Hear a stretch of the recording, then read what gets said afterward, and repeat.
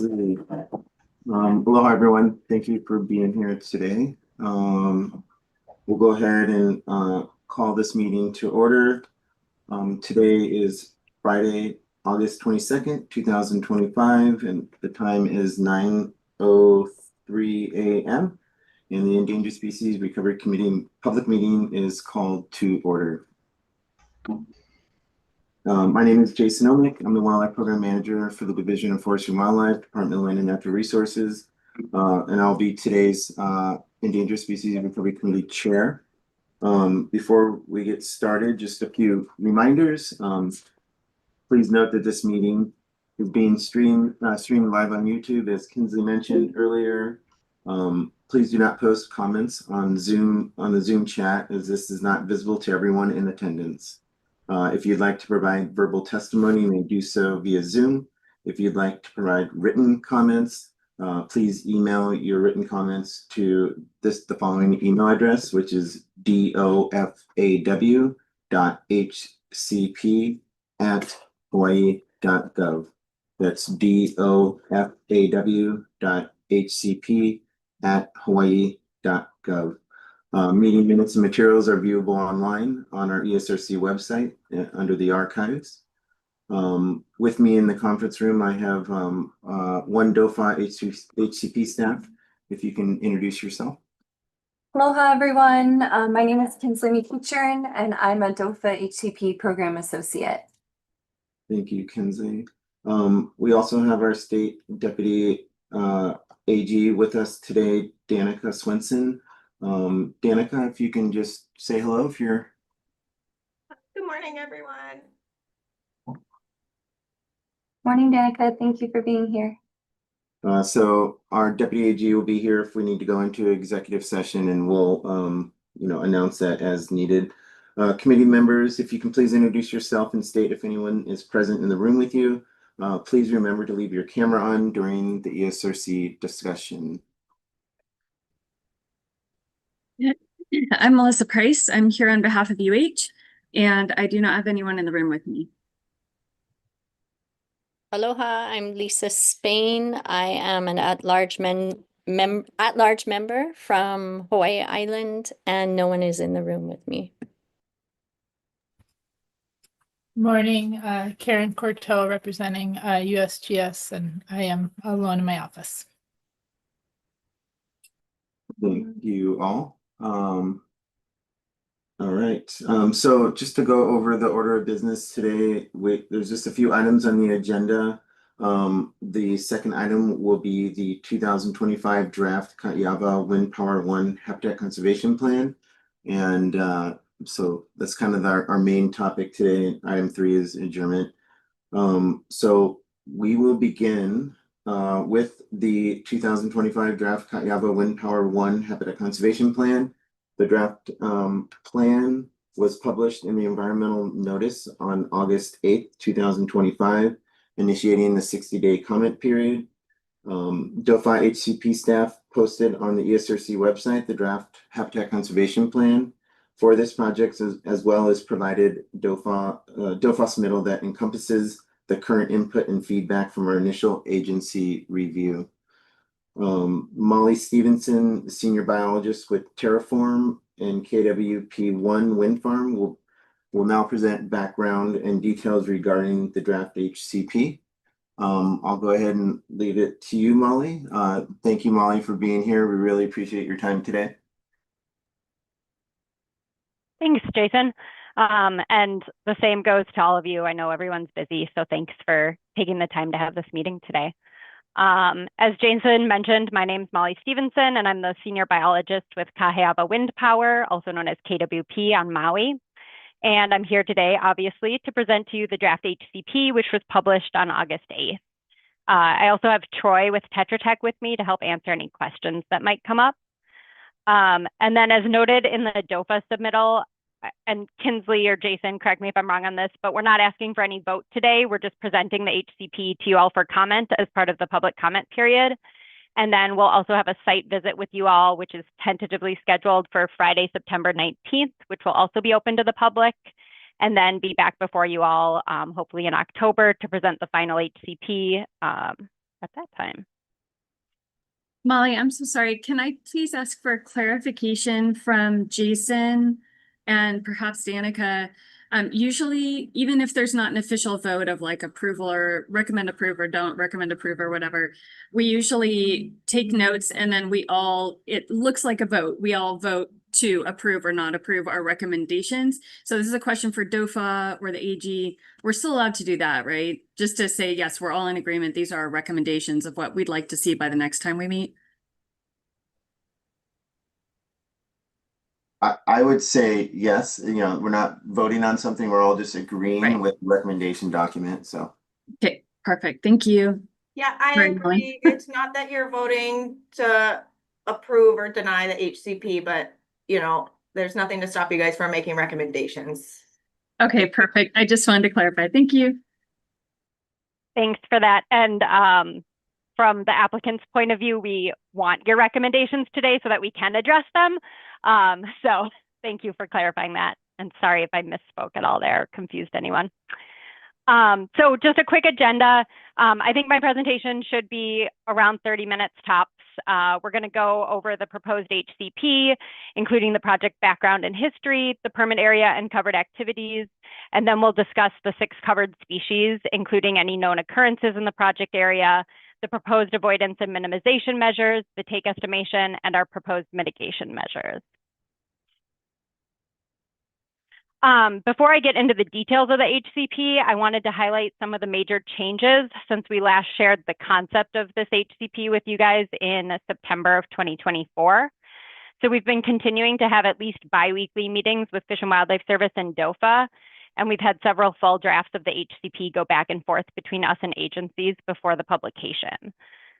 The biggest change is that over the winter, Fish and Wildlife Service and DOFA determined that this would move forward as a new HCP rather than an amendment or extension of the existing permits.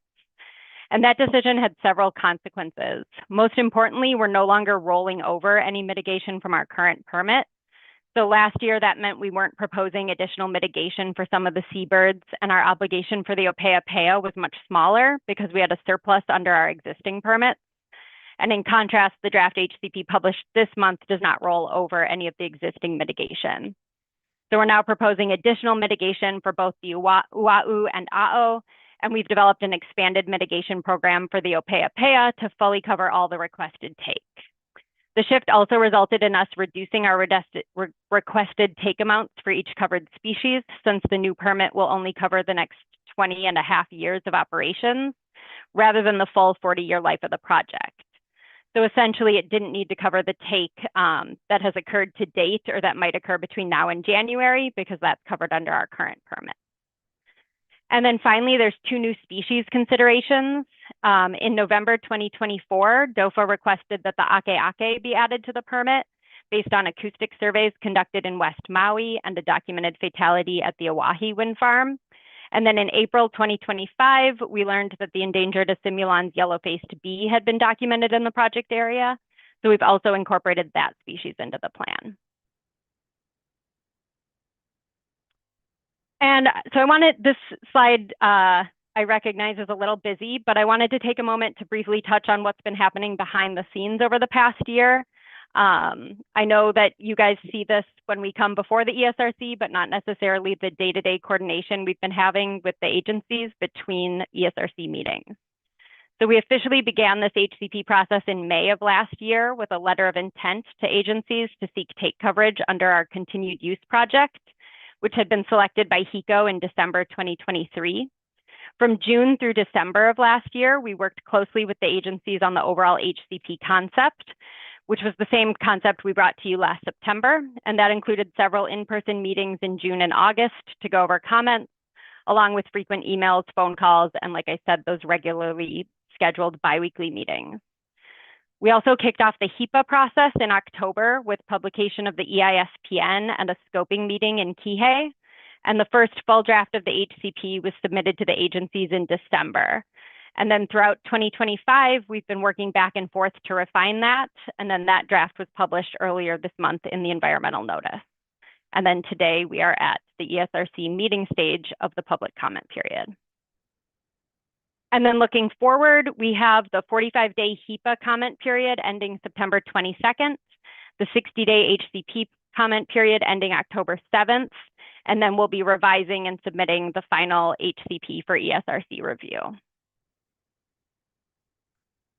And just a brief reminder of which project we're discussing today. KWP is a 30 megawatt facility with 20 turbines located in West Maui. In 2024, KWP provided 6% of the energy needed on Maui and 36% of the wind energy on the island.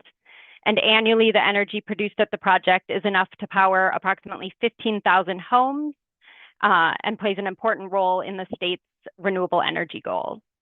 So we've been in operation since June 2006 under our existing 20-year incidental take license from the state and an incidental take permit from Fish and Wildlife Service.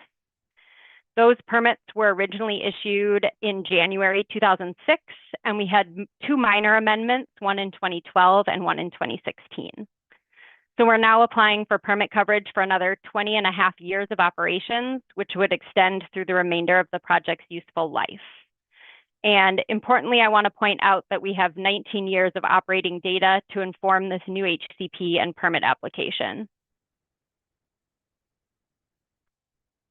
The permit area includes the 217-acre project area that's shown on the map here, including the 20 turbines and the access road, and then we'll also include our mitigation sites on Maui, Molokai, and Lanai.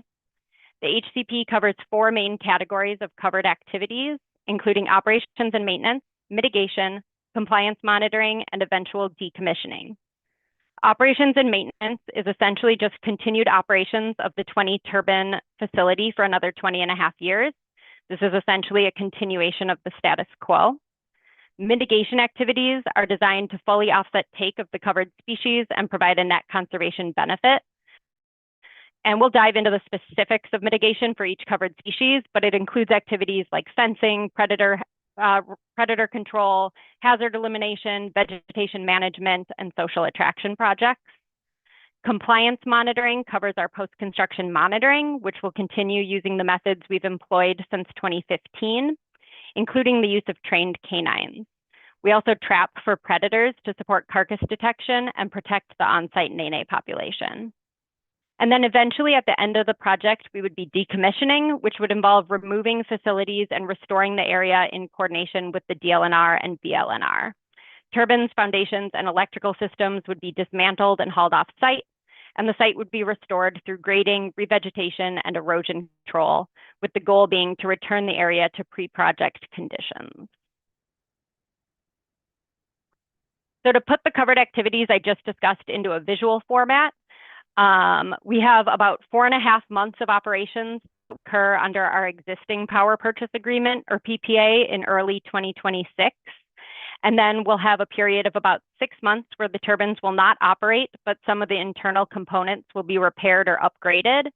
And then we'll have a 20-year operational period under a new PPA, followed by 1 to 2 years of decommissioning and restoration activities. And during this whole period, the HCP would be implemented. As I mentioned, we have 6 covered species in the proposed HCP. 4 of those are on the current ITL, including the nene, opeapea, ua'u, and a'o. And then we've added the akeake and a simulon's yellow-faced bee due to the potential for impacts under the new permit term. And I'll go into each of these in more detail. First, kind of quickly touching on take estimation and take requests. For most of the covered species, our main impact is potential mortality from turbine operations. And so we utilized the last 19 years of post-construction data from the site, and using evidence of absence, projected take forward for another 20.5 years of operations. We then added indirect take to the projected direct take using the methods that we've already been utilizing under our current permit. And that resulted in an estimate of up to 69 nene, 38 opeapea, 29 ua'u, 10 a'o, and 10 akeake. I'll note that we've only documented fatalities of the first 3 covered species to date, and so the a'o and akeake estimates are based on 0 fatalities over the first 19 years of operation. So going into more detail on each covered species, The nene has been documented nesting on site, and we've had 35 documented fatalities over the last 19 years, which has resulted in an estimated take of less than or equal to 56 nene compared to our permitted amount of 60 nene. For avoidance and minimization, we're proposing to continue to manage vegetation to keep nesting near the turbines minimized. We'll continue to post signage and enforce site speed limits. We use gosling guards on the traps on site to prevent any impacts to nene, and we have a biological monitor present when vegetation management or heavy machinery is needed during the nene active season. And lastly, the dogs we use for post-construction monitoring are trained to be around nene, and if there is a nene present at a turbine, we'll skip that turbine and come back to it when the nene are not there. Our mitigation will be a continuation of the Haleakala Ranch Nene Release Pen, which was constructed as part of our current ITL's mitigation, and then an expansion of mitigation activities to a second release pen on Molokai at the Pu'uohoku Ranch, where DOFA translocated 24 nene in April of this year and plan on continued translocations over a 5-year period to reestablish a population on Molokai. Mitigation activities will continue at one or both of these sites until more than 69 nene have been offset. And we wanted to take a moment to talk about our current ITL, where mitigation credits are still catching up for nene, and also explain why we don't expect that same lag under the new requested ITL. So our current ITL began in 2007, and at the same time, we began providing funding to DOFA for nene mitigation under the 2006 HCP. Between 2007 and 2010, we provided $223,000 in funding to support pen construction and management. However, during this period, DOFA encountered some delays in securing a site and completing construction. In the meantime, we proposed interim options such as predator control or translocation, but ultimately those were not implemented. So by 2011, the pen was completed, and by 2013, we had provided the additional $41,000 needed to fulfill the baseline funding obligation for construction and management. So on the graph, this is shown in the dark gray area where take was occurring and we had funded mitigation, but no mitigation credits were accruing. From 2014 through 2018, fledgling production increased steadily, reaching 47 fledglings by 2018. And then since 2019, we've worked closely with agencies to address funding and management challenges. This included taking over direct management of the Haleakala pen in late 2022, and then expanding efforts through a second pen at Pu'uohoku Ranch on Molokai, which we're currently in the process of. So we recognize that it may still take time to fully meet all obligations under the current permit, but we also want to highlight how conditions are very different as we move into the new HCP. With 2 established mitigation projects already in operation and more than a decade of management experience, we anticipate being able to start offsetting take under the new permit immediately upon issuance. So that means that mitigation will keep pace with and is in fact expected to outpace permitted take well in advance of permit expiration. And you can see that with the green lines shown in the light gray here. So the dotted line is the projected mitigation offset and the solid line is the annual take. And then I'll also note that we originally proposed directing all mitigation to the current ITL to close out that obligation sooner, but the current guidance from agencies is to allocate credits to both permits simultaneously.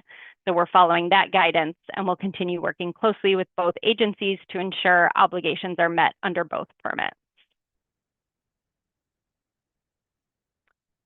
Our current permit expires on January 29th of this coming year, 2026, which is in the middle of the next breeding season. So we currently have approximately 50 nene offset through mitigation, but have an obligation to mitigate for around 66 nene due to lost productivity that's accrued. However, our original HCP, the biological opinion, and our implementing agreement all contemplated that mitigation obligations may not be met by the end of the permit term. And we currently have 2 letters of credit worth over $3.5 million that cover the contingency funds laid out in the HCP and implementing agreement and provide financial assurances that nene take will be offset even if that obligation has to continue beyond the end of the current permit term. So moving on to the Opeapea or Hawaiian hoary bat. This species is also present within the project area, as has been documented through annual acoustic surveys and through 13 documented fatalities over 19 years of operations. This has resulted in an estimated take of less than or equal to 32 Opeapea over 19 years, compared to our permitted amount of 50 bats. Low wind speed curtailment, or LWSC, was implemented in FY 2015 and involves feathering of turbine blades when wind speeds are less than 5.5 meters per second at night from February 15th to December 15th each year. We will also continue to limit tree clearing during the pupping season. As we discussed earlier, our original plan was to roll over 18 excess mitigation credits for Opeapea from the current permit, and that would have reduced our obligation to about 20 additional Opeapea. However, since this is now being treated as a completely new permit, we're targeting mitigation for 30 bats, which equates to roughly 1,600 acres of offset. Mitigation for bats was an item that the ESRC commented on last September, and your recommendation was to focus on lower elevation sites, so we've been following that advice. This past April, we deployed 8 acoustic detectors, 4 each on Lanai and Molokai, to evaluate potential mitigation areas. The published data on Opeapea presence on these islands has been very limited and mostly anecdotal, so these surveys may represent some of the first standardized data on activity levels in these locations. Our goal is to use these results in collaboration with landowners, Fish and Wildlife Service, and DOFA to develop a mitigation plan that delivers the highest value for the species. While we recognize that the plan is not fully developed yet, we believe we've made strong progress given both the shift in mitigation requirements and the challenges that come with designing effective mitigation for this species. We've already identified some hazard reduction that could be implemented in the near term through removal and replacement of exposed barbed wire fencing, which would allow mitigation actions to occur early in the permit term while we finalize additional actions such as outplantings, invasive species control, or other restoration activities. So here is a quick visual of the 4 detectors we deployed on Molokai. There's a photo of the detector itself, the elevation, and then some preliminary data that was collected in late April and early May. The detectors have remained in place since then, and we plan to keep them out through October to capture the full active season. The published data on Opeapea indicate that the species breeds below 1,000 meters in elevation, which is equivalent to approximately 3,280 feet. So you can see that all of these detectors are well below that elevation. From the 3 detectors we were able to analyze so far, we recorded bat passes at every location, which is very promising and is from only 13 nights of data collected at the tail end of April and beginning of May. And at the top of the slide is a black sonogram of one of the recorded passes. And most importantly, this confirms that the species is present on this part of Molokai, which means we can now move forward with more detailed mitigation planning in collaboration with the landowner, Fish and Wildlife Service, and DOFA. And here's that same information from Lanai, where we don't have any of the data analyzed yet, but we spread the 4 detectors out at locations with varying habitat, and we hope to have some preliminary data analysis conducted in the next couple of months.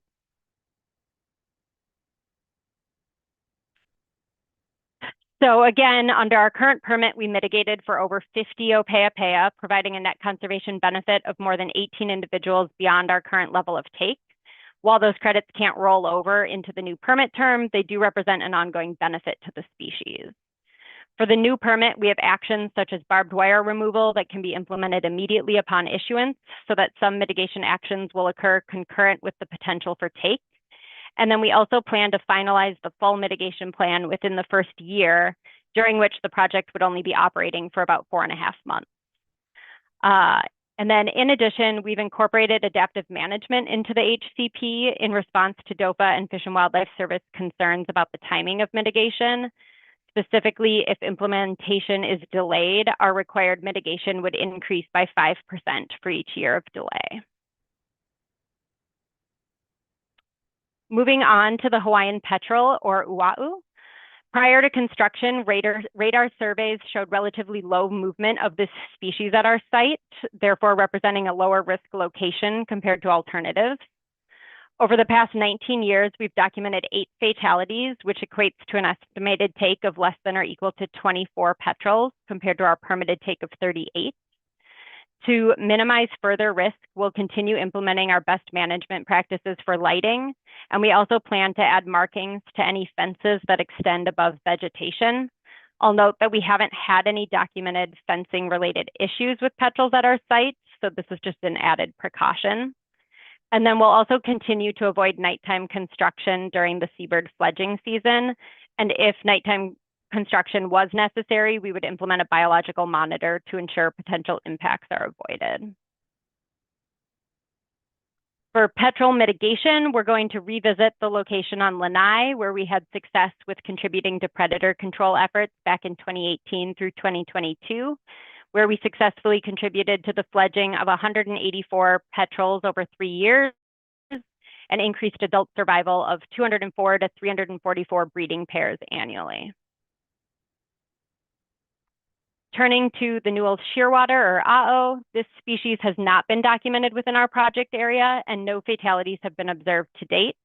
However, given the growing colony on West Maui and the duration of our requested permit, we worked with agencies to determine that it was prudent to include coverage for this species.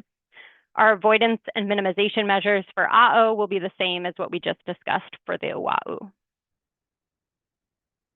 For AO mitigation, we're going to continue our efforts at Makamaka'ole in West Maui, which was a location that was found and established as part of the mitigation for our current permit. Between 2016 and 2022, there were 148 adults and 2 fledglings documented at that site. Moving on to the band-rumped storm petrel, or akeake. This species was not detected during the pre-construction radar surveys, but they have recently been documented in acoustic surveys in West Maui, including a single detection at a detector located approximately 1.7 miles from the project. We've not had any documented fatalities of this species, but there has been a fatality of akeake at the Oahe Wind Farm. And so again, we determined in coordination with DOFA and Fish and Wildlife Service that it might be prudent to cover the species. Again, the avoidance and minimization will be the same for all seabirds. And for mitigation for the akeake, we've worked with agencies and determined that due to the low take and the lack of known colonies within Maui Nui, that funding NIFWIF's Hawaiian Seabird Conservation Account would allow for the greatest mitigation benefit by pooling with other funding sources and allowing Fish and Wildlife Service and DOFA to work directly on determining the best allocation of the funding provided. The last covered species we'll discuss today is the endangered Asimulon's yellow-faced bee, one of Hawaii's endemic yellow-faced bees, which was listed back in 2016. Because this is a species that hasn't been covered in an HCP before, and because we only found out about the species presence in April of this year, we're going to go a little more in depth on this species than the other species I just went through, to sort of walk you through the thought processes we've been going through with agencies as we've developed the conservation plan for this species over the past couple of months. Quickly on the background of the species at the site, the yellow-faced bee is known to use Elima as a foraging resource, which is a native plant that has always been present at our site, although it may be more prevalent now following a fire that went through the site in 2020, as well as revegetation efforts that we implemented after construction in 2006, which included outplantings of Elima. 19 of the 20 turbines at KWP are located at above 2,000 feet in elevation, which is the elevational range the Asimulon's yellow-faced bee had previously been thought to occupy. And the yellow-faced bee did not come up as a potential listed species when we conducted our due diligence using the Fish and Wildlife Service IPAC tool. And wasn't raised as a species of concern during discussions with agencies as we developed the HCP. However, in April, we learned that DOFA had been conducting yellow-faced bee surveys at the site since 2022, and the species has been documented both foraging and nesting within the project area. So we promptly shared that information with the HCP staff and have since been working with agencies to assess whether impacts could be avoided or whether HCP coverage was needed. Ultimately, it was determined that take coverage for the species should be included. Moving forward, we plan to fund additional surveys during the next active season. This will include flagging any known nest locations near access roads or turbine pads so that we can avoid direct impacts to nesting bees. We did a pretty deep dive into the literature on impacts of operational wind turbines on insects in general, bees in general, and then Hylaeus bees, which include the Asimulon's yellow-faced bee. While insects are known to be killed at turbines, it's thought that this may be more likely with migratory or nocturnal or crepuscular insects, of which the Asimulon's yellow-faced bee is not. Studies on bees in Europe and the mainland US have not documented any avoidance or attraction of bees to wind turbines, and wind turbine presence has not impacted commercial honeybee colonies. The Hylaeus species flight behaviors may also make them less likely to experience any potential collision with turbine blades due to their association with the ground and general low flight height, along with the low stature of vegetation at the wind farm. And lastly, collisions with wind turbines were not listed as a threat in any of the Fish and Wildlife Service guidance documents, including the listing decision, recovery plan, or species report. Furthermore, the population of Asimulon's yellow-faced bees near the project area was discovered 16 years into the operation of the project. Therefore, the population has either survived or established itself during the operations of the project, and any additional minimization and avoidance measures we implement, along with mitigation, should only further bolster this population. Based on the best available science, we believe the most likely impact to the yellow-faced bee would be indirect impacts from temporary habitat loss. Therefore, we feel that using habitat as a surrogate for impacts to account for any potential indirect impacts due to vegetation management actions is a conservative approach to addressing this species. For avoidance and minimization, we have committed to avoiding removal or disturbance of known foraging plants, such as Alima. If removal becomes unavoidable, it would only occur during the non-active season or under the oversight of a biological monitor, and any native foraging plants would be transplanted to ensure no net loss of resources for the species. We'll also continue restricting vehicles to existing roads, limiting herbicide use, and incorporating additional best management practices for pollinators, guided by the Xerces Society and in consultation with DOFA entomologists. Because the species presence at the site was only recently confirmed, we've been working closely with agencies to develop an appropriate plan. While there are still a few details to finalize, our draft conservation plan already includes strong measures to protect the Asimulon's yellow-faced bee and its habitat, and we're confident it will provide meaningful conservation benefits for the species. So going a little bit deeper into the types and scope of impacts that we're talking about for this species. As we discussed earlier, for most of this permit term, the project will simply be in operations and maintenance mode, and that work primarily uses the existing roads and turbine pads, which do not provide habitat for the bee. There are small areas along the edges of the roads and pads that were originally disturbed during construction. Those areas could occasionally be disturbed again, such as if crane work is needed or later during decommissioning activities. But this would happen rarely and only temporarily before being revegetated. This map helps illustrate that at a high level, and I'll show you a zoomed in image next. The dark purple outline shows the overall project area, and then the lighter pink indicates the limits of disturbance. To put it in perspective, we're talking about up to 23.2 acres of vegetated area out of the 217-acre project area, and then the project area is not unique amongst the landscape, and there is additional habitat that exists outside the project area on adjacent DLNR land. So here's a close-up view for a couple of turbines. I want to emphasize that it's not anticipated that we would ever be impacting all of these areas at once. As we mentioned earlier, we would conduct yellow-faced bee nest surveys before any planned work off the existing roads and pads, and any known nests would be clearly marked and avoided. One way that we're able to further minimize impacts is through the use of craneless technology, which you can see in the image in the upper right. We've committed to using this technology whenever possible, and by doing so, even during major maintenance, our activities remain largely confined to the existing turbine pads, since we don't need to set up cranes at a distance for leverage.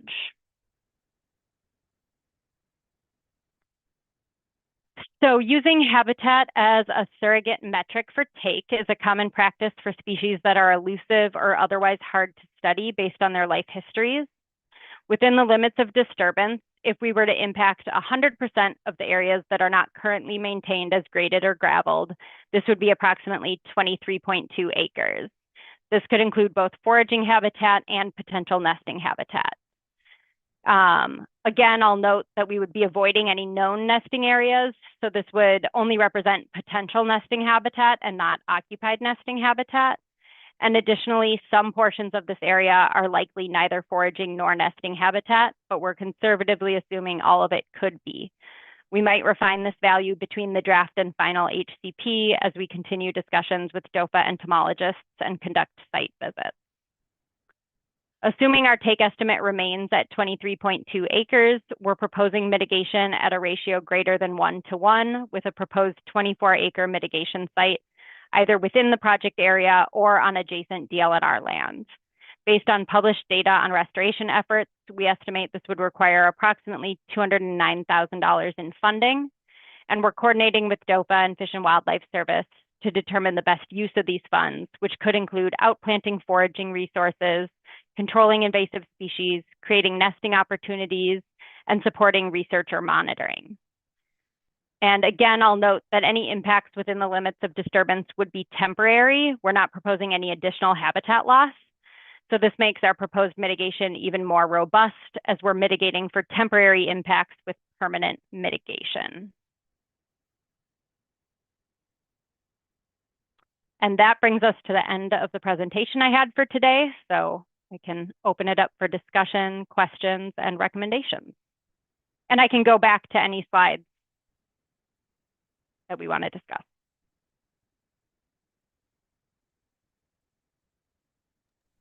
Thank you, Molly. Jason, do you have a process you'd like us to follow for this?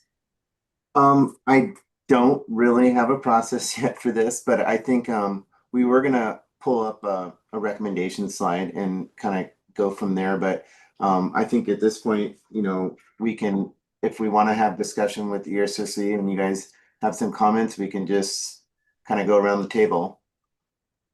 My recommendation, I would definitely defer to the rest of the committee, but I think it would be helpful to go species by species. I see we have a number of species experts on the call, and so I think that could be super useful for us to understand any things we're missing or where they're really happy with it. But I'd like to put out there, I'll defer to Karen, Lisa, whoever else of the committee members are on, whether you agree with this or not, but it might be useful to hear the DOFA recommendations before diving into all of that. I see Lisa nodding. What do you think? Yeah, I think that would be really helpful if we could go through the DOFA kind of submittal. And then I think we'll probably have some general higher level questions, but I think going species by species is a great idea. Yeah, I'm okay with that. We can, I say when we get to the species side, we'll start with the yellowface bee. But at this time, maybe we can go over, yeah, the DOFA recommendations that are in this middle, and kind of start from there. Karen, I saw you unmuted. Did you have anything to add to that? Yeah, I just agree. I'd like to go species by species as well. I think that would be helpful.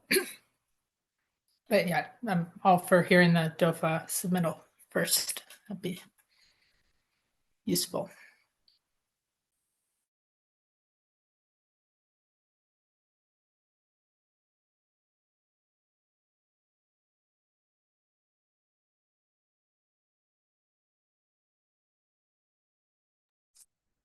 Sorry, guys. I wanted to get comments from the public, but we can do that after we go through the DOFA comments and then kind of go from there. And then maybe we can get the public comments after we talk for a little bit, the DOFA comments and ESRC comments, and then we'll get comments from the public.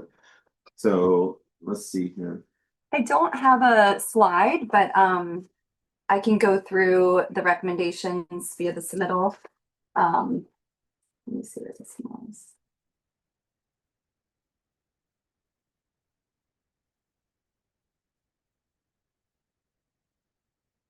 So essentially, our agency recommendations were kind of just following through the process that Molly spoke to earlier in the presentation.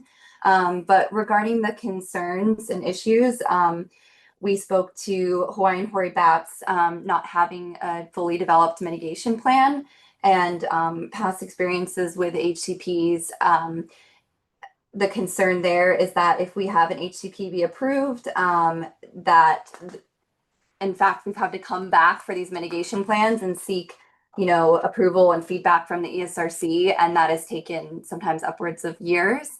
And then the mitigation is being implemented post the take, which is not what our statute intends. So we want to ensure that the take of the species is being mitigated for prior to the take occurring. So I think that was a big one. And I think Molly spoke to the fact that KWP is further developing this mitigation plan, and having more data come in will be most helpful. So I think, yeah, it would be good to talk more about the Opeapea mitigation today, so DOFA can have a better idea of where that is in the development process.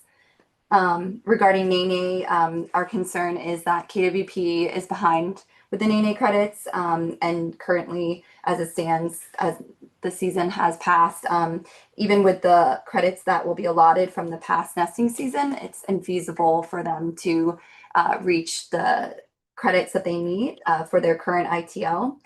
So this will occur after ITL expiration. So this is kind of a precedent-setting situation that we haven't had an HCP that has been seeking a new ITL coverage without completing their current ITL. So I think in terms of the ESRC, we would love to have you all weigh in and provide feedback in what they may look like. I think Appendix H that KWP provides details out a plan, but I think, yeah, I'm curious what the ESRC thinks of that plan. And then regarding the Simulans Yellowface B, we have been working with our entomologist team, DOFA Maui entomologists, our state entomologists, and our HIP, Hawaiian Vertebrate Program. And we have been working with them in consultation to develop comments and feedback for KWP on this covered species. We currently have concerns that the proposed mitigation costs are perhaps unrepresentative of the costs that we need for mitigation to offset the take and provide that benefit. I think that there's kind of a suite of mitigation that we've discussed at this point, including starting off with exploratory surveys to further survey the area, and the site has been surveyed to date. Monitoring, annual surveys is important, and then surveys prior to any specific vegetation removal or control. And then I think that this is still in development, like I said, with the entomologist team, but we're trying to determine the cost of what that might anticipate. But it is difficult when we don't necessarily have a take estimate that we're in full agreement with. And it's hard to know also because KWP is probably at this point unaware of, how many nests they might anticipate taking. So yeah, I think that is still in development and in consultation with our entomologists, but they are here today to answer background information and, questions about the species on the site as well. So it's kind of just a reiteration of my submittal, but I don't know if that kind of leaves the discussion. Yeah, I think that. Is it possible, the things that you just outlined, that sounds like a bulleted list of like 3, 4, 5 things, something like that. I know you typically maybe manage the recommendation slide. It might be helpful just to bullet point those out to make sure that we address those in discussion today, because it sounds like those are things you're specifically inviting our comments on. So if we kind of start with that list, just to make sure we don't miss any of those things you just mentioned. I'm very visual. I got to see it to make sure I don't forget it. So thank you. Yes, I can do that right now. Thank you, Melissa. And while you're starting to do that, Kinsley, I did want to just provide a little bit of clarification there where you were talking about like the site surveys before we're doing vegetation work and stuff. we were not viewing that within the lens of mitigation, but more as one of our avoidance and minimization measures. So that cost would not have been, that would be an additional cost beyond the mitigation cost estimate that we're at. So just to clarify that. Oh, thank you. And Molly. again, the goal is to do the nest surveys and completely avoid any nests, which is why we don't currently have an estimate for the number of nests we take, as we're committing to avoid any nesting areas. So it sounds like starting with yellow-faced bees, Jason, you had recommended that. Yeah, So just out of curiosity from the EIS, can you briefly go over with us, like, what have you found in regards to the yellow-faced bees on the site? There was a lot of writing that indicated like potential habitat, but we're not sure if it's occupied, and a lot of this kind of writing that I was seeing in the various documents we were sent. And so I'm just curious, can you talk a little bit more about like the actual documentation of what you've seen at the sites? And like, I've done 1 or 2 days of being shown yellow-faced bee.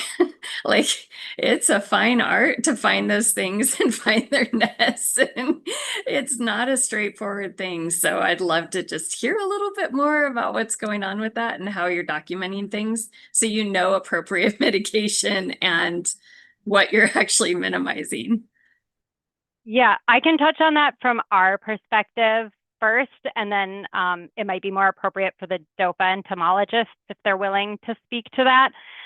So we've been provided with GPS points of where they have documented foraging individuals and nests, but we have not currently funded any yellow-faced bee surveys, because by the time we sort of figured out that this was a potential issue at the site, we were kind of at the end of my understanding of when you really want to do those surveys, which is between like January or February and April, I think. And so we have the GPS points. We did not share those in the HCP or EIS visually because they aren't our data to share, but DOFA has that data.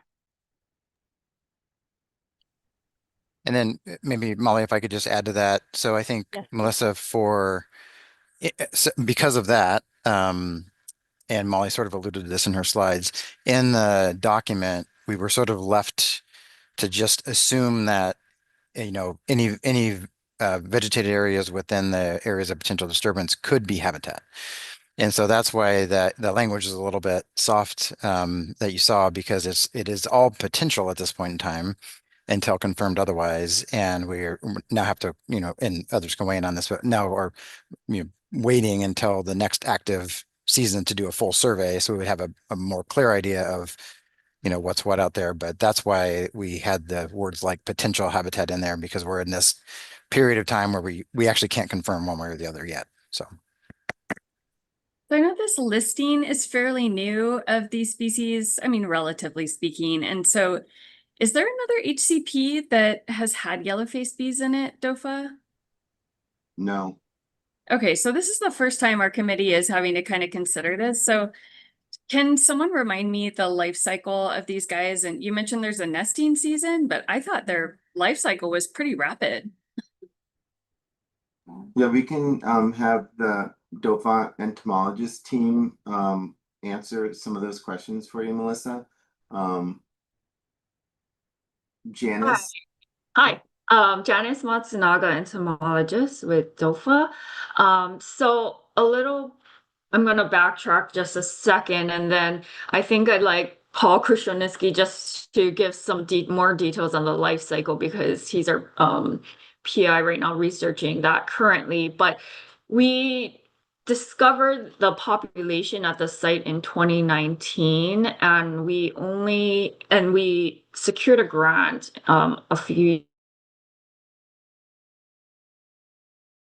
years ago. So we only really studied ecology fairly recently. So we're in the middle of our grant and continuing to study their life cycle, distribution, and biology right now. And basically everything we're learning right now is new information for this species, but we've within this project that we're currently doing, we're documenting and monitoring some certain nests. However, we have not, as mentioned, surveyed or monitored the entire project area. So we really only monitor a certain subset of known nests in the area. During the project period, we attempted to do a little bit of mark and recapture studies, which we might learn foraging distance. However, we were only able to do that with a small set of bees. And from that, we learned that from the nests, from their nesting area or the core nesting area, they can, forage at minimum up to, gosh, Paul might be able to correct me. Sorry, I have the numbers somewhere. 550 meters. Yeah, 550 meters. Sorry about that. At minimum radius, a radius of 550 meters away from their nesting areas. And so that's something where we are also concerned about, because we do know that they are foraging and distributing in the area, and we haven't surveyed the entire project area, but their active period where they are foraging and not dormant in their nests coincides with Elima flowering in the winter months. So we cannot survey or monitor for them in the summer months when they are dormant, basically. So being able to see where the nests actually are, where the bees are, we only can do that in the winter months, and more specifically, February through April. And Paul, did you want to add to that? Did I miss anything else specifically? Yeah, no, I mean that's what James is saying is true, that we're learning a lot about this right now, this species that we didn't know much about beforehand. So we can't answer all these questions with certainty at this point. But the one thing I would say is the whole idea of dormancy is something that we're assuming at this point. I think it's the most likely scenario, that outside of the period where we see them, the flight period, which seems to start around December-ish, but then really ramps up from January to February, and then tails off strongly after about April to May.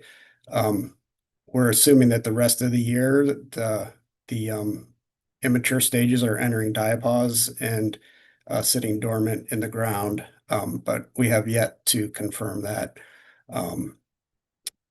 So Melissa, you're asking about the life cycle and how long they live. So it seems like there's some variation among different Hylaeus species. So for a coastal species that I work on, it's pretty clear that they're active year round and they have continuous generations year round. Even though the adult stage seems to live about 6 to 7 weeks, and the immature stage is also about that same amount of time. So the full life cycle of a bee is going to be somewhere around 3 months or so, 3.5 months, but they will continuously build new nests throughout the year. In this area with this species, they're only active during that period from about December to May or so. And so, yeah, again, we're assuming that the rest of the time they're going dormant. We have the lifespan we're guessing probably similar. We don't know for sure, but from some of the mark recapture we did, or mark reciting, I should say, I think the maximum length of time that we saw a marked bee was around 4 or 5 weeks. I actually have to look that up, but so it'd be similar to what we've seen for this coastal species I mentioned. So that's our best guess at this stage for that kind of life history information. Thank you so much, Paul. And sorry, Dofa, you had something to say too. Oh, no, I just wanted folks to just introduce themselves as they speak, just so we know what part of Dofa they're with and whatnot. But I was going to actually ask if they can talk a little bit about the life cycle also, but Paul just touched on that. I don't know if it would be good for us to see like literally the area that we are documenting them and kind of the flight patterns that they have as they're foraging. Do we have that PowerPoint slide by any chance? Does anyone on the I have that if it's not already somewhere in there, I'd have to share my screen. But Jason, to clarify, I'm not I don't work for DOFA. I'm a UH employee, but I collaborate with the Hawaiian Vertebrate Program. Thank you. Thank you, Paul. Maybe I think it's useful again, if this is the first time that this has been reviewed by ESRC to look at yellow-faced bees, maybe it's just helpful for the entomologists to kind of know what kinds of things we have to listen for as a committee. So like, for example, the reason I asked the question about the life cycle is because if they're talking about clearing land and, oh, it's only going to be temporary. And my memory from what I had been told when I visited a site with yellow-faced bees is that their life cycle was pretty rapid, like you're talking about. So essentially, if you're clearing land, even if it's for just a very short period of time, you've essentially wiped out that population, right? That's that portion of the population. But because they have rapid reproduction, well, short life cycles, if there's nearby populations, in theory, they could repopulate that area relatively quickly, especially if it's within distances you're talking about. So anyways, that's the kind of stuff that I'm listening for as far as like, what kind of impact is this having on the overall population? And then later on questions like, is the mitigation they're talking about adequate to make up for that loss? So those are the kinds of things I'm listening for and why I'm asking these questions.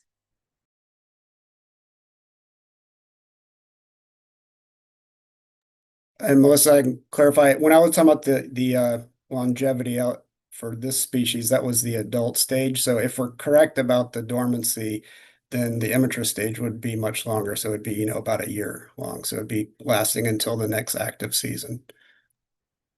Yeah, and that seems like really important for thinking about the minimization measures of like how much damage you're doing as far as if they have this dormant stage, that seems pretty important that they're not disturbed during that time. And if you were to lose that portion of the habitat, then you're losing a substantial portion, whatever portion of the population is in that area, you've essentially lost the entire batch of reproduction for that year that's in that area. So I don't know, I'm just trying to like relate this to something we deal with more often, like seabirds or something like that. It sounds like, yeah. And is this designated critical habitat, just for clarification? Because that's a little different. We also, our other species are usually passing through, so it's not like designated critical habitat, but is this designated? No, it's not a designated critical habitat. Okay, There isn't any for any of the bees, right? got it. Okay. Yeah, not yet. Or I think they're probably, I think Fish and Wildlife Service is working on some of that, but I'm not sure for which species at this time it's moving forward. Yeah.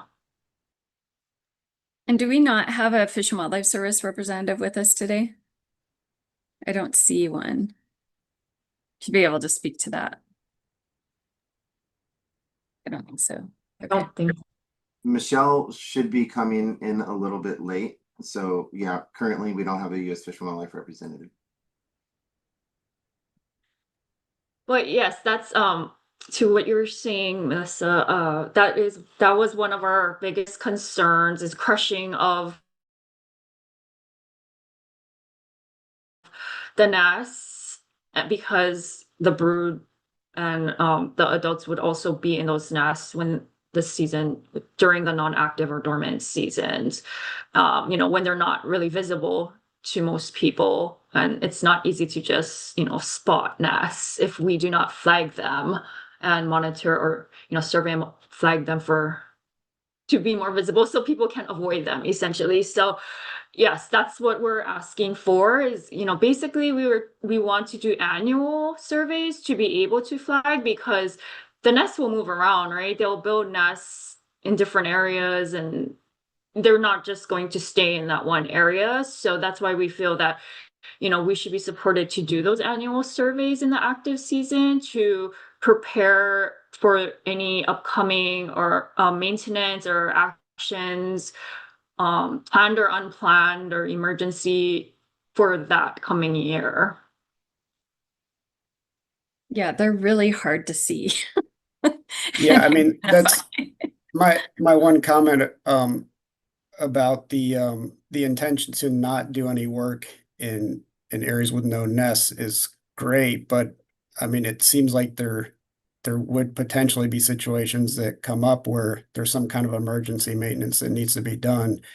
And there's language in other parts of the HCP that refers to unavoidable disturbance of, say, Elima or other habitat. And what if we have a situation where we do find a cluster of nests on the edge of a pad, and you guys have to do work there. And we recognize that you're going to try and avoid doing that kind of ground disturbance if there's nests in the area, but it seems like there should be some provision stated for situations where that's becomes unavoidable.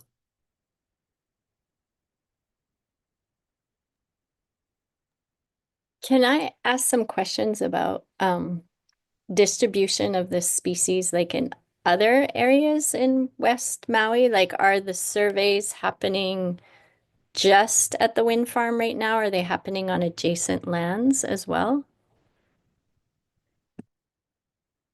I can comment on that a little bit, and Keahi can probably provide more information on that because he's doing more widespread surveys. But the we have sort of a standardized monitoring system that we set up in 2022 that encompasses this area. And that's actually how we found these nesting aggregations near the wind farm. And so that spans several different ridges in that Ma'alaya area, but then also includes areas over at Olowalu. So those areas we've surveyed in a systematic fashion for the past 4 years. And then I know Kiai has been doing other searches for populations around other parts of the island. And sorry, so were there bees found in at those other ridges and those other sites? Yes. Sorry, maybe the more direct question is, what is their distribution and how Yeah. many populations are there? Exactly, yes. I mean, it kind of depends on how you define a population. So probably the most relevant point here is that this area around the wind farm is by far the largest and densest cluster of bees of this species that we know of anywhere in the state. I mean, by far. So it was really revelatory to come across this and just see how many nests there are and how extensive the bees are in this area. I know there are some other areas around the island where people have seen a few bees here and there, but nothing that sort of comes even close to this area. And then I had another question based on kind of the vegetation management plan. I seem to recall in the past there were some conflicts between vegetation management strategies for specific endangered species. And I'm just wondering if the Nene vegetation clearing conflicts with maintaining the habitat for the bees.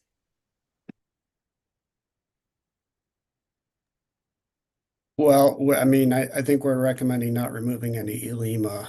And there are Elima on the roadsides and on the edges of the pads. And unfortunately, some of those are actually some of the most robust Elima plants out there, I think, probably because of runoff from those gravel areas.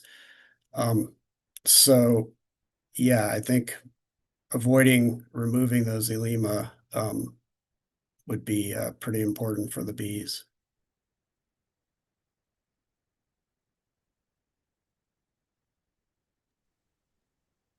Yeah, I think the removal of the Alima on the side of the roads was mainly to provide a buffer for Nene to get off the road safely. And so I think in the HCP it kind of talks about how they'll have more drive slower, have signs out, things like that, so they're not having to manage those Alima on the side of the road as much or at all. But and so there is some mitigation type of practices that they have designed for that.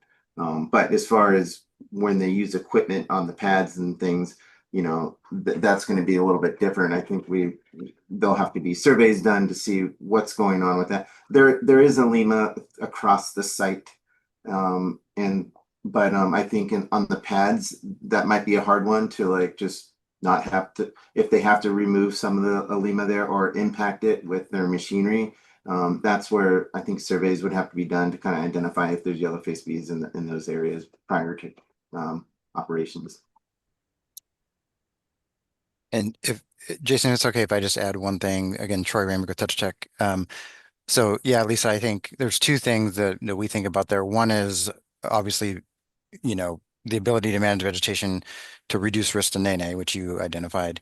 And then what Jason was just mentioning with respect to the pads, just a reminder that, one of the reasons why we try to keep vegetation from encroaching on the pads, not just because it's a work area, but also that's where the searching happens for the potential fatalities from the turbines, which factors into the post-construction monitoring and the overall compliance.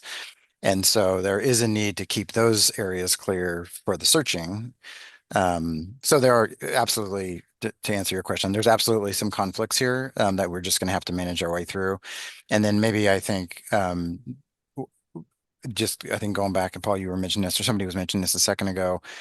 The idea would be obviously to avoid wherever we can. I think in those instances where avoidance was not possible, even if we're just talking about vegetation removal, outside of the active period or whatever, we would be counting that as an impact. And in those cases, I think that's where the permit comes in, right? Or the take license comes in. And as a group, not just Terraform and Tetra Tech, but also DOFA and U.S. Fish and Wildlife Service, as we sort of evolved our thought on this since April, I think originally we were like, operating under the assumption that we could do complete avoidance and not include the species in the license or the permit at all, and just say we're avoiding it. But then for the reasons that you've identified, Melissa, it became apparent that while that is hopefully the case nearly all the time, it might not be the case all the time. And so that's where we're sort of seeking the take coverage here for those instances where we can't avoid. And because of where we are in the year, because we can't do the survey quite yet, we've included in the draft HCP or the public draft an assumption that anywhere where there's vegetation inside of the area of potential disturbance could be habitat for the bee. So it's a conservative estimate at this point in time until we can refine that with survey work. So yeah, sorry, just wanted to provide a little more context there. Thank you. Paul, do these nest in, no, I was told they nest in, like when they're coastal, the old coral that is kind of super porous, they'll nest in those pores too. Are these the same where they'll nest in the rocks in addition to kind of the twigs and vegetation? So these don't nest in twigs or vegetation at all. They're completely ground nesting. I mean, it's possible if there was some rocks that had appropriate size holes and tunnels that were deep enough, maybe they would, but we haven't seen anything like that in the area that would provide that kind of habitat. So it's all digging burrows into the ground. So you're looking for basically a little hole in the ground. And the reason why it's really difficult to recognize them outside of the active season is because, there's no digging going on. And so the easiest way to spot them is when you see this kind of pile of dirt that's kicked out of the burrow in front of the entrance hole. And so that's what you're queuing into when you're looking for these nests. And so when it's outside of that period, like February to April, where there's just lots of these active nests, then it's really difficult to spot them. Yeah, so that's a burrow entrance right there. And a lot of times, and you can kind of see, it's not that easy to tell in this picture, but it's sort of in a vertical face there. And then at the bottom there, there's a pile of kind of fine dirt that's piled up there. In this case, it's pretty much the same color, so it's hard to make out, but a lot of times it'll be a slightly different hue. And so it's easier to spot that pile of dirt that's been excavated. Paul, do we know if the bees are, well, it sounds like the bees are building these nests, but are they occupying other crevices that may be made by other wildlife? So, I mean, that's possible. But I think I'm almost certain that they're doing almost all of the digging themselves, which is not what you see in the literature for Hylaeus. They're supposed to not be able to really dig burrows, but I just don't see anything else that's making all these holes in the ground. I think we have seen them pushing out dirt. It's obviously it's difficult to see, impossible to see what's going on underground, but I just don't think there's anything else in this area that could be making all these holes that they're taking advantage of. So I'm 99.9% sure that they're digging these tunnels. So the EIS, I'm sorry, not the EIS, the HCP and the materials we've been sent talk a lot about vegetation disturbance, but what you're showing there is like bare ground. And so when I'm thinking about the search area and the potential conflicts, that was a great question, Lisa, between the different species that you're supposed to be doing your searches. So you're walking around, the dogs are walking around, and you want bare ground essentially, or a searchable area to do that. And then you've got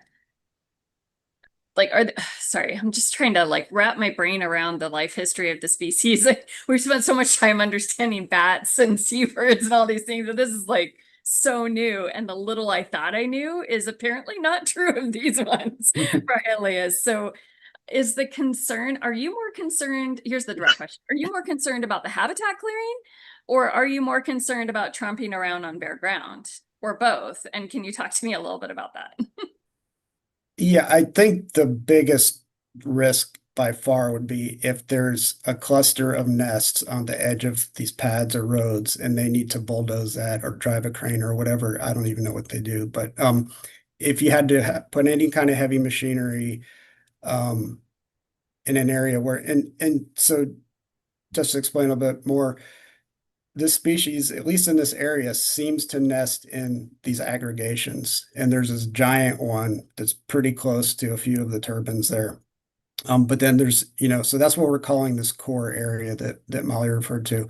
But there's also nests that extend out from this core just at lower densities, in part because it seems like the habitat isn't as suitable, but also potentially in part because it's a huge area and we just haven't had a chance to search it all yet. So there could be other aggregations where there's a bunch of nests clustered together.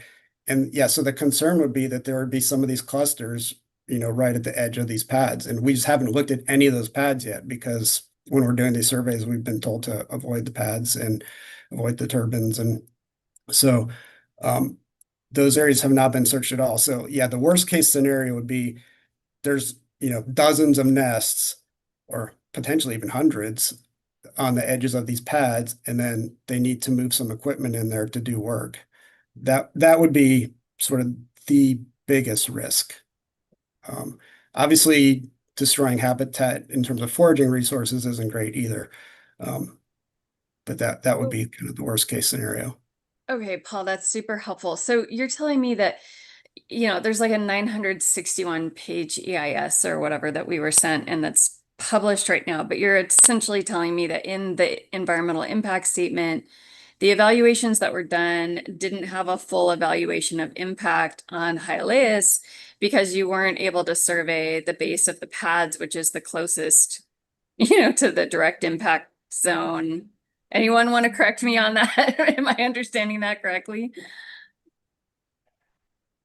I actually haven't, I didn't receive or didn't really know about the EIS. I didn't see it, so I didn't review it yet.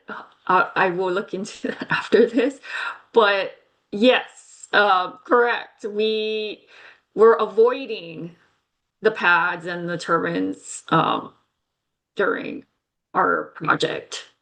Yeah, I So mean, before, when we're doing these surveys before, I didn't even know about this HCP or that it was coming up or anything. So that wasn't even on our radar when we were looking for Vs. Yeah, and It's- Melissa, sorry, go ahead. Somebody else wanted to jump in. No, so I just want to clarify. So this 24 acres, correct, of habitat that we're talking about is based on this core site that you folks have found, Paul. But there may be a lot more acres of habitat that have yet to be surveyed. The 24 acres is the amount of non-gravel area within the wind farms project area. It's sort of separate from the bees, but they're just saying that this, because it's vegetated and not flattened and covered in gravel, it could potentially be habitat for the bees because it's nearby to where we know there are bees. Janice Sorry. and Paul, do you guys mind if I kind of showed on the screen where the core area is? I guess I just want to clarify that the core area that we've been shown is not within our limit of disturbance. There have been bees and nests documented within the limit of disturbance, but the core area, I believe, is actually mostly outside of our project area, but it's definitely outside the limits of disturbance. Okay, sorry, I just was referring to this like one, as I recall, a 1-to-1 ratio for the mitigation of habitat. So I guess that's what I was trying to clarify in my head. I think the site visit is going to be super helpful for this. But yeah, I was just, in the discussions, I was under the assumption there was this 1-to-1 acreage mitigation. Molly, can you go to the next slide? It might be useful. Yeah, Lisa, that, yeah. oh, go ahead. No, go ahead, Troy. I was just going to say, so yeah, for everyone's clarification, the 24 or 23.2 acres or whatever of habitat that could potentially be disturbed, as Paul was noting correctly, it's not associated with anything about where we know the bees are. It's actually derived from the areas inside the pink, which is the limits of disturbance, or limits of potential disturbance, if you will, for the project. And then any areas within that are vegetated are essentially not gravel, as Paul noted. And when you add all that up, that's 23.2 acres. And we, as I was noting earlier, we were unable to differentiate or definitively say that some of that was, habitat or occupied and some of it wasn't, because we haven't, Paul and his team haven't done surveys throughout the entire project. So we just are assuming that it all could be occupied based on what we know about the species and the vegetated area. So that's where the 23.2 acres and the 1-to-1 ratio comes from. And then I wanted to just, while I have the mic real quick, note, Melissa, back to your question about the EIS, both the HCP and the EIS, which are out for public review.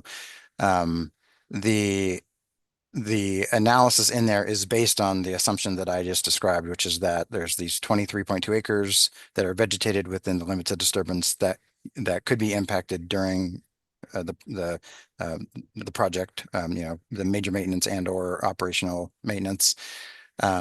And that's what the analysis in the HCP and the EIS are based upon, because we, again, learned about this in April, which is the tail end of the nesting survey season, and can't do a nesting survey for the entire project area until around February of next year. So we're in this period of time where we're having to put the document out for public review, and so had to fall back to a more conservative assessment of anything out there that could be disturbed, could be bee habitat, and that's where we landed.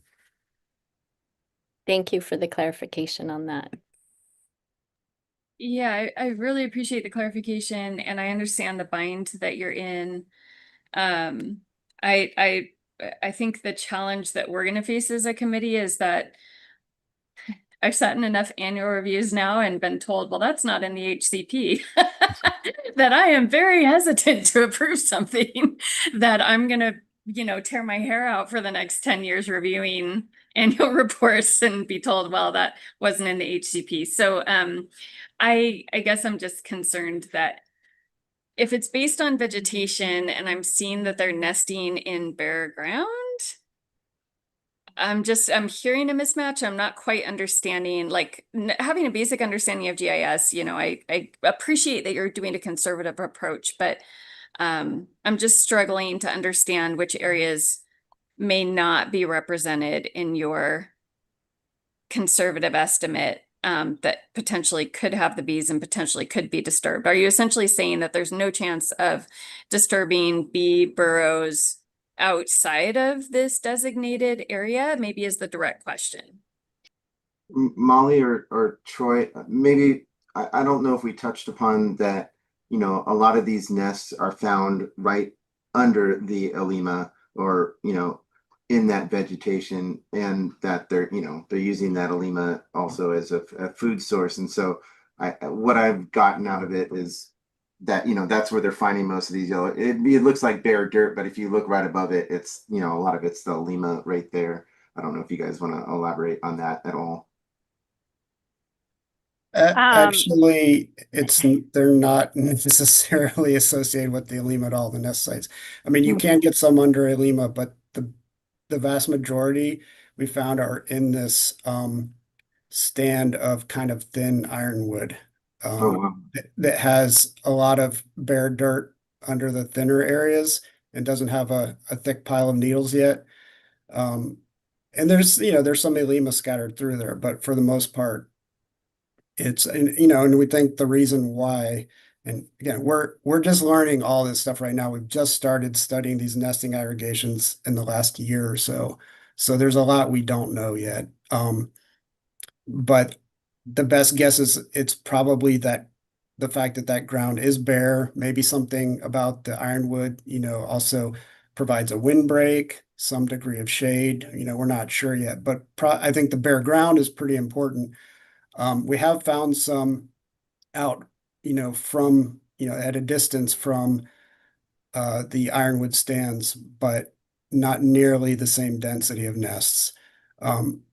So yeah, again, my worst case scenario in my mind would be that there would be a cluster of these nests on the edge of the built up areas, and that those, if it can't be avoided, there would be direct take in that situation. So, and I can, I'm happy to share my screen. I can show you guys some maps if you want to see if that helps clarify Yeah, anything. Paul, I think that would be helpful. Thank you. Okay. Yeah, thank you, Paul. Paul, could I add? Oh, go ahead, Troy. Yeah, I just wanted to go back to one thing that Melissa said a second ago, I think this was what you're getting at, Melissa, while you're looking for maps, Paul, so our working assumption in what you see in the HCP and in the EIS is that basically anything that's not gravel, so not turbine pad or not road, so not gravel, could be habitat, right? So I said vegetated, but it could be bare ground, could be vegetation or whatever. But we are assuming that anything that is currently gravel, like a turbine pad, like we were looking at, or the roads, that there would not be nests there. And I don't know, Paul, if you want to speak to that, but that is a basic assumption that we have included. And so your question, Melissa, was like, are there any areas that we aren't including in that 23 acres that could be habitat? Those would be turbine pads and roads. And so that's probably a question for Paul or somebody else, but yeah. Yeah, And I'll just add, oh, sorry, Paul. Go ahead, Molly.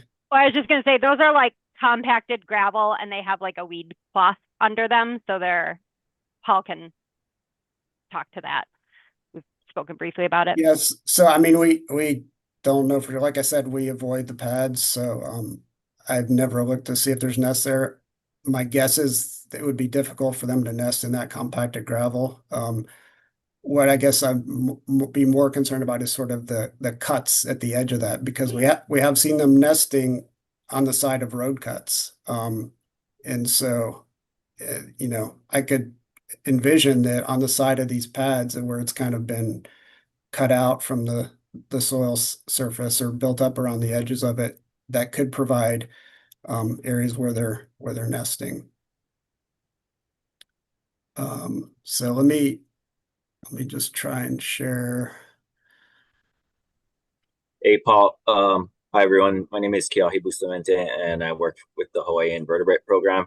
And I spent a lot of time here at the site, and I just wanted to talk about like where these bees are real quickly, so you get an understanding of how significant this site is. So we know of one area on Lanai that Assimilans is at. We don't know of any nests there. It's at a couple sites on West Maui at coastal sites where we haven't seen them nesting, and we've only seen 1 or 2 bees. And then we know of them here and in adjacent Waikapu. But this site here is extremely significant because of the size of the nesting aggregation. There is no other site like it. There's no other nesting sites that we know of for this species. So preservation of this area and this site is really important to the preservation of the species. Yeah, so hopefully that's an understanding of how many are still or where they are in Maui Nui. Go ahead, Paul. Okay. The map was up, but it disappeared. I'm putting there it back you up. go. Okay. So I'll zoom out a little bit. So these are the 4 survey areas that I mentioned above Ma'alaya, and the wind farm is here, or KWP1 is here. All these yellow dots are sightings of foraging bees throughout the area.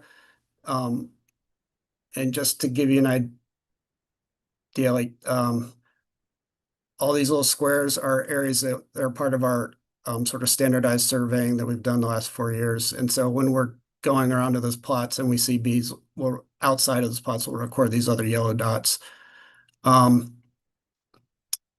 So you can see those kind of occur throughout this area. The bees are foraging, pretty much throughout this area. Let me hold on a sec. Let me turn off the yellow dots here real quick. Okay, so all the green dots are nests that we have marked. And this polygon is what is the core area that we're referring to. And you can see this kind of dark area. This is this ironwood stand. I kept mixing these up when I was talking to Molly too. This is ironwood. And so there's a huge density of them in this area. And I just want to emphasize that after a while, we started marking these nests early in the season when they started becoming obvious. But after a while, we stopped because it was just taking too long. There's too many of them. So this is not all of the nests. It's just all the ones that we've marked over this past year. And since then, we've instituted these plots to do it and to monitor it in a different way. But as you can see here, there are these other outlying nests that we found, including these ones that go along up here, pretty close to this pad.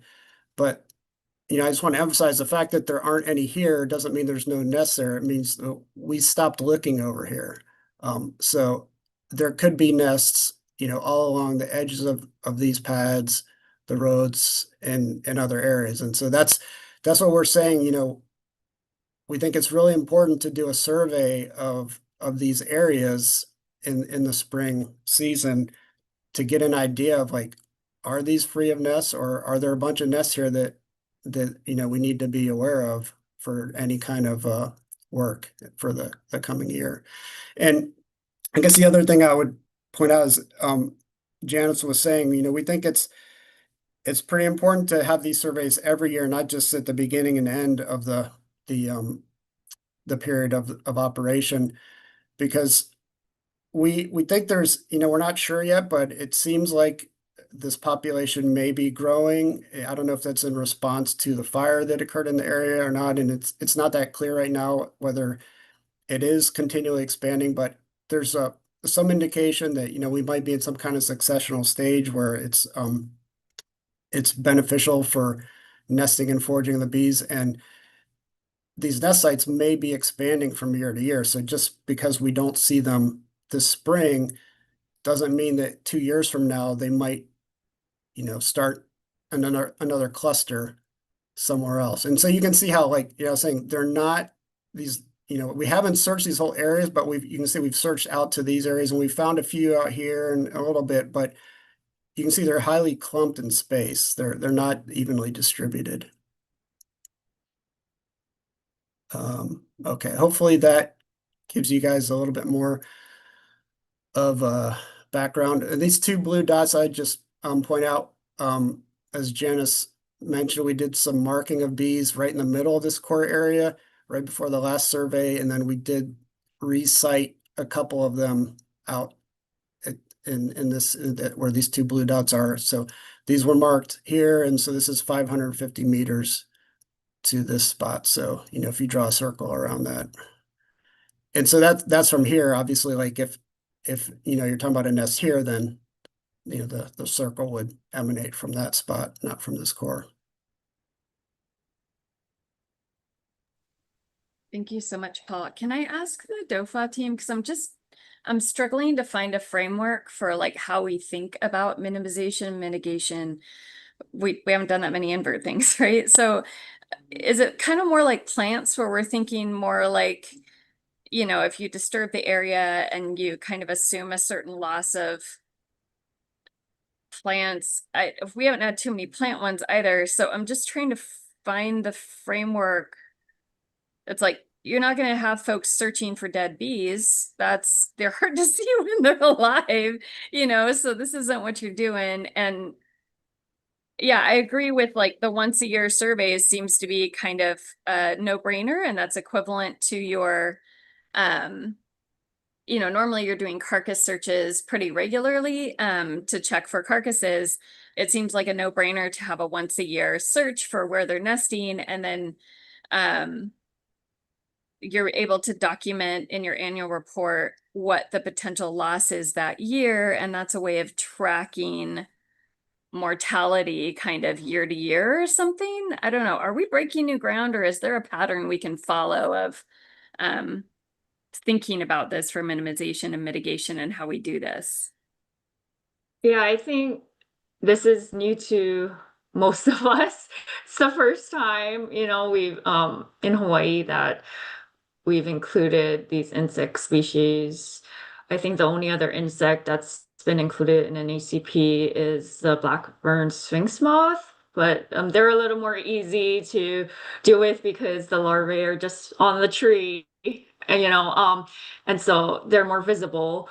But yeah, we're breaking new ground, and so we've been trying to kind of also figure this out as we go to see what the best methods are. But yeah, like you said, we, in our discussions, we were thinking about things like, if we were able to flag nests that year earlier, then, maybe we could see in the next year if those nests were disturbed or destroyed or crushed or anything like that, or that habitat surrounding that area.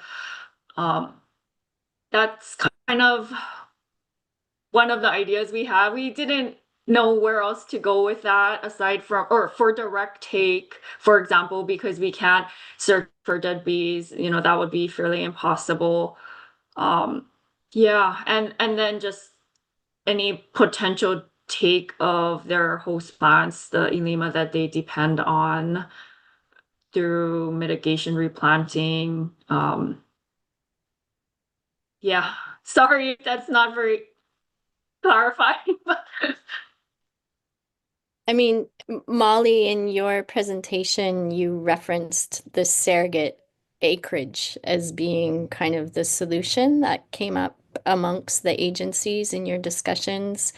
Are there other, say, references for insects on the mainland or the continent that use that same kind of model? Yeah, definitely. And I think Troy could probably speak to this more. I think habitat was used as a surrogate for the Oahe wind farm for black-burned sphinx moth. That was slightly different because they were looking at permanent impacts. They didn't mitigate or request take for any temporary habitat loss. And like I mentioned, we're only talking about temporary impacts here. And I don't know if I think it was clear, but like we're really anticipating mostly just staying on the roads and pads for the majority of the permit term. I don't know, Troy, if you can speak more to other habitat as surrogate models that are out there. Yeah, definitely. I mean, I think it is a common practice to use habitat as a surrogate for species, as Molly noted in her presentation.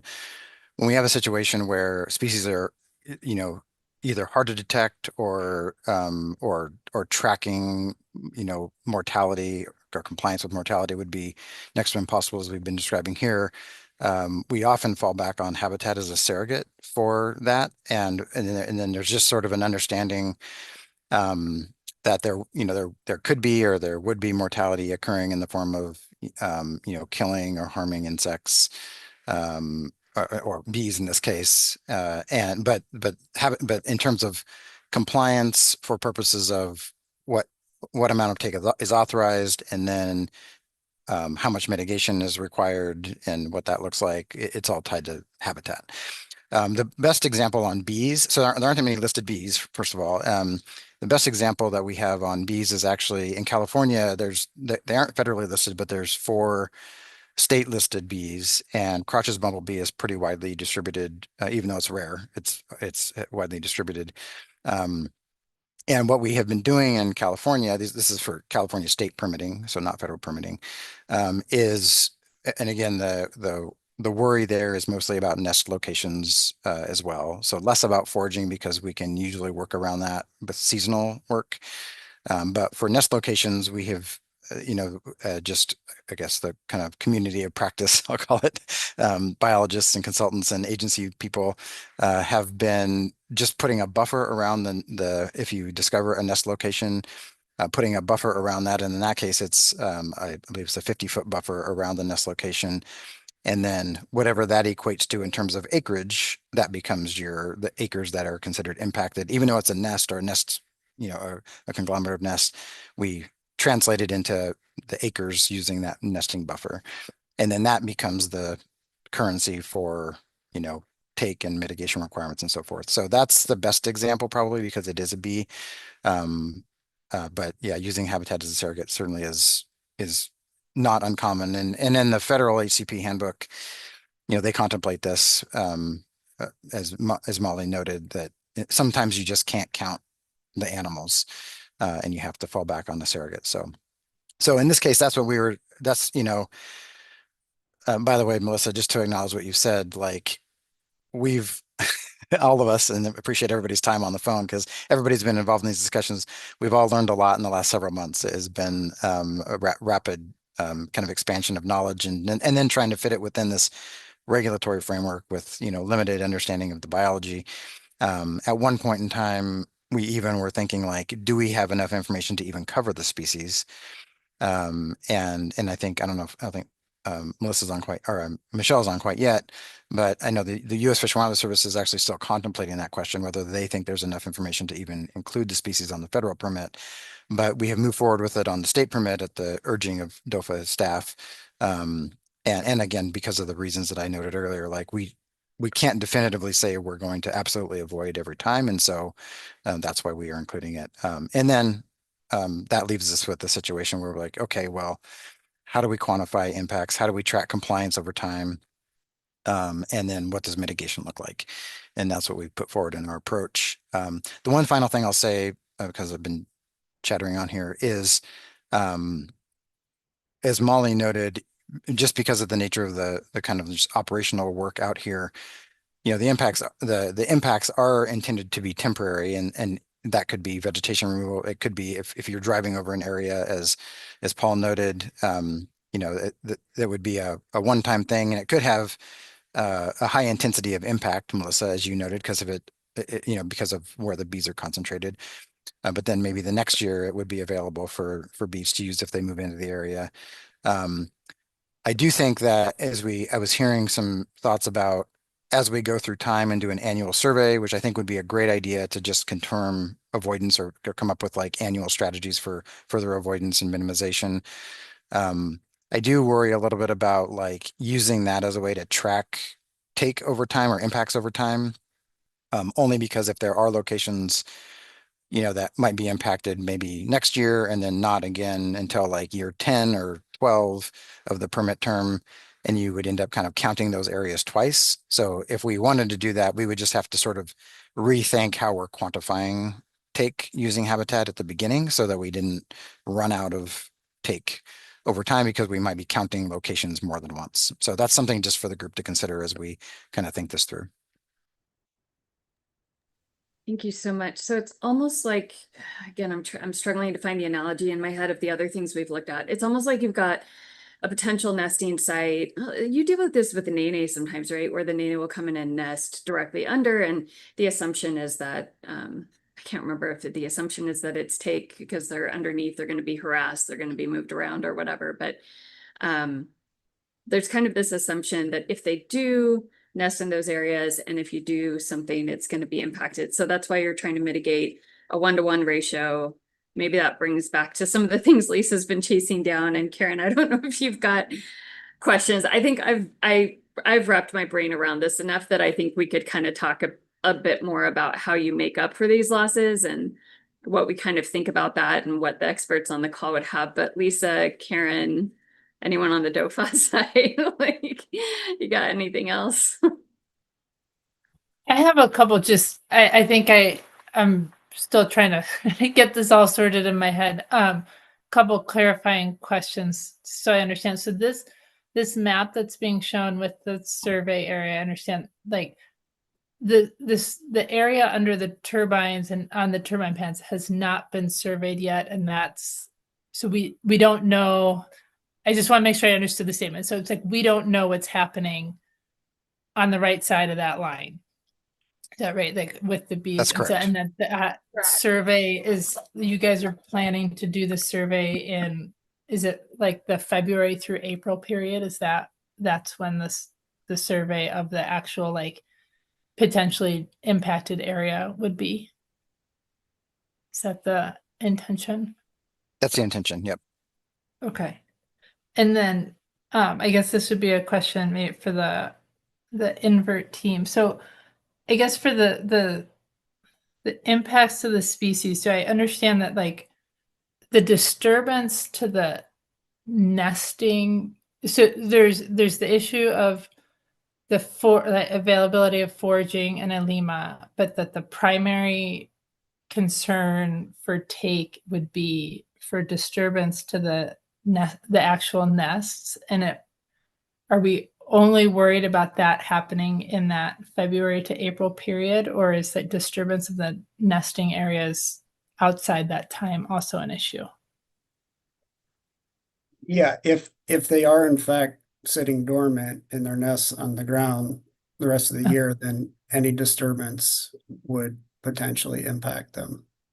Okay, So, so they're yeah. active at the nest sites during that period, but then they're all dormant inside through the rest of the year. Right. So when I say active, that's when the adults are active. Okay. Okay. Thank you very much. That's that's really helpful. So it's like the disturbance at the nest sites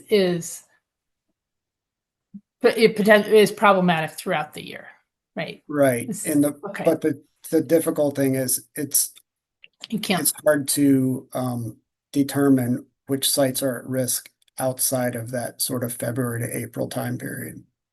Okay, because are there some nest site, or do you know if the same nest sites are used year after year, or is it mixed? Like We know that that those large nesting aggregations have been there for at least the last few years. Whether or not they use the same exact burrow or not, we've just started monitoring this one in another nesting aggregation this past November to December. So this is the first year of data we have on any of this. So we started tagging them, and this coming winter we'll start to see, whether we're seeing bees emerge out of the same burrows or not. Okay. So yeah, we don't know for sure at this point. Okay. Thank you very much.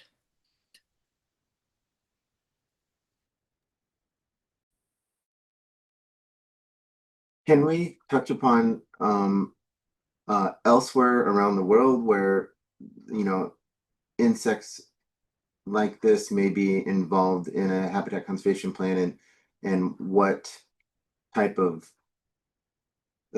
things they go through to detect species being impacted? I know there was some work that was being done in like Germany or something like that, but I mean, besides, of course, it's going to be hard to find carcasses on the ground or whatnot, but they're doing some other things where they're extracting information off the blades of the turbines and stuff like that. And can we just share a little information on that if you guys have any?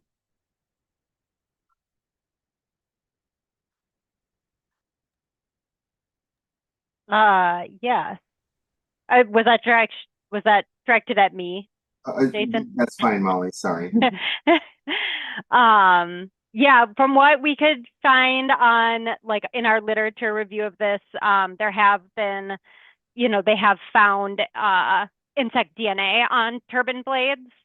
And I think that was Germany or Austria. And then, but at the species level or even like the level of bees, I don't think the data was there, but I would have to go back to that source. Thank you.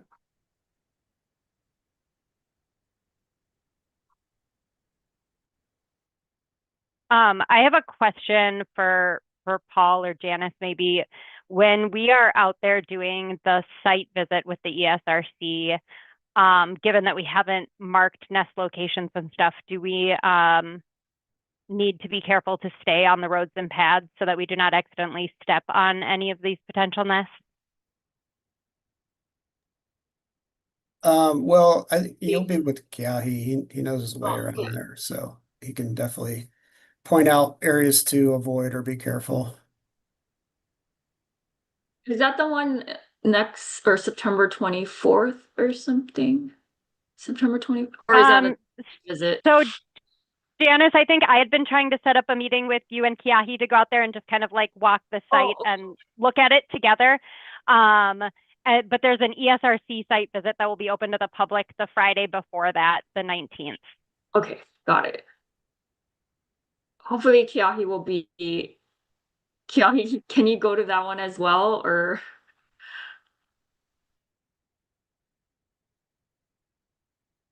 Yeah, let me check my schedule. I think I can make that. And it's easy enough to just stay on roads and paths and just describe some things that are happening otherwise. Yeah. Yeah, absolutely. Do you guys want me to stop sharing the screen now? I don't know what's useful here. Yeah, that should be fine. Yeah. Yeah. Thanks for showing that, Paul. I think that helps put it. I know it was helpful for us to get that GIS information. So.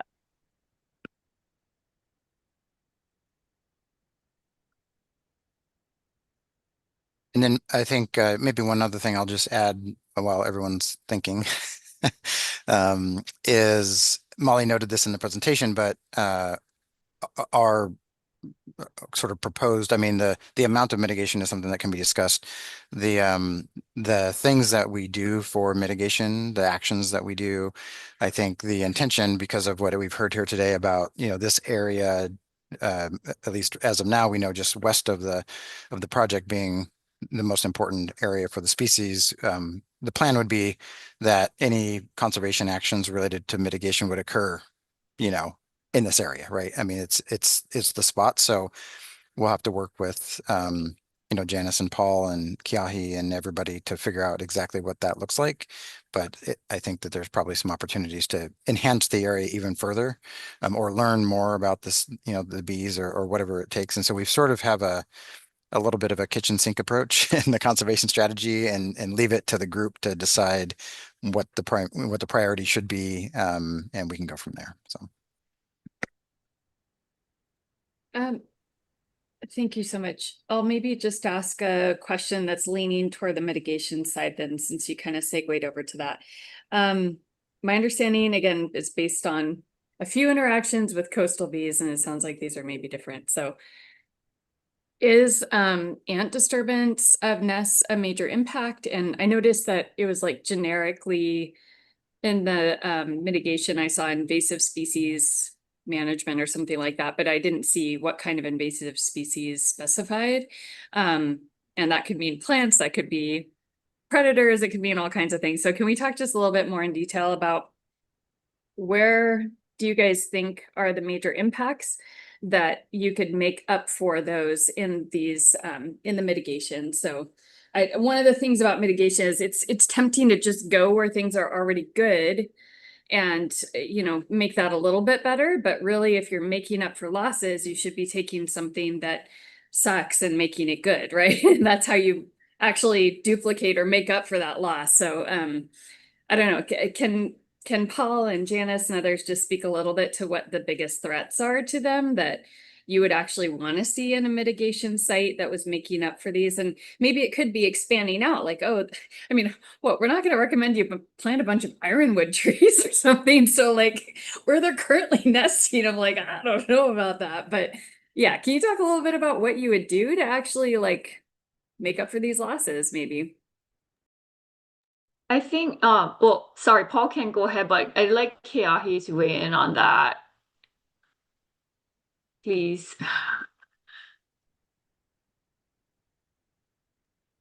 Hi. Sorry.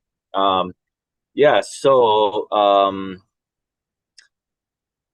ironwood, as much as we feel it may be helping them in some way in their nesting, it is a major threat, and unmanaged, the nesting aggregation will eventually be covered in ironwood, and they will unlikely be able to use the site for nesting. This entire slope is really being taken over by ironwood. And potential new nesting sites are being taken over by ironwood. So I personally would love to see some ironwood control. In addition to that, the ironwood is an extreme fire threat. So controlling that can prevent fires and prevent the loss of this population. And definitely would like to see any host plants that are removed, replanted, or put back so that bees can use them. But yeah, we need more time to talk about it as a group internally. But off the top of my head, fire and weeds is a big problem there. Do you guys have a theory on why there's the cluster in the ironwood? Is it just that it's bare, that the ironwoods allow there to be kind of bare ground underneath, or is there other vegetation where you guys have found any clusters, or is it just in the ironwood? Well, Like the big biggest clusters. aggregations we found have mostly been associated with some ironwood. But the thing is, it's like Kai was saying, it's this kind of catch-22. I think at this stage, that's why I sort of mentioned the successional stage. where they're nesting heavily in there, it's pretty sparse ironwood, so it provides a lot of bare ground underneath, and it may also provide a windbreak and some shade, and who knows, we don't know. But eventually that stand is going to grow up, and there's going to be like 6 inches of ironwood needles under there, and the bees aren't going to be able to nest in there. So we have some plots in 2 of those aggregations where we're going to be removing ironwood from half of them this year, and just kind of see how that sort of short-term change in microhabitat affects nesting or not. But yeah, the longer term plan is to try and remove that ironwood, but we're still thinking through, like, how do we do that in a way that may not also negatively impact the suitability for nesting. And yeah, we just don't have those answers yet. But as Kahi mentioned, if we don't do anything, like, that whole slope was going to get eventually going to take over with ironwood. So we can't just, ignore the ironwood, or something's got to be done about it. But we're looking into it. And so that's where, some research funding can maybe help answer some of those questions, and gives a better idea of how to approach mitigation. So yeah, the ironwood thing is a little bit complicated. Some of the other management actions that I think could be taken is, some of those areas outside the stands have a lot of Elema, but seems like over the last few years, lantana and some other weeds seem to be taking over. So managing that could potentially increase the abundance and density of Elema. So that could be really helpful. You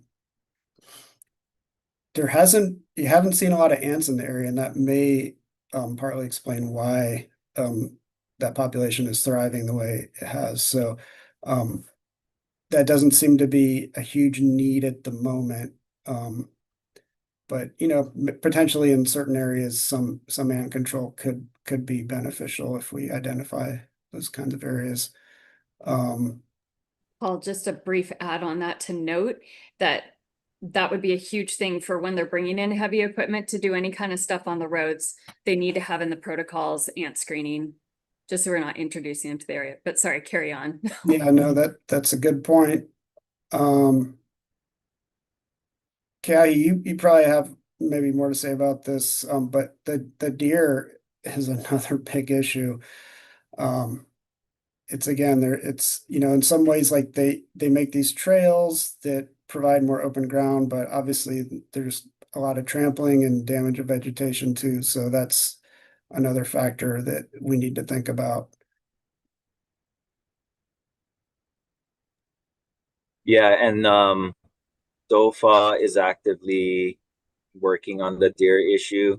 Fencing is currently being constructed, and hunting is being conducted. And maybe it could go faster, but that's not our department.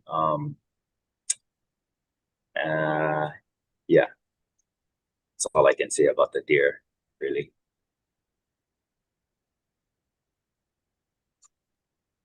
I think I'm kind of maybe seeing a pathway forward I want to toss out for Karen and Lisa and Jason to kind of maybe think about, is that, like, if we think about that framework where if we're able to have some sort of a prediction of what the density of nesting burrows might be in those areas that could be impacted, and what those kind of make a general prediction of based on kind of the density of potential burrows. I realize, like, we're shooting in the dark here, but you're not totally in absence of data. You have something to work with to go on. It's going to be painful to make predictions, but if you get enough folks in a room, all the research shows that if you get, a good 8 experts in a room or something on this, which I realize there aren't as many insect experts as we would like, but I think you could come up with an estimate that folks could, with error bars, folks could agree on of what the density of potential losses could be in those areas. And then if on the mitigation side, so that would be kind of predicting your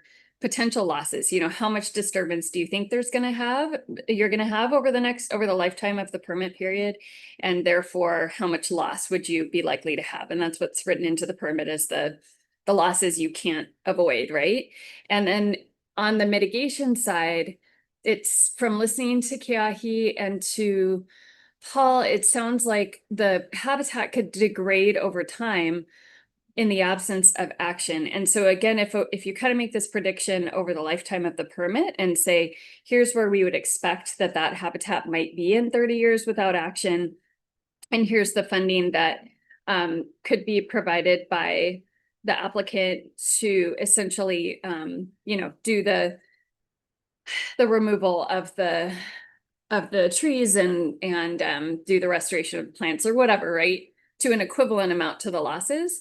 It might be a way of kind of demonstrating that loss to gain kind of thing, of making up for those losses and having some documentation of how we did it, understanding that it's imperfect due to a lack of information, but through monitoring, we can do better next time. And I think the one other thing I would mention is that from a research perspective, I would heavily emphasize that the research needs to be focused on the response to actions.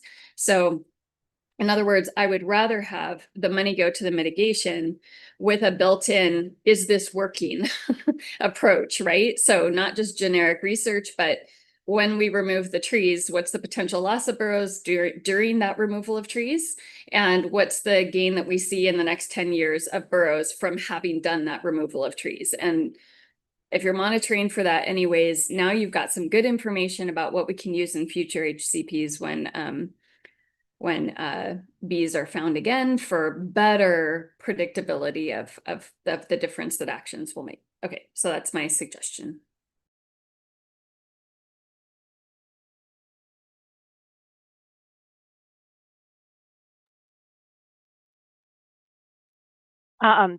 This is kind of not changing subjects, but going back to something you had mentioned earlier, Melissa, we do have an invasive species protocol for when we have heavy machinery come to site. So that will be in place. And that is included, I cannot remember which appendix to the HCP that's in, but it is there. And I'm happy to follow up with you and point out exactly where. I think I just wanted to interrupt really quick. It's 11:05, and thank you, Michelle, for joining us. We are on, we're talking about yellowface bee and mitigation and brainstorming at the moment. Thanks, Jason. And I'm so sorry, y'all. It's been a day, and I am glad to be here with all of you. Can you And just apologize, Molly, didn't mean to interrupt. Oh, no, that's fine. Thank you for joining us, Michelle. I know you're busy. Jason, Jesse's catching me up in the background. Okay, could you just introduce yourself real quick, just so we have it on record and kind of go from there? Of course. Good morning, everyone. Michelle Bogardus, representing U.S. Fish and Wildlife Service. I do not have anybody in the room with me, but I do have Fish and Wildlife Service employees periodically coming in and out. Hello. Jason, could I ask a quick question? Going back, Melissa, thanks for kind of putting those ideas out there. In your scenario, I always think about it, I always say currency. I don't know if that's the right term, but the currency, like how are we quantifying how much take is allowed, and then how are we determining whether or not the mitigation is providing a net benefit? In your example, would the currency be nest locations, nests, or I was trying to think about, I mean, I like where you're headed. I was just trying to figure out what are we counting, or are we counting something, or any thoughts on that? What I'm tossing out there for discussion is that we think about, if they're able to do those annual surveys and determine burrow density, then you can get better and better information over time. But at the moment, we can make a prediction of what burrow density might be given once they get a chance. It sounds like they haven't even walked out there, right? So once they get a chance to go out there and take a look, they can compare it in their heads to what they've seen elsewhere. And I think if you get enough of those experts, again, you're familiar with expert elicitation, you can make a decent prediction with error bars of what the nest density might be in that area, which allows both Fish and Wildlife Service and the state to, the ones I was familiar with before, they had somewhere between 5 to 7 larvae per burrow? What do these guys have per burrow? Do we know? No, we don't know.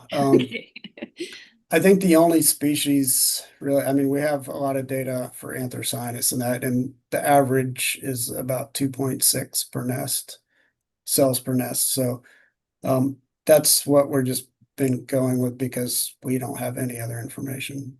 Okay, so for the moment, you could use that to essentially make a prediction of what the take is, right? Like, and again, I'm not necessarily proposing that you calculate a per individual take or that type of a thing, but it's really good, I think, to be able to track what that loss is. And then be able to make up for it in terms of burrow density. So that's what I'm trying to get to. If you're talking about currency or whatever, is Yeah, like, yeah. okay, It's good. if they're restoring habitat, you would need to see a proportional gain in burrows in that restored area to demonstrate that you had made up for that loss. So that's what I'm trying to get to, Mhm. is something that quantitatively can show that you've made up for that loss in that area. Thank you. That's helpful.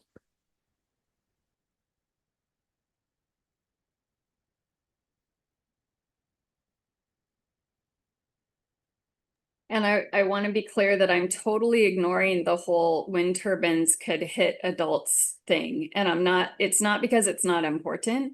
It's because it feels like the thing we need to worry about 5 to 10 years from now, that there's so little, like, I think the experts can make predictions on the burrows. I feel, Paul, Kaheawa, correct me on this. Janice, correct me on this if I'm wrong, but like predicting how many are gonna get hit and killed by turbines, like, feels like something your error bars would be so big as to not even be worth including in this, but yeah.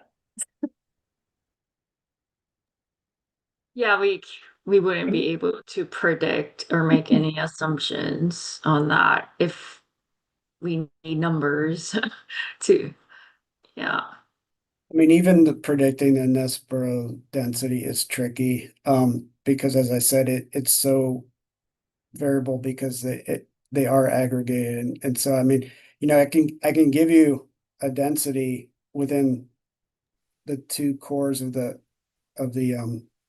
nesting aggregations that we're monitoring over the last year.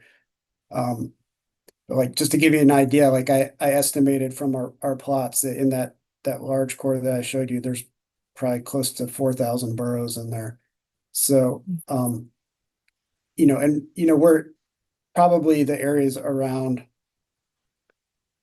the edges of the pads would be smaller than that. So, I mean, if you use sort of that density, it could get to really high numbers. And that's not necessarily accurate, but yeah, that's I guess why maybe the question is why do we need to have that prediction before surveys are actually made?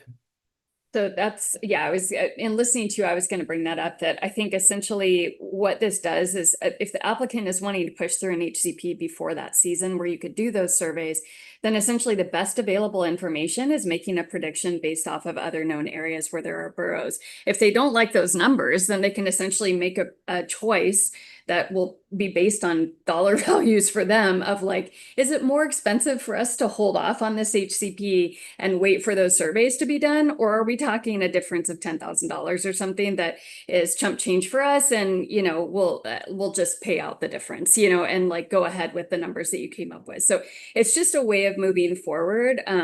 Or giving the applicant, I don't know, I'm just throwing stuff out there, I'm making things up, right? Giving the applicant a choice of like, this is the best available stuff we can come up with without a survey, or you can wait until, what is it, January, and we can do surveys and find out what the actual number is. Yeah, I think the challenge there is the current permit expires at the end of January, so we are working hard to not have a gap in coverage for for all species. So definitely interested in moving it forward. I guess and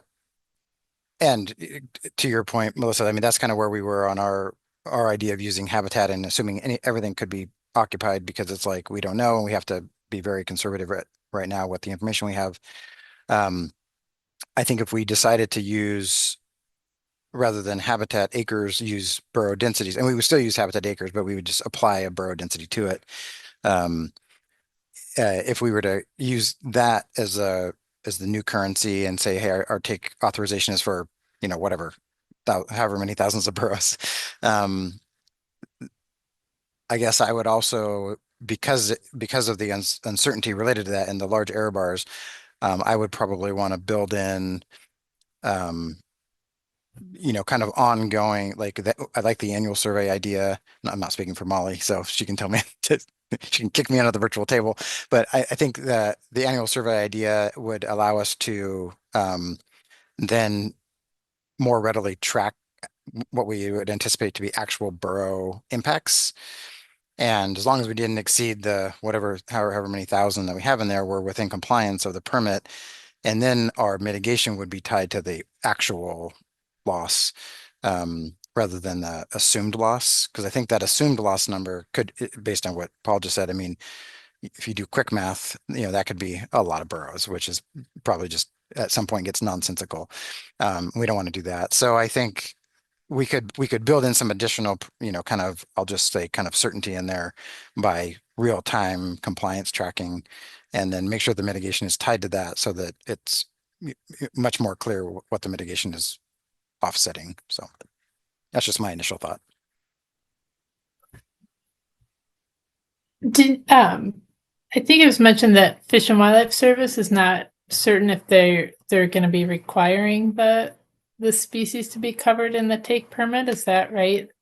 But the state has. I mean, is that I guess for Fish and Wildlife Service, is it like waiting until there's more information, which is the February or whenever the survey can be done?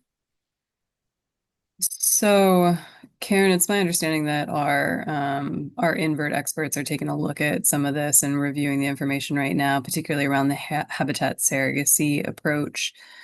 I'll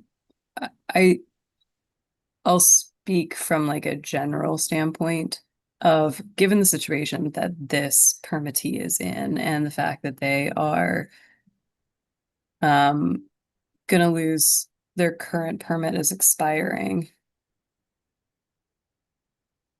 My general thought is you use the best available information. Right now, the best available information is that it should be a covered species, and you include what you can in that analysis.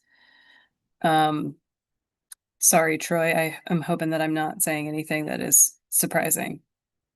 So, Oh, that's great. I I have no opinion one way or the other. Okay.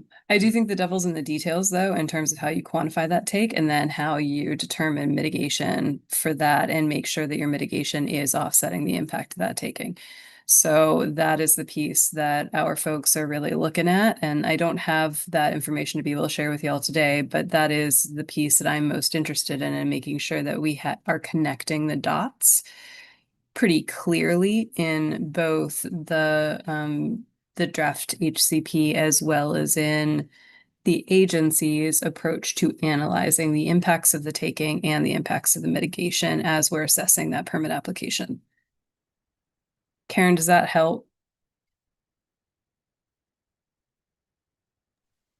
Yeah, I think so. I mean, I think I'm just trying to figure out where it seems like we don't have the information's not available for what's actually at the site. There's good reason to assume that there's the species at the site, but the survey hasn't been done yet. And so it seems like we're in this weird, it's sort of an unfortunate timing space of the end of January being the cutoff for the permit and February being when surveys could be done. So for the purposes of and where we are, I think it's Yeah. reasonable to make some informed assumptions about presence at the site and move forward with that as the expectation. I think the exact number obviously will be further informed by that survey, but even the survey, and Paul, please correct me if I'm wrong, like it may not get to complete detection, right? So there's still going to have to be some analysis based on that. But it'll give us more information to work with. But we got to make If we've got to make some decisions right now, we use the best that what we've got. Yeah, I don't think that we have ability to detect burrows perfectly. Yeah. But I don't know any way to estimate how much we're missing. Okay.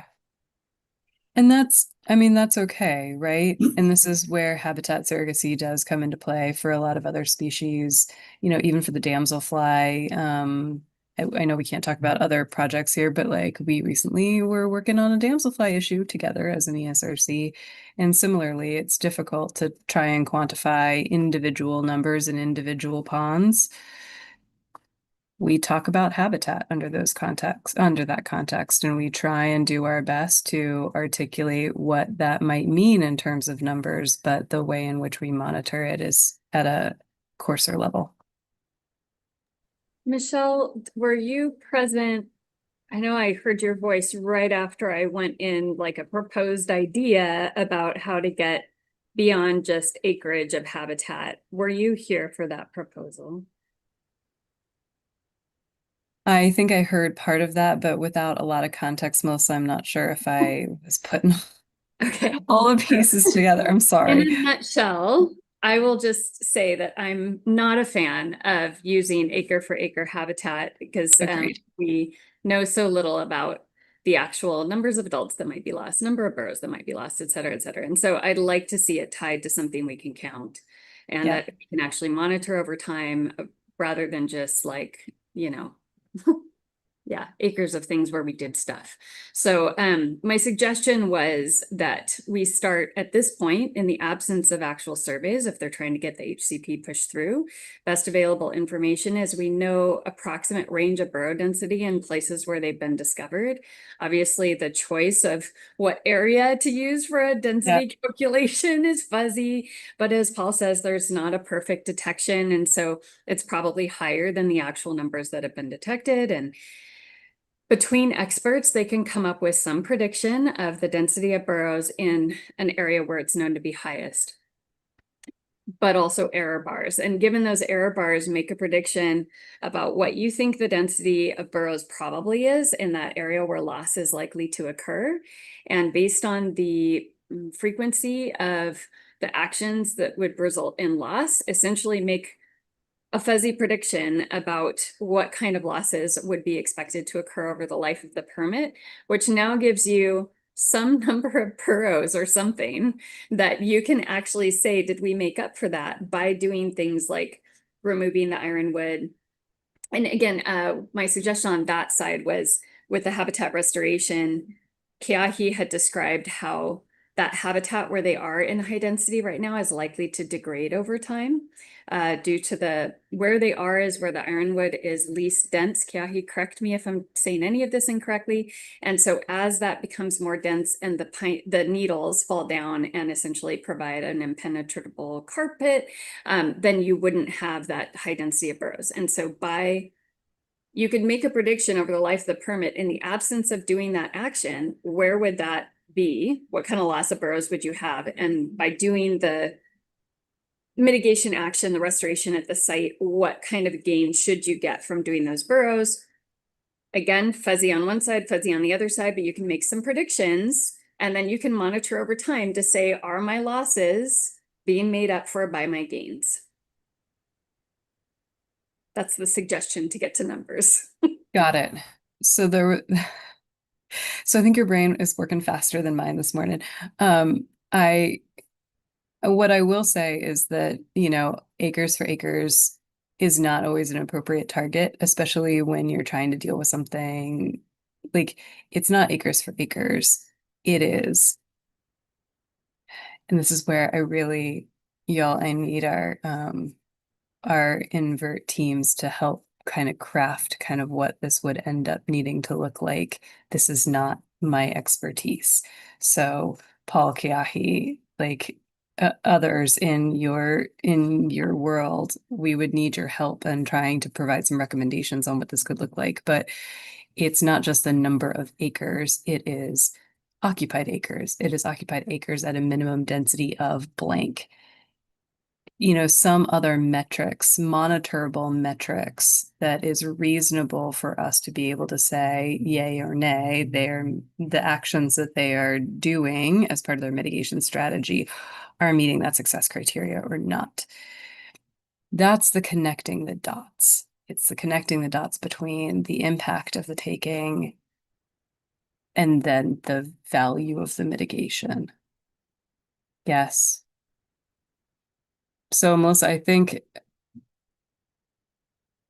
the devil's in the details there. I'm not sure if I'm savvy enough to get into the details, but we've got good people to help us do that. And it sounds like you've got a thought on how to make that work. I don't know what that means in terms of what our recommendation is to the permittee here, but I think for Molly and Troy and all, I think what you're hearing from us is that it may not be just as simple as an acre for acre thing. We need to really think about that success criteria and make sure that we're connecting back to the impact of taking. Yeah, Michelle, appreciate that. And I'll just note that we went down several paths. Okay. We had several different ways that we were thinking about quantifying, and we ended up because of the uncertainty and we've all been hearing about that today, really falling back to what we viewed as like the least common denominator, right? Which is just acres of habitat. So Yeah.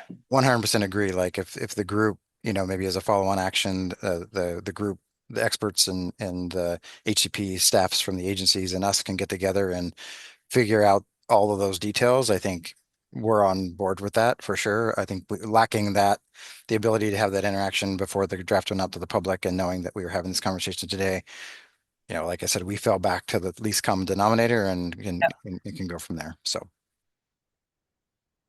Understood.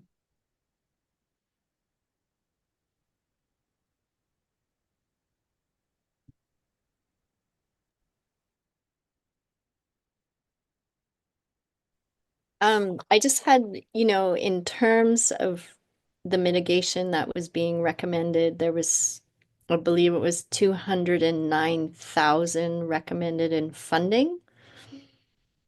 And then I heard concerns from DOFA that was potentially not enough.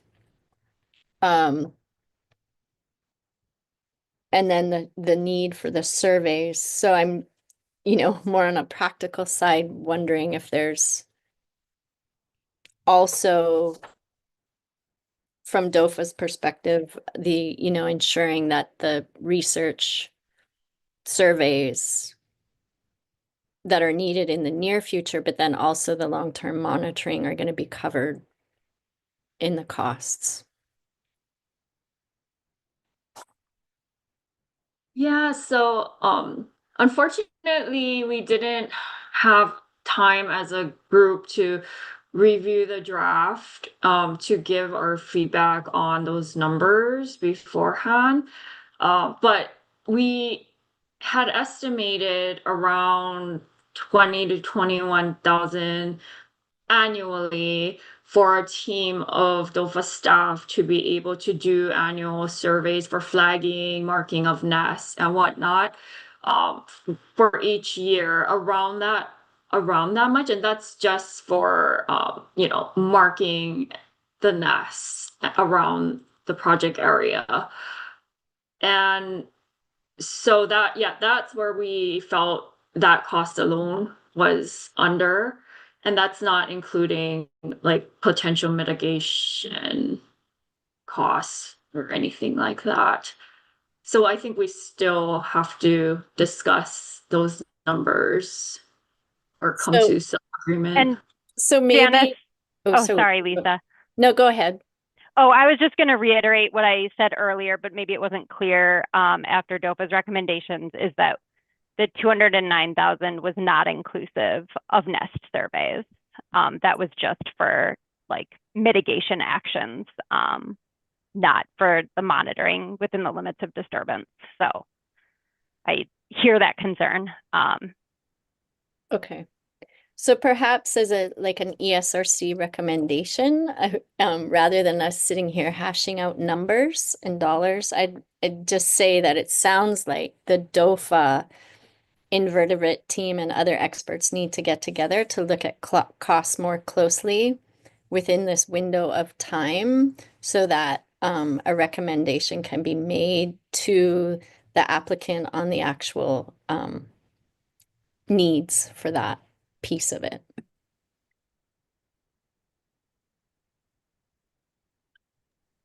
Yeah, thanks, Lisa. I would just add, just to say again a little bit of what Molly said. I guess I also want to make sure we're clear on language because I kind of view the annual surveys as just compliance, right? Like that would be how we would be demonstrating our avoidance and minimization, and then the mitigation. It was and that number, if you look closely at that number in the HCP, first of all, we put the number in there, as a way to demonstrate that we did at least some thinking about what habitat enhancement or restoration might look like for 24 acres, which is what's in the draft. And then to be able to illustrate that there are, assurances that funding would be covered, which is one of the required elements that we're trying to include. So that's why the number is even in there. And then that 209,000 or whatever it is was just derived from a study that looked at costs per acre, costs of kind of upland, dryland habitat restoration. So that's really where that came from, and all of that could be modified, and then we could of course add in more for compliance surveys or monitoring or whatever, based on what Janice was just saying.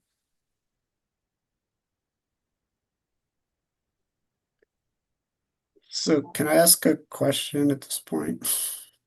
Because I'm not familiar with the ESRC process. I'm just wondering, do we need to clarify at this stage? Thinking just from my own perspective or from my own interest, are we agreeing that we need to, everyone wants to try and come up with a sort of nest density estimate? That's the way we're going to go? Or I'm just wondering, are we trying to conclude in this meeting the approach to move forward, or is there going to be some more discussion about that? That's a great question. It's a brainstorm that I put out today, and so I realized that like a lot of my work lately is doing a lot of this quantification of gains and losses and what do you get from doing something. So my brain is in that space, and like Michelle said, this is not the way that most people think about these things. And so I'm actually in the background trying to sit here pulling together some figures that might help with it. And I'll send over to the HCP team and they can share with folks that might help with the proposal. But I would not expect that our committee would be ready to make any kind of a recommendation on this today. My suggestion from a committee perspective would be that there needs to be some sort of quantification of what the actual loss would be and what the actual, like how you quantify gains that make up for those losses. Because I just don't want to get into the same spin that we have with bats. It's such a slippery slope, and to actually be able to show that you're making up for those losses is kind of hard. And if we can come up with a way to do that here, I'd really like to see that written into the HCP rather than really fuzzy habitat restoration goals. Not to dog on habitat restoration. I think it's important, but in this particular context, we have to be able to quantify the loss and we have to be able to quantify the gain. And I think it's possible, based on what you've told us of the life history, in retrospect, to quantify those things. The problem is at this point where there's such a lack of information, how can we make a prediction that goes into the HCP and can be followed up with later? And that's where I leave it to the experts at the HCP office, both on the state and federal side, to say, how do you build that in for adaptive management so that they're not held to some obscene burrow density that's not realistic for that particular location, but that we also allow for the possibility it could be that high. So how do you do that? I leave it to the experts, but my emphasis is that you have to be able to quantify the losses and the gains in the HCP and show that you're actually making up for those losses. Yeah, I'm worried that quantifying the gains is going to be really difficult. And I need to think about this more, obviously, but it's not like building a Nene pen somewhere else where you can say, okay, these Nene would not be here if we didn't build this pen here. You can't really do that with bees. So yeah, I'm right now I'm a little bit out of a loss as to how exactly you would do that, but I can think about it. I totally get it. And one of the challenges we've faced with this project we've been doing for a while, and I know you sat in on a number of them, is like scientists were really comfortable looking at a data set that's based on something we've seen in the past. We get super nervous when you ask us to make predictions out into the future with all of the uncertainty, but that's what we have to do for an HCP where we're approving a permit for the next 30 years. So yeah, we get into some squirrely territory, but we got to figure out how to do it.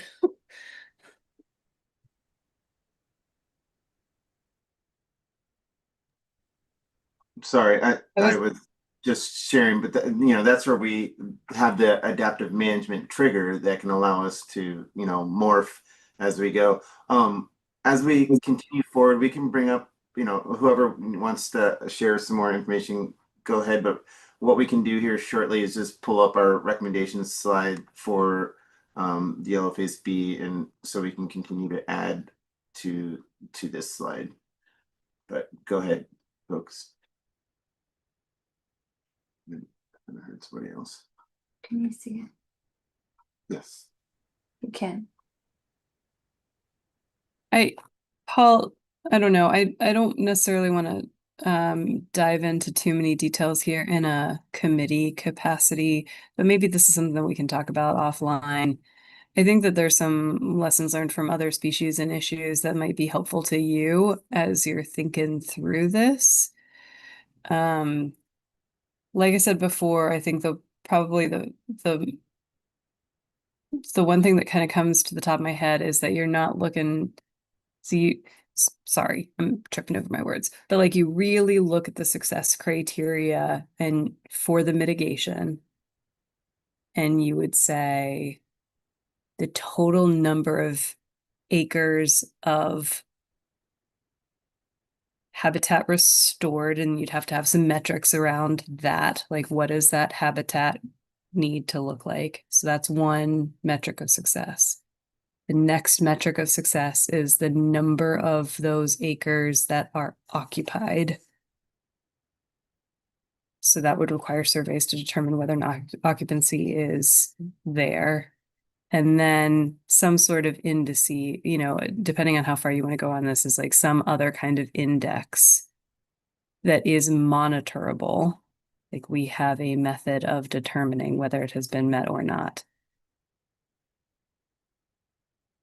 About, I don't know, either, I don't know if we really want to get into density, but maybe, but like some other metric that helps inform whether or not that mitigation action is doing what it's supposed to be doing.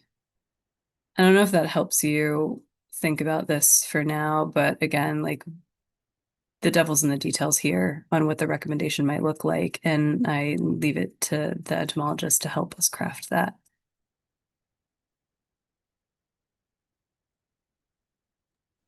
Yeah, no, I mean, I get that. It's yeah, it's how you actually assess that is the tricky part. So Understood.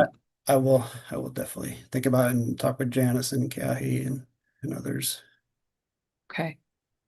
And Janice, hi, it's good to see you. I'm sorry I didn't see you earlier. Hi, and yes, thank you for those suggestions. We appreciate that. That would help us to figure that out, or hopefully figure out how to move forward on that. And I don't know if this is where you're headed, Michelle, but in the HCP, we started to think about something like that too. We were trying to get it function, which is, I think, Michelle, kind of what you're talking about. And in the HCP, we put forward some very, I mean, I'm not gonna just skirt around the fact we're kind of like making it up as we go, right? Like trying to figure it out. And so, we did come up. I know we did come up with some categories in the HCP where like we had occupied habitat, and then we had occupied nesting habitat, we called it. And the terminology may be a little bit wrong, Paul and Jana, so we can fix that. But we had occupied nesting habitat. we had potential nesting habitat, we had foraging only habitat, and that was related. There's descriptions of these, but that was related to I gotcha. what the ground looked like. And then we had mixed habitat, which had, you know, both of those characteristics. And we were trying to figure out a way to kind of, again, this is one of the pathways we went down. We were trying to figure out, okay, if we're really thinking about like what is the function that's being impacted and how do we demonstrate that that function is being offset or mitigated for, Yeah. you know, we broke it down into this like occupied, nesting only, foraging only, or both. But then because we haven't done the survey, we don't know, right? And so then again, we fell back on the least common denominator, which was like it could all be occupied for all we know, or it all could, you know, all could be mixed. And so we fell back on what we did know. But that might be a place to start too, just as an offering, just like a way to think about how those different areas could be functioning for the species. Okay. Thanks, Troy, for walking through that thought process.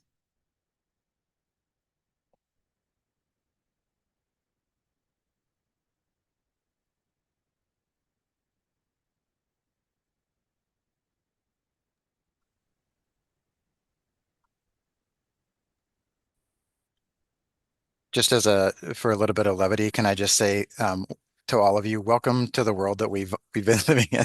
Kinsley and Jason and me and Molly and Jesse and others. We've been sort of living in this world, you know, for the last couple of months as we've been trying to figure this out. So welcome, and I think more minds are better, as Melissa was pointing out. And I just want to add that we're so lucky to have the DOFA and HIP entomologists who have been amazing through all of this. So thank you. Like I think Melissa said, or someone said, this is brand new territory. So we're super grateful to the entomologist team for sticking with us.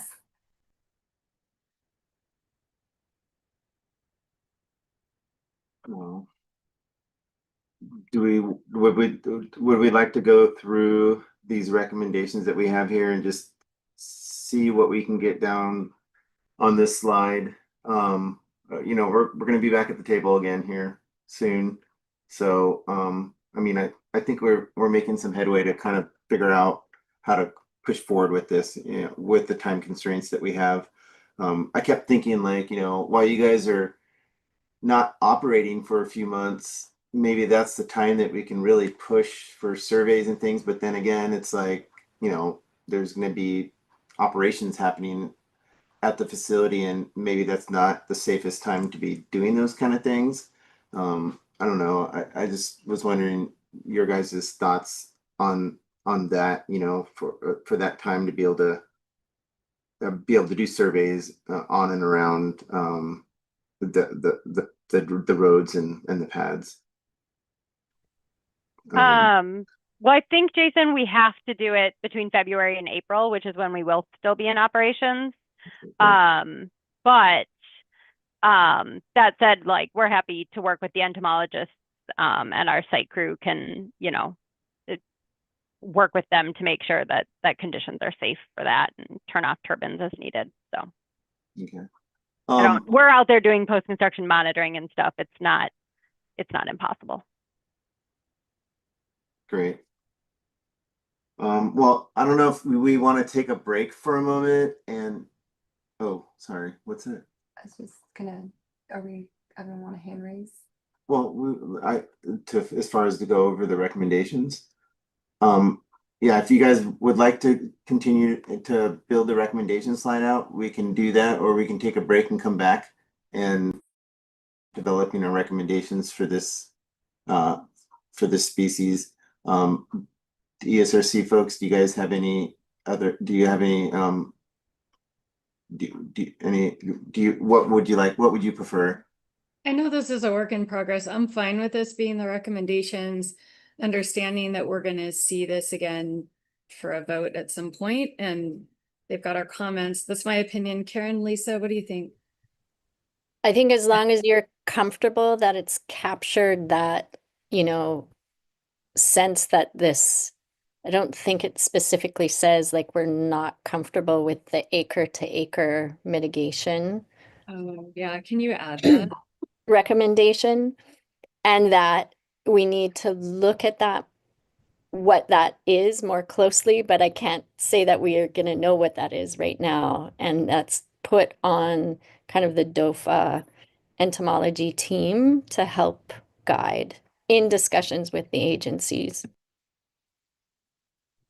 Can I ask, The what, recommendations, like look for alternative, uh, look for alternative to acre mitigation. And you know, those metrics that we've been discussing, whether it's density of nests or occupied habitat or what, you know, just making sure, Melissa, that the things kind of you've been talking about and Michelle touched on is reflected here. I was going to ask Melissa, what is your issue with the acre to acre mitigation? Is the problem with that being sort of the only method of mitigation? Or because I mean I could see how doing mitigation of habitat is a good thing as long as we're not you know, ignoring the potential for direct take of nests.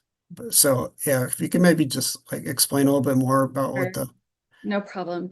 Habitat is a proxy. And the problem with proxies is that you're not asked to measure the thing that actually matters to you, which in this case is, you know, you can have beautiful habitat totally devoid of the bees, right? So you've got this gorgeous habitat with all this Lima and no the trees that you're trying to get rid of and zero bees. And so essentially, like, how do you make sure that when you're writing it into the HCP that you're actually requiring a measurement of the thing that matters in this case, which is we'd love to have it be a lot, you know, overall population size of bees or whatever, but that seems to be a little bit difficult to get at, and it's very difficult to quantify the loss of bees.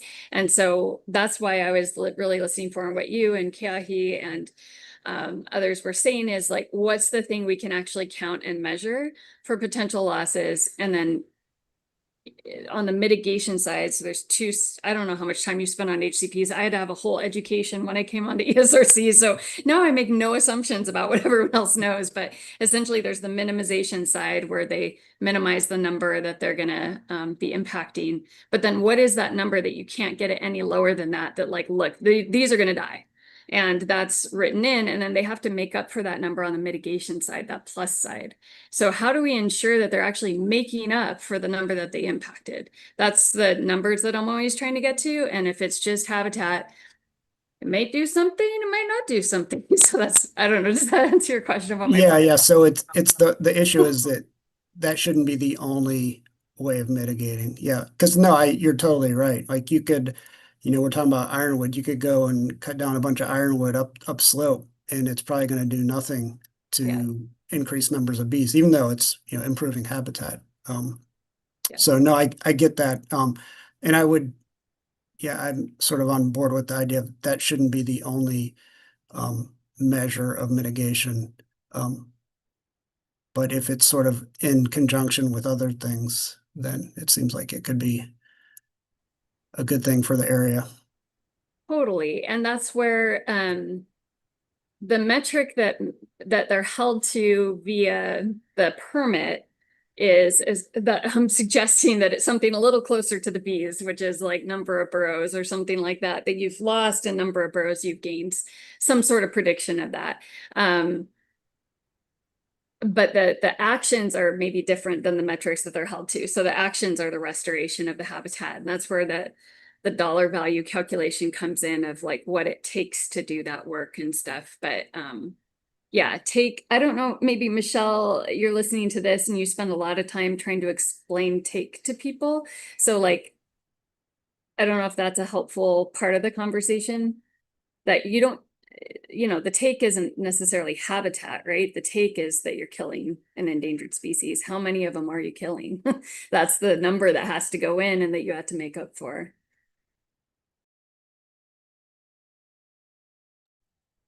Yeah, agreed. Often we are pushed to have to use proxies. But even when you do, it still needs to come from an analysis of what we think that means in terms of numbers of individuals. So there's always got to be some sort of connecting the dots behind the scenes of like, if you're gonna say, I don't want to get into the whole details, but like, if you're gonna say 1 acre of whatever, somewhere in your analysis, you still need to be able to articulate what you think that 1 acre means for the species of the population. Does that make sense? What is the value and the purpose of that acre? How many individuals are represented by that acre? What is the impact to the species as a result of the loss of that acre? And then how do you make up for it?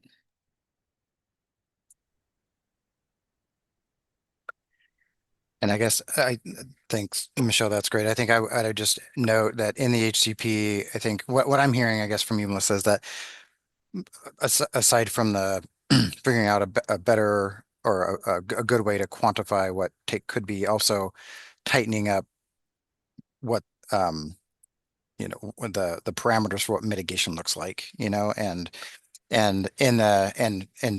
to your point, you make a good point, because in the HCP, because of where we were in all these discussions when we published the draft, effectively we used this habitat proxy, and then came up with a dollar figure based on what it would take to do some restoration for that many acres.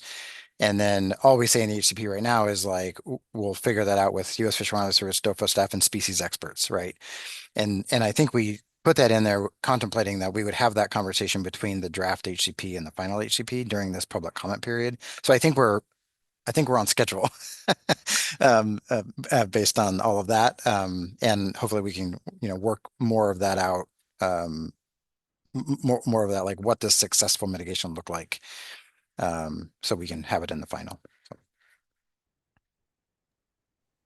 Yeah, Paul, perhaps this is a side conversation, so group, forgive me for saying this out loud, but the other thing that Paul, that having sat on this committee for, I don't know, 5 or 6 years now, that I've had enough cycles to be aware of, is that these folks who are putting this together are biologists, and they're very well intentioned and trying to figure all of this out. But at the end of the day, it's a business that's trying to make sure they can make money and be profitable, because they're a business. If you're not profitable as a business, you're going to go under. And so they're looking for very specific metrics that are measurable, and that both on our side, it behooves us to have numbers that we can actually quantify and be held accountable and count and all of that later. And it also is a protection for them that we're not being fuzzy about the metrics that we're asking for. So it's on both sides. If we can identify a number that's countable, then that protects them and it protects us, so that when they come in their annual reports and say, we've done this and this and this, and here's how many burrows were destroyed this year, and here's how the restoration efforts and how they're helping us to make up for that, that we're able to like do the math. So it's a different world. Yeah, thanks. This is the first time I'm exposed to this. Yeah, Michelle, we had this conversation before you arrived where I just asked for clarification whether this was our first B one. And because it is our first B HCP, that means like it's the first time we're exposed to the life history. It's the first time the experts in many cases are working with us and having to see what this HCP process looks like. So it's just going to take a little more time on like making sure everyone is working in the same frame, and we're charting new territory here. So thanks for all your work in the background, Tetra Tech and everybody else, on being so prepared so that we could actually ask questions and get answers today. Thank you.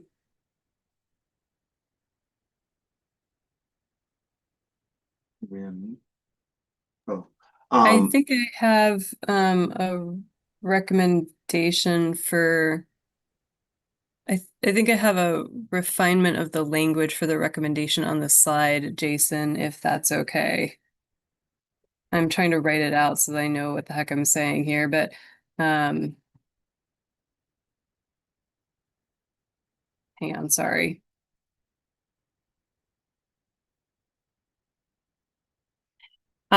So I guess either in addition to the second bullet there or in lieu of the second bullet there, and I'll defer to the committee on how they want to handle this. The way that I would say this is refine the mitigation approach and metrics of success based on recommendations from the DOFA entomology team that demonstrate a clear connection between the impact of the take and the mitigation offset. Ensure that the metrics are monitorable, which by that I mean are clear, specific, and that there is a means of determining whether or not those metrics are met or not. Sorry, that was a lot of text. I can read it again, Kinsley, or I can send it to you, whichever is your preference. You're on mute. Thank you. Sorry. If you wanted to send it, or I maybe do both, and then maybe I'll see how fast I can type. But if you don't mind repeating it. Okay. Refine the mitigation approach and metrics of success based on recommendations from the DOFA entomology team.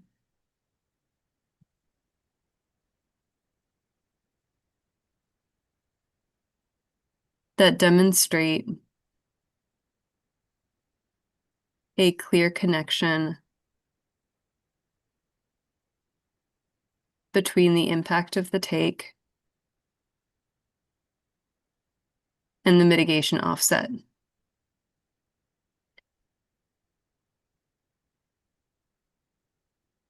Ensure the metrics are monitorable. And I think you could put in parentheses there, like specific, measurable. I'm not even sure necessarily what else I would want to put there. Committee, anything that comes to mind.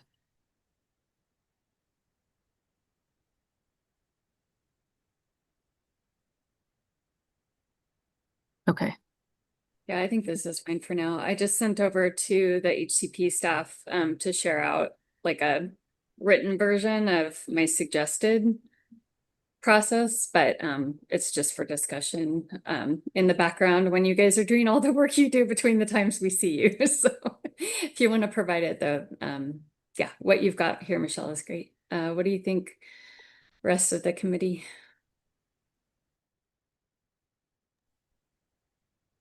I'm good with these and appreciate Michelle, you adding more specificity to that line. Yeah, I'm I'm happy with these. Okay, so it sounds like everyone's happy with these recommendations. So we'll go. We don't need to do the hand thing. Everybody just acknowledge. So if you guys want to raise your hands, go ahead and raise your hands. It's fine. We can move on. Thank you, Jason. Okay. So with that said, that was yellow face B. We're going to move on to. Can we thank the entomologist? Oh, yes. Thank you, entomologist team, HIC, Janice, Kaheawa, everyone. We really appreciate your help with this. Paul, UH, thank you so much, you guys. This is going to be a little bit of a challenging section to try to develop a mitigation strategy for this, but I think we can do it with the little bit of information that we have, and to continue moving forward with collecting more data is just gonna guide us in the right direction. So again, thank you so much, you guys, for being here today. We're gonna move on to other species. So Sorry. I think, oh, go ahead. Sorry. Before, I just want to ask a question about the HCP before the entomologists go away. And it's to do with the perhaps why Blackburn sphinx moth is not being included. And I just wanted to make sure I got that question in while the entomologists were here. And just to understand that in the HCP, I know we're going species by species, but in my notes, this was a question of why blackburn sphinx moth, because I imagine if there is a take of a blackburn sphinx moth that surfaces 5 years into the permit, they're going to have to come in for an amendment.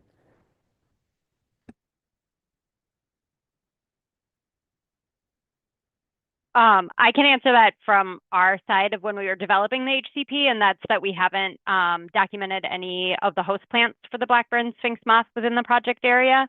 So we don't think that they're present. And then we've created protocols in our vegetation management plan that are an appendix to the HCP to monitor and remove any tree tobacco if it were to move in before it gets to I think it's 3 feet in height. And specifically to monitor anytime we have like ground disturbance, which my understanding is a time when that species might become present. Yeah, I've just seen tree tobacco density rapidly increase on Hawaii Island, and it's often after a fire. And so the likelihood and probability of that kind of potential, I think is pretty significant, but I guess we'll deal with the amendment if when we have to. I hope we don't have to, Lisa.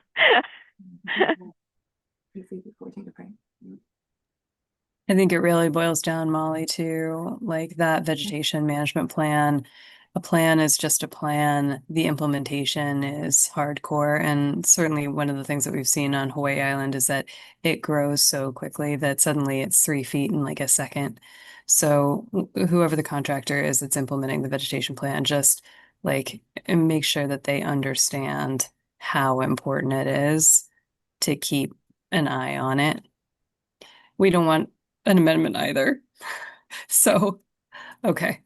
But it's a risk, and it's a risk that we're seeing right now on a couple other projects, not HCPs, luckily, but just be aware that it's a thing that people are wrestling with. Yeah, and I didn't mean to speak, if the entomologists have thoughts on that as well.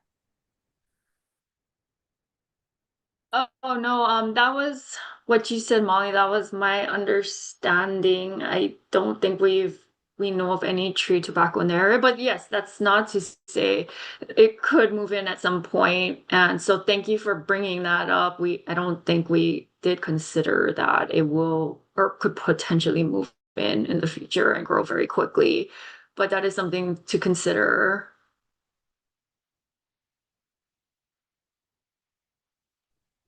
Yeah, I mean, all I could add is I think I don't remember seeing it when we've done all those surveys over the last 4 years. But Kaheawa spends a lot more time around there. Maybe you've seen it or not. No, I haven't seen it in that area. It may be a lot lower down in areas we're not spending time in.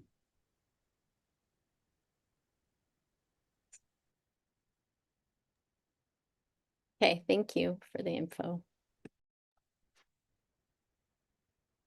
Since we spent a fair amount of time on this species, I'd like to just see if we have any public comments out there in Zoom land or in our email. So we're gonna go and just check that really quick right now. Does anyone on Zoom want to testify at this point? And we can open it up later in the meeting as well. Just wanted to. Okay. And then as for submitted written testimony, at this point, we only have one testimony. Harley Broyles, on behalf of Earth Justice, submitted testimony on this draft HCP, noting concerns about Peapea and turbine curtailment. That testimony was distributed to the ESRC members and has also been posted on the ESRC website. But just wanted to give you all that, to state that for the record. And other than that, there's no additional testimony at this time.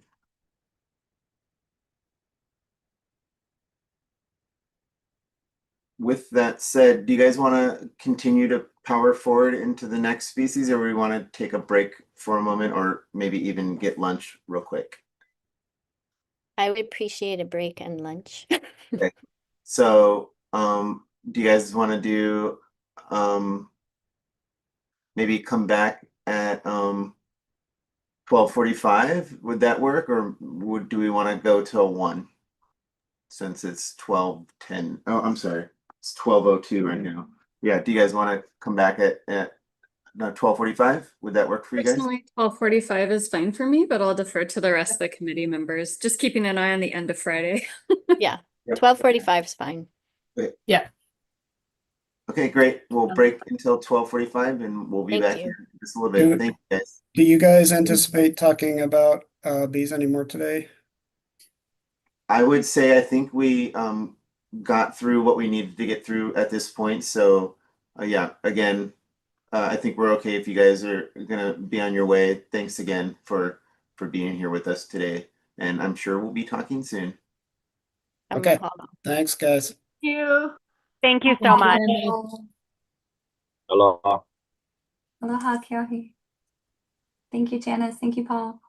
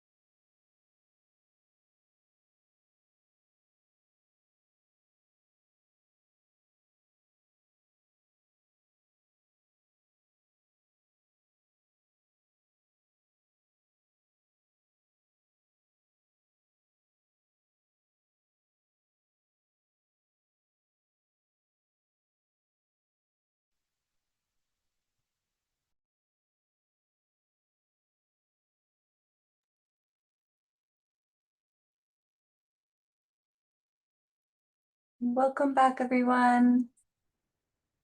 Looks like we're just waiting for Michelle.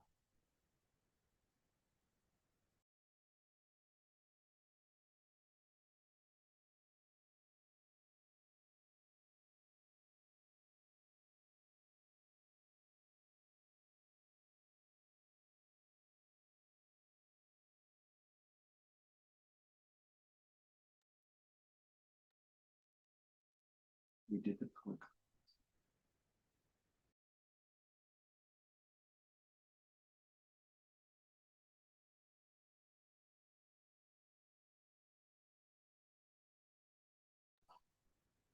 Aloha, guys, everyone. Thanks for coming back. I guess at this point we can move on to the next species, which what is it? I would say let's start with the Ope'epe'e and kind of go from there. So we'll do the bat, the nene, and the seabirds following that. So yeah, Molly, if you wanna, I can give you the mic and we can kind of move from here. I know Michelle's not in yet, but here she is. But we have quorum already, so we can go ahead and move forward with so we can get through everything within the time that we have today. So aloha, Molly, go for it. Do you want me to pull up the slides that I had for each species If you could, that would be great. to kind of guide the discussion? Just one sec here.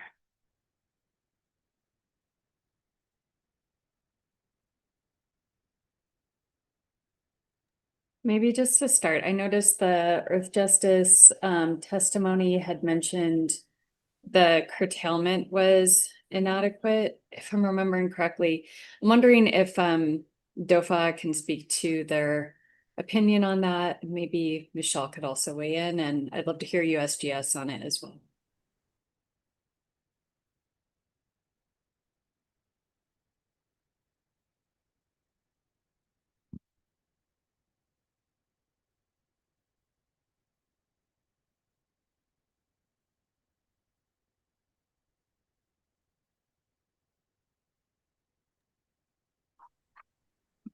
Can we hear from the Fish and Wildlife Service first? And then we can follow up.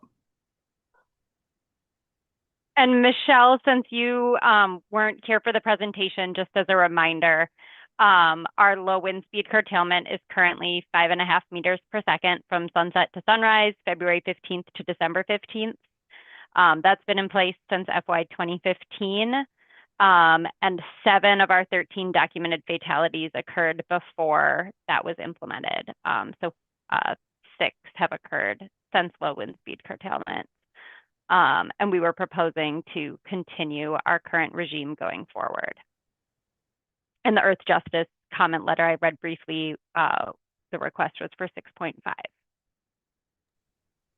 Thanks for that reminder, Molly. I'm checking behind the scenes with our Fish and Wildlife Service Wind HCP team and just making sure that I'm not saying anything that they haven't already been talking about. I mean, obviously low wind speed curtailment regimes is an important minimization measure, but it is not a perfect solution, and it needs to be part of a bigger package of minimization and mitigation to try and do things. If I recall correctly, our general recommendation is 6.5, but even at 6.5, it doesn't preclude the likelihood of take, right? It just limits it, and there's seasonality to it and presence of bats issues with it. So forgive me, give me just a second. I just want to make sure that I want to see what the team has been recommending before I say anything specifically about this project.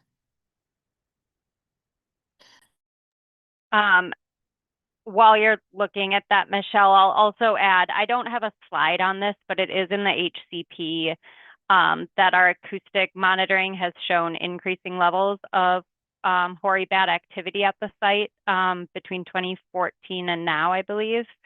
And don't quote me on this. I think the last hoary bat fatality at the site was maybe in 2019, but that might have been at KWP 2. I know it's been a while. Okay, sounds good. Karen, I know that low wind speed curtailment was an area of research study for USGS. Is there anything that you would want to add in here about the work that your team has done? I think I mean I would want to pull in Marcos probably for that discussion specifically. I mean, I think to the point of the Earth Justice letter, right, is that the wind speed curtailment at this site is at a lower speed than at the other sites on Maui, and it's I guess, yeah, I'd be curious why why the a different standard is being used for this facility on Maui than others.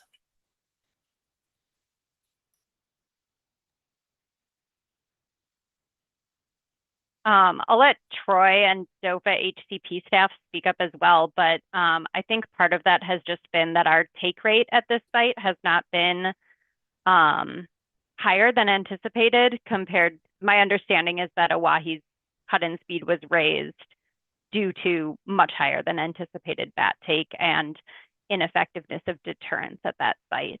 And we have not had those same issues at this site. And you're not there's no other mitigation or like minimization at the site, right? There's no deterrence either at KWP. No, So the only minimization action is the wind speed curtailment. Correct. Yeah. Deterrents are included as a potential adaptive management response if bat take increased at any point in time. But we were not proposing adding them at this time, given the low rate.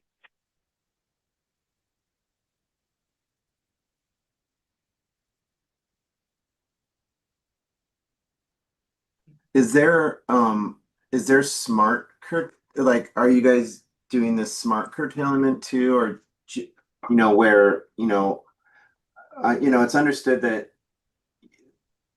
this is based on a lot of bats not being taken at the project site, but compared to some of the other wind farms on the island and them using smart curtailment, so when bats are present, they're the curtailments, the wind, the turbines, being reduced, the wind speeds being reduced and all that stuff. And so I was just wondering, why are we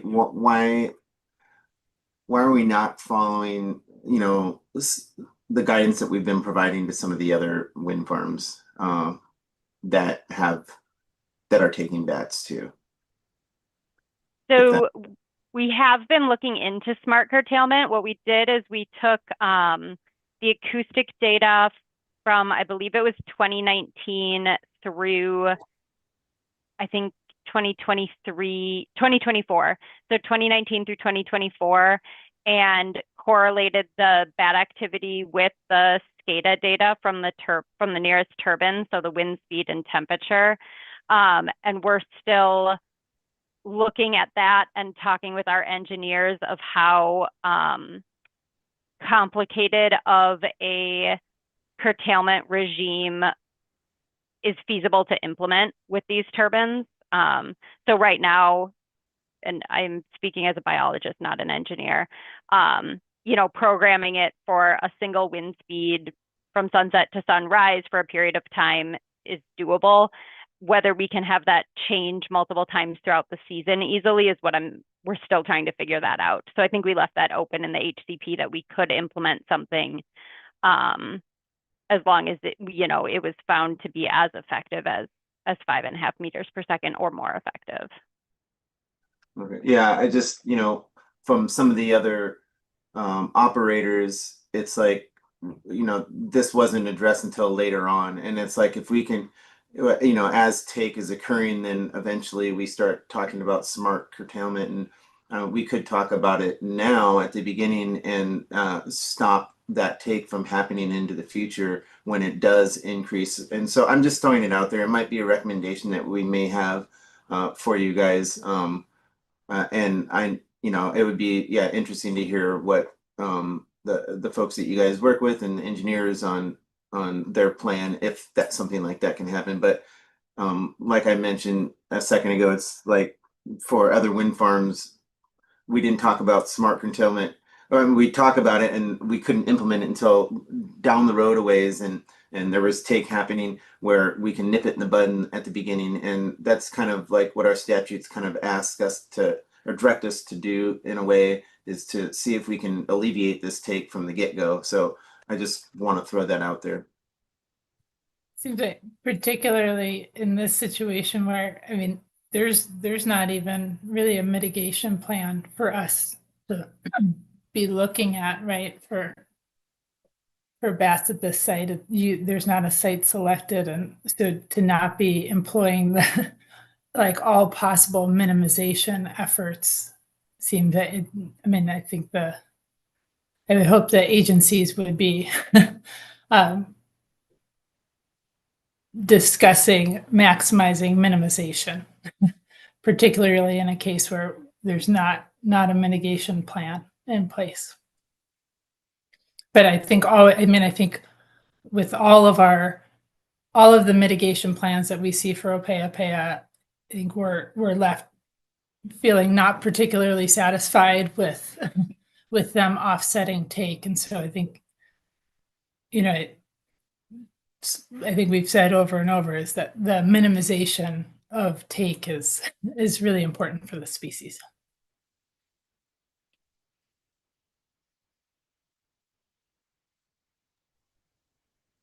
I think that's the recommendation, Karen, and DOFA team, you might want to, I don't know if we're capturing things, but I would just ask for the project to go back and look and see whether or not there's anything further that can be done on minimization, recognizing that I know that has implications and cost structures associated with it, but is there anything further that can be done on the minimization front rather than mitigating on the back end?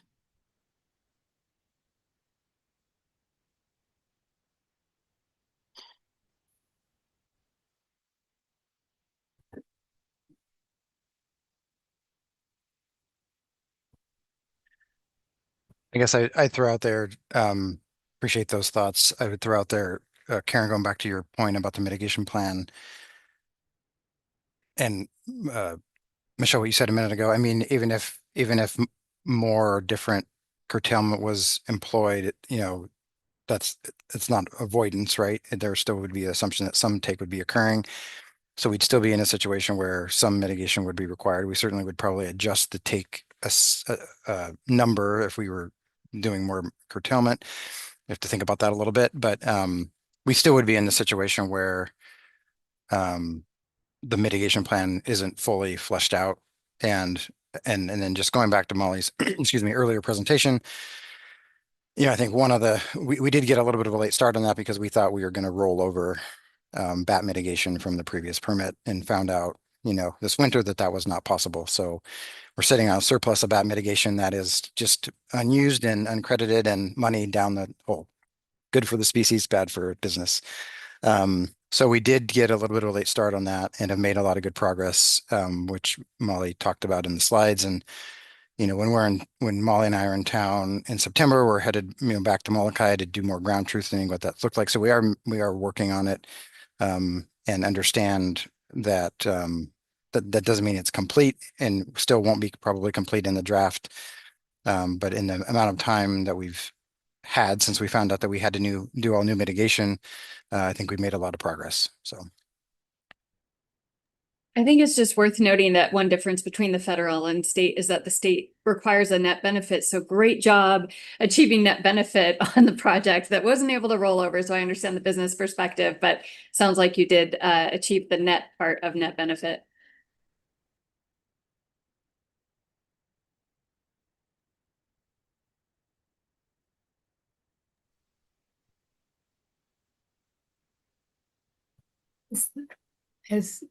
Are there other comments on the curtailment, or is now a good time to ask some other questions? I guess it just sounds like, yeah, I had instigated that question, and I guess it sounds like there are discussions in progress. And from everyone's discussion, Michelle, am I understanding that? What's the take home message on this?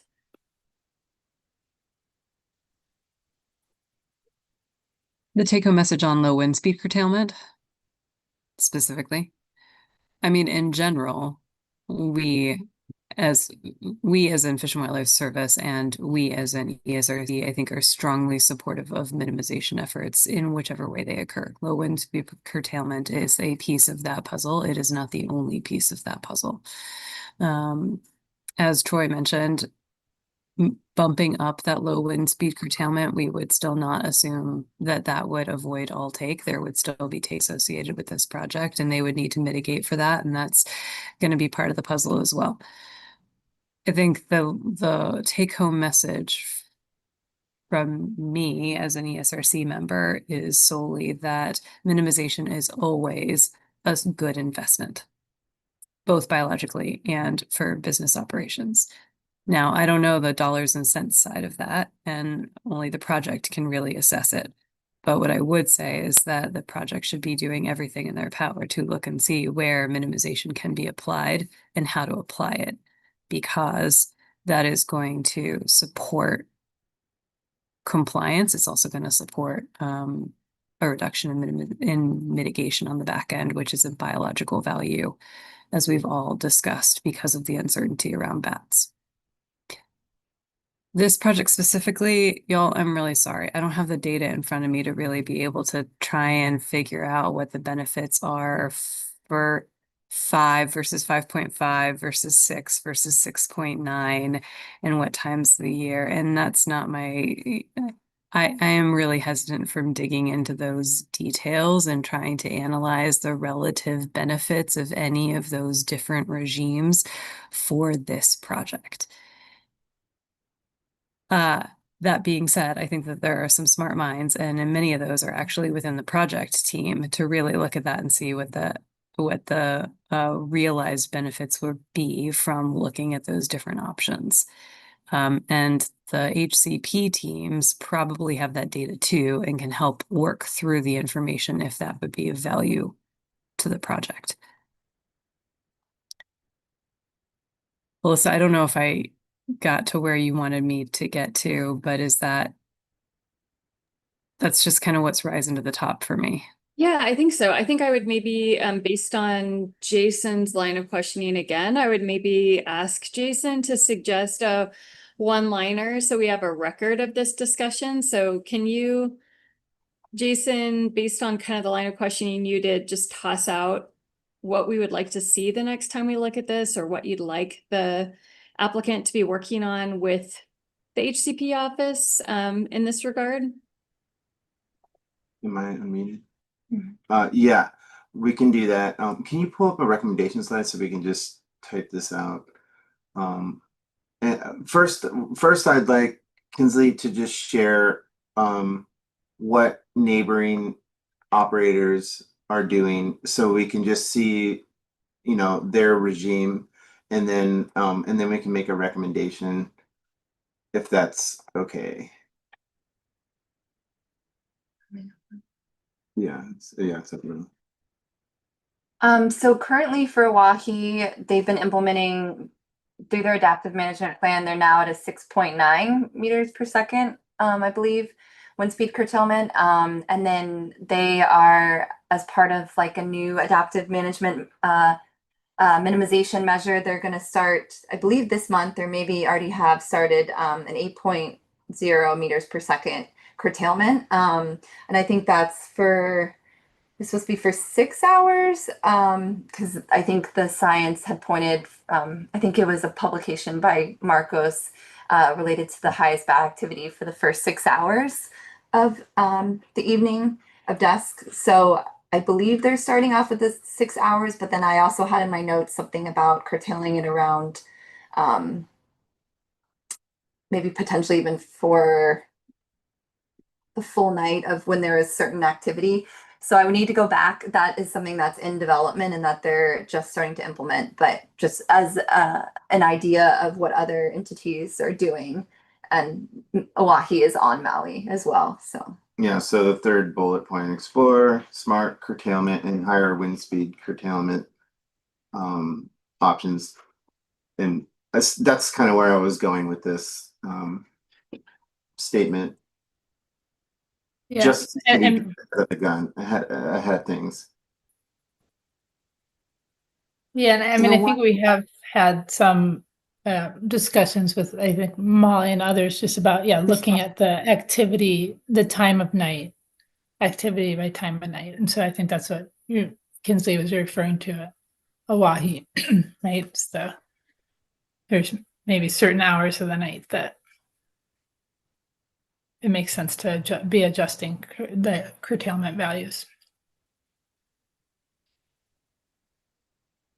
So everyone, while I agree with everything that's just been said, I have some hesitancy around comparing KWP1, KWP2 with the Oahe site. And I say that only because Oahe is an anomaly. And it has a very different and very complex thing going on with it that I'm not even sure if we have our heads wrapped around yet on. So I'm just know that I'm approaching this conversation as like minimization is always good. We should be exploring all of these things, but there is a legitimate difference between the KWP site and what we're seeing in terms of take and the dynamics in that system versus what we see at Oahe. And just because they're both on Maui doesn't like, I think I have a tendency to like lump projects on the same island together across the board. But in this case, like I see a very meaningful difference between what's happening at one site versus what's happening at another. And I can't tell you why those differences are the way they are. I'm not sure. Like we haven't been able to figure that out yet. But it's pretty clear that it's there. Are there deterrents on KWP? Are there do they have bat deterrent tools? We do not have any bat deterrence at KWP. So yeah, I mean, well said, Michelle. Yeah, there's a lot of different things happening in both sites, and maybe it's not great to lump them together, but I think we should still have the conversation, to a certain extent as far as smart curtailment. But yeah, I mean, Hawaii is an anomaly, and they have a higher number of take, and so something to keep in your mind, I guess. And I just wanted to just note for the larger group, thinking back to those slides that Molly had at the beginning of her presentation. I mean, there's a lot's been happening behind the scenes, but we, aside from the smart curtailment discussions, which Karen alluded to, which are ongoing, I guess it's sort of apologies that Molly and I don't have a lot to say about this today because we've been carrying this idea of business as usual 5.5 since early last year and haven't heard anything from either agency about this until today. So happy to look into it and have these discussions again now between draft and final.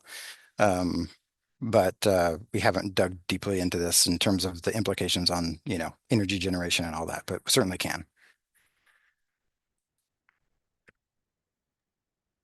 Understood, and thanks, Troy. And for the record, our team just confirmed that that is the case. So, I apologize, y'all, that you're hearing this kind of the first time today. I think the recommendation still stands of minimization is always of value, but yeah, I don't love it when things come up in ESRC that haven't been fully discussed already.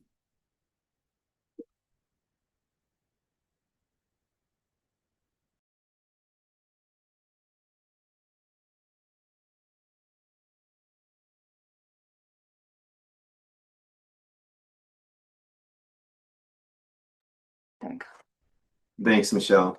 To me, yeah, I'm not in all the conversations for the project, but you would just think that this would be something that you kind of explore a little bit. But yeah, we don't want to bring things to the table that haven't been discussed. And but I do think we should still just do a little exploration here, and feel good about the way the avoidance and minimization is working currently. So yeah, my 2 cents on that. So yeah, thank you, Jason, and everybody. So I had raised this just because it had been brought up in comments. But were there any other things, Michelle, Lisa, Karen, that you wanted to talk about on bats? Yeah. I wanted to ask about, I mean, the selection of Lanai and Molokai for where mitigation sites are being considered. I didn't see anything in the document, and may I miss it that you're considering sites on Maui for mitigation. And I guess if you aren't, why? Yeah, that's a great question, Karen. I think it mostly had to do with where we had contacts with available land that had an interest in doing that mitigation on their property. So we're working with the Pu'uohoku Ranch on Nene mitigation, obviously, and they expressed interest in bat mitigation. And then we're working with Pulama Lanai on the Hawaiian petrel mitigation, and they were also interested in bat mitigation. And we did talk to landowners that we're working with on Maui, but none of them, they either were uninterested or we didn't think that what they did want to maybe do with their property would pass muster for bat mitigation. It was more like silviculture type things where they would eventually be harvesting the trees. And then I think also just kind of going back to the timeline of having to sort of pivot and start collecting data for bat mitigation. Lanai and Molokai were 2 locations where we were able to deploy bat detectors really quickly back in April. And they're the low elevation, and that is easier to find on those 2 islands than Maui. Yeah. I mean, for other bat mitigation projects, I, as far as I know, we haven't considered mitigation for bats on islands where the take is not occurring. And so I feel like this is a pretty significant precedent, especially there's other wind facilities on Maui that are also taking bats. And I think, because you mentioned, right, it is probably easier to find sites on other islands, but I mean, are we accepting that we don't need to have a viable population on Maui if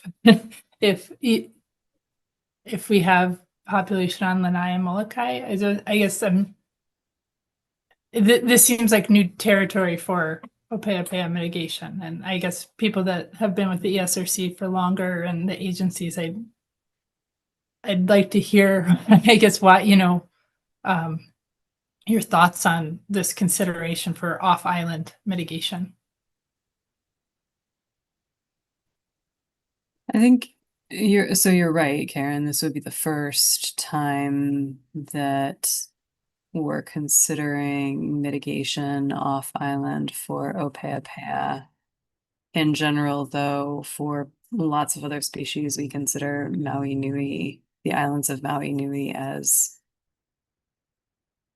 a shared unit. And so we often have done mitigation amongst the islands of Maui Nui on other islands within Maui Nui.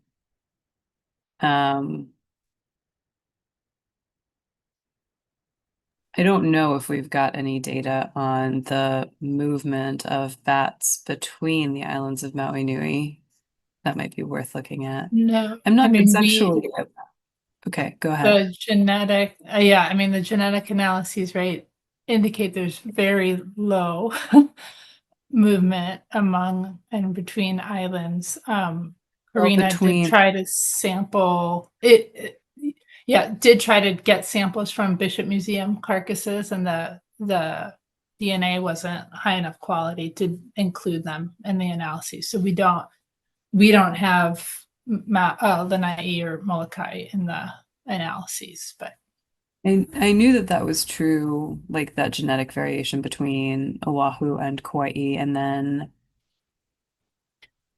Maui and Hawaii Island, like the main Hawaiian islands. But I don't know if I've so they didn't include Molokai or Lanai in the genetic analysis. And that would be interesting to No. see, but recognizing that we probably don't have it.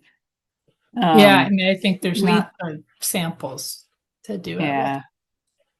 We do know anecdotally, but I would actually want to see some of this that like bats fly over to Kaho'olawe and are seen going back and around, but I don't know where those are, if they're all coming from Maui or if they're coming from multiple different locations. Sorry, that was a long way of saying I'm not conceptually opposed to the idea of mitigating off island. I think it's probably fine for on the Fish and Wildlife Service side, but the ESRC should consider that and just see what you think. And how it I all don't- plays out. I mean, I don't think that we have, right, like data that supports that the populations are connected. I mean, I think we don't have the data to determine whether they are or aren't connected. Okay.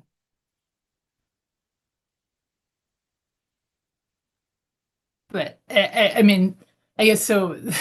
I mean, when we think about the pretty high levels of hake across Maui, and I think this has come up. I know Melissa's brought it up at many meetings when we talk about Oahu and we're looking at cumulative take across the island. And I mean, if we are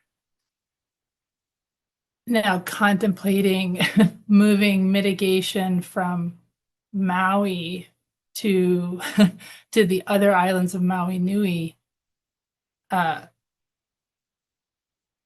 mean, that's are we not concerned about having a viable population on Maui for the species?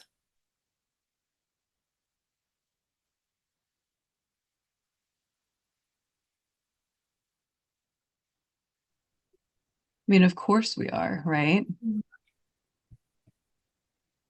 I think the question is, I don't know, there's lots of questions. Yeah.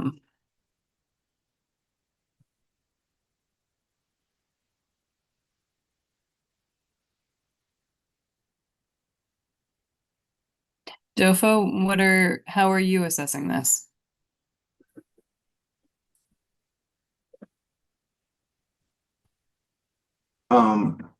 I think we see the conversations happening with trying to find like low elevation sites or a site on Maui. There's already many projects happening on the island, and so there's nothing saying I know decisions in the past were kind of like keep your mitigation on the island where the take is occurring, but I would suspect if we looked into this a little bit, bats are probably flying between the Molokai, Maui, and Lanai, and I mean I would side on the fact that them doing mitigation projects on a neighboring island in Maui Nui would be sufficient, just because looking at all the other projects that are going on and how hard it was for them to even secure these locations. And so I don't know. I mean, I don't know the conversations that were had with Ulapalakua or Haleakala, and whether they'll allow multiple contractors to work on their site at the same time. And and how we would deal with that kind of stuff. But I think, yeah, I feel that it would be sufficient to be able to do mitigation on another island, in the Maui Nui, in the Maui County district, but and also through their Anabat detection and work, it might show that there's a really great place to do it, off not on the island of Maui. And so I don't know, from DOFOP perspective, I think that if they can find a good location to do this in Maui Nui, that I would be on board with that. But Can we perhaps clearly document, based on what you said, Jason, that that the other islands are being considered for two reasons. One, because of the abundance of projects on the island of Maui, it's difficult to find an equivalent benefit at a site on Maui, and combined with the fact that we have accepted projects within the county of Maui before, given the potential connectivity of the islands, and essentially not set it up as a precedent for doing this on other islands as a general practice, unless those kinds of situations are met where there's an abundance of projects and you're essentially looking for a way to make up those numbers that you can prove it was due to the actions of this particular mitigation project. Yeah, that would be my suggestion based on what's been said so far. Yeah, and I'll just add, thanks, Michelle and Jason, for weighing in there. Like the locations chosen on Molokai and Lanai were not chosen without discussions with DOFA and Fish and Wildlife Service HCP staff, obviously, and it was specifically still limited to Maui Nui, and not other islands.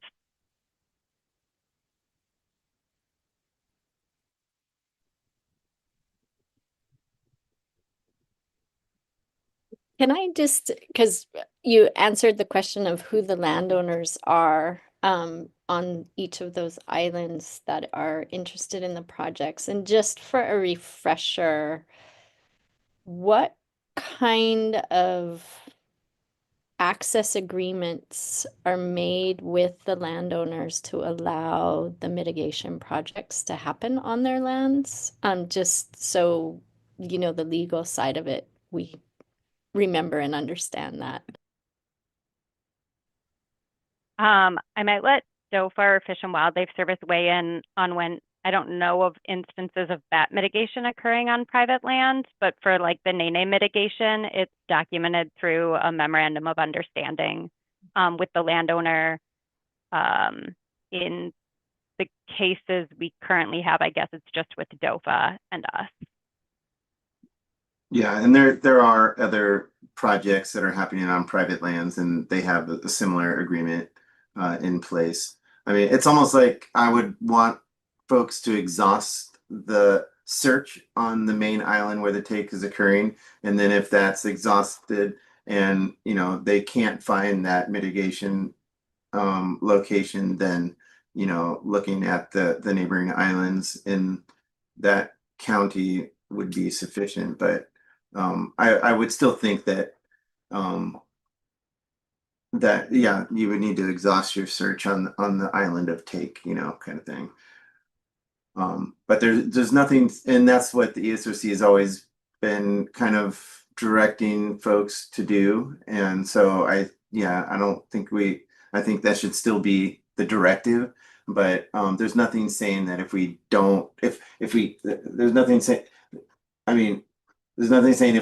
can't find anything on Maui, that we can't go to one of the neighboring islands there, Molokai or Lanai. So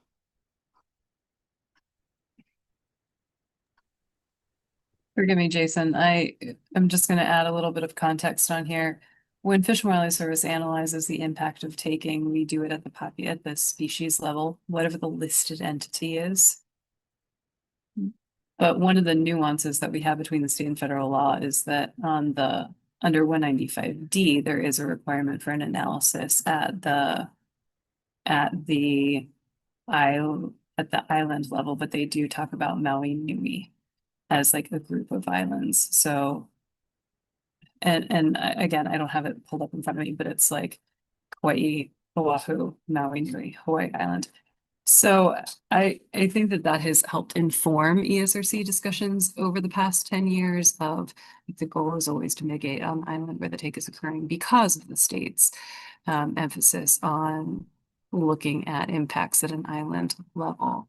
But that generally speaking, Maui Nui it has generally been accepted in the past that mitigation can move amongst the islands of Maui Nui. Again, at the Fish and Wildlife Service analysis, we're looking at the species or the listed entity level. Although certainly, Karen, if you were going to have impacts to a major population, that would affect the species at a species level, right? So it still plays in for Opeapea because of that genetic variation and differentiation between the islands that we know of already.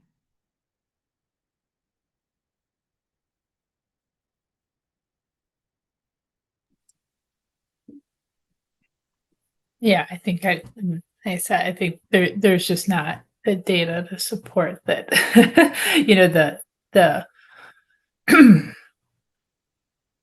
that bats in the Maui Nui group are, you know, that that there's connectivity in those populations right now. So I still I'm concerned about, yeah, bat Opeapea take on Maui being mitigated elsewhere. I just don't think there's the you know, the genetic losses and the population losses on Maui are not, I think, necessarily going to be mitigated by population benefits on the other islands. So.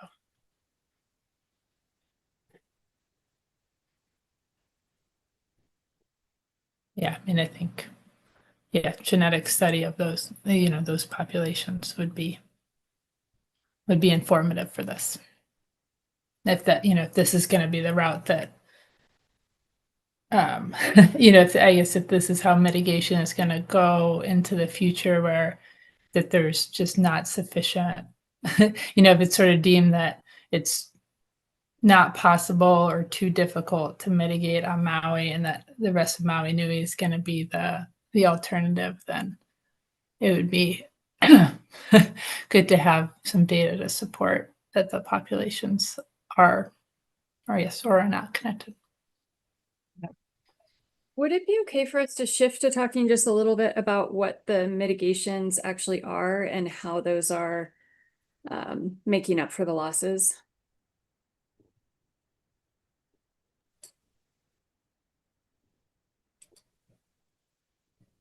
I didn't see anything in the document, right? Has there been discussion about what the mitigation would be? We've talked about general ideas of, you know, outplantings, invasive species control, but because we haven't picked a location, it's, you know, we haven't been able to kind of get down on that. And that's where Troy was mentioning, like, he and I are headed over there to Molokai in September, because now we do have verification that the bats are there, whereas previously it was sort of anecdotally the ranch said they've seen them flying around lights. And the only published data on either Molokai or Lanai related to bats that we were able to find was a single USGS survey, I think, that was like a couple nights of mobile surveys with a car in like the early 2000s, maybe. And so, yeah, we kind of had to first verify that there were bats before we can kind of start picking out locations, and the location will really indicate whether what type of actions might occur.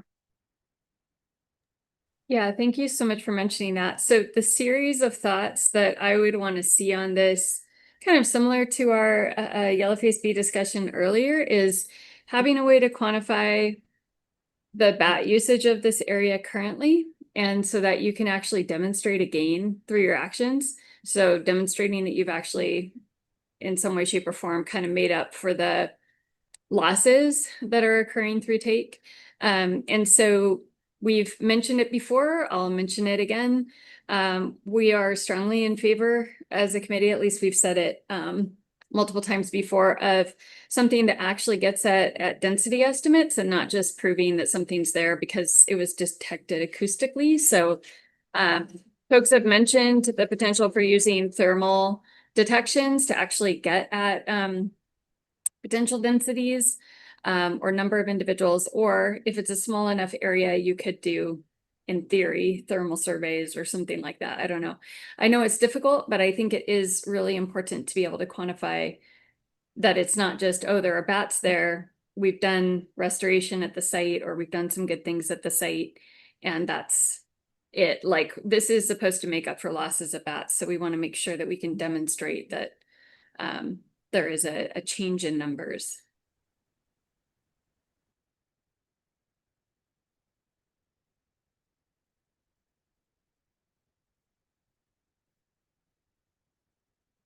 Yeah, and Troy can maybe add more to this, but there is a fairly robust section in the draft HCP of the type of monitoring that we could potentially do to get at that. I think we mentioned thermal monitoring as an option, but we didn't. If you have any information of how folks are suggesting to use thermal to get at density, I would love to see that. I believe we've had some extensive discussions on that before, but I don't think we have the folks in the room who can speak to that. I don't know, Karen, if you have that handy or if you can chat with the team about pulling that in. Yeah, I mean, I think it hasn't been validated, right? I know Marcos has put in some proposals, or at least put together some proposals for trying to validate some of the occupancy with thermals. But as far as I know, it's not currently validated. And so I think that would take doing studies at a place where there's higher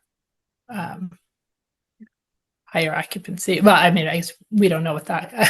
I have don't know what it looks like on Molokai, but yeah, I think Marcos would be a good person to connect with on potential methodology for that.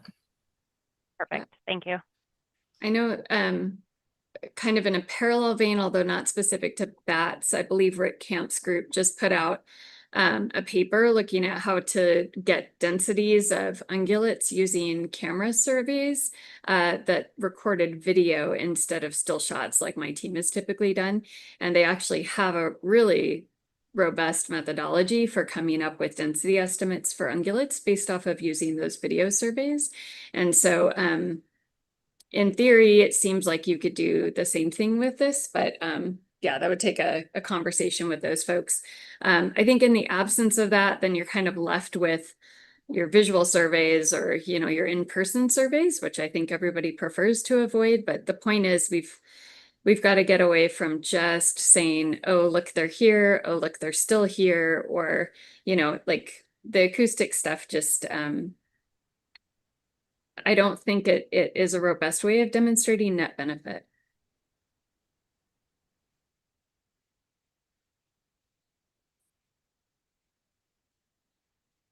So maybe I'll just say, we look forward to seeing what your plan is on this once you have one. Is that the way to leave that there? We are excited to share it with you once we have it as well, Melissa. Sorry, Danica.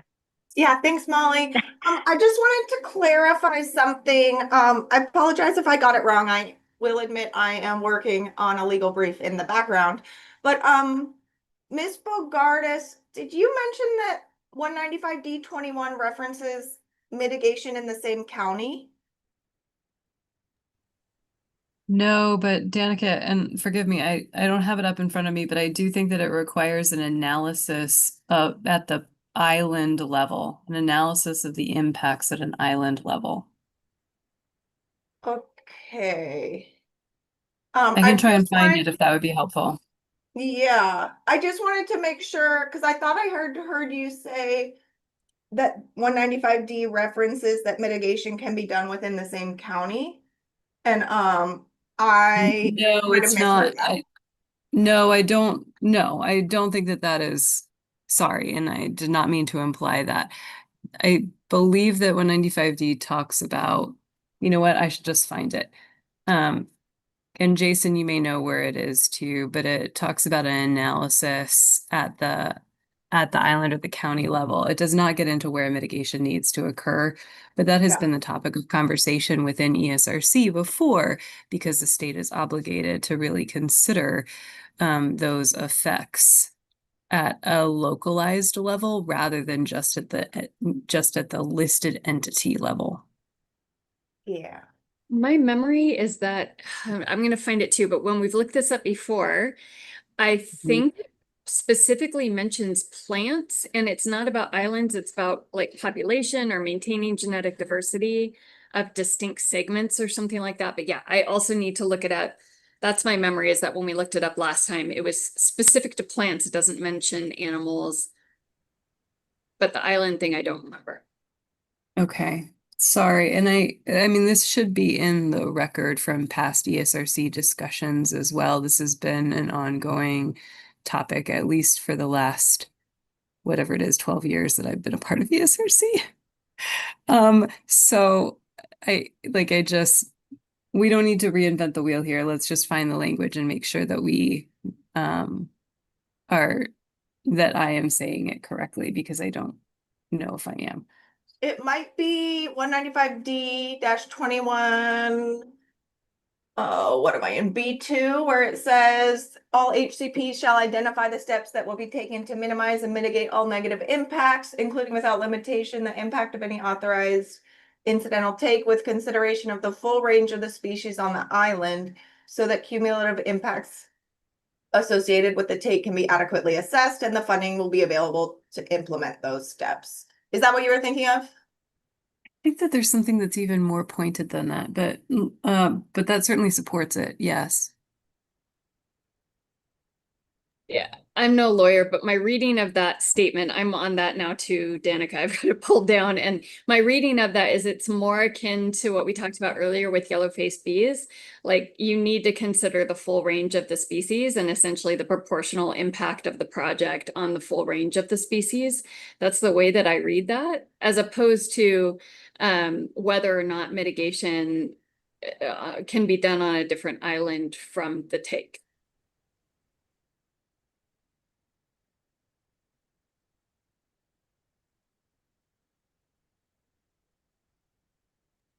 And I don't know that this needs to hold up the conversation for the moment. We can probably keep working on this in the background and carry on with the conversation and then come back to it once we've got some more. Yeah, no, I'm sorry. Sorry for derailing things a little bit. I just wanted to, I don't know, make sure there wasn't a disconnect, and I would just encourage the applicants to, follow the text of 195D-21.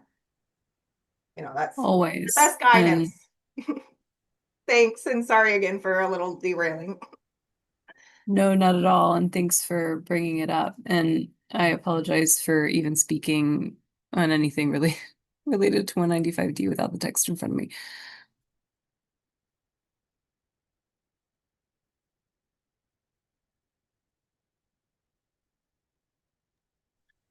Just real quick, Melissa, going back to what you were saying about, looking forward to having a more fully developed approach. I think it was, always our intention, similar to the LFSB, that we publish the draft. We're going to continue to work on it, put more structure framework details around it. But based on the timeline, we don't anticipate having a fully developed mitigation plan in the draft. And I know that that's not ideal. And so we do have language in the HCP about what the follow-on looks like, including very specific timing requirements to get the done and get the mitigation started. And so I would just encourage the group to look at that as well, to make sure that everybody's comfortable with that. And because I think this is the one thing I'll just say, before the LFASB issue was raised in April, this is the one thing that we knew was going to be a challenge to get this mitigation project fully formed in time. And we've made good progress. We're making more progress, but we will be asking for your recommendation, in spite of the fact that it's not fully formed yet. And so just wanted to kind of manage expectations around that. So. Thank you. I think based on past experience, my request would be, and when it comes time to vote on this, I think I'm just flagging this now. There's some standard things that we've kind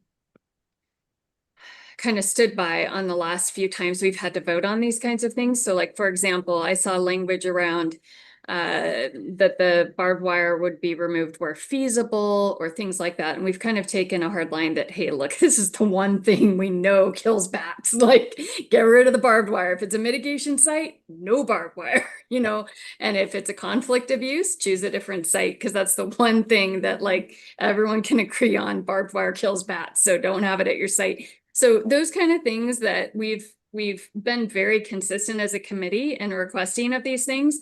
I don't want to go in circles after this thing is approved, trying to get those things to happen and stretching out over meeting after meeting. I'm not saying this is you guys, I'm saying just generally speaking, it gets repetitive. And so if there's things like that that you know we've required in the past of permittees and applicants, my request would be that you write those things in from the outset so that we can approve it, that essentially whatever sites you guys settle on, barbed wire will be removed. You know, kind of have the list of things that you will do at those sites so that we can, in good faith, approve that. And then there's things that are going to vary by site that we understand you've got to figure those kind of things out. But yeah, I would just ask to make it easy on us in the next meeting that those kind of things are very consistent with what we've voted to approve in the past Great. couple of years. Perfect. Thank you.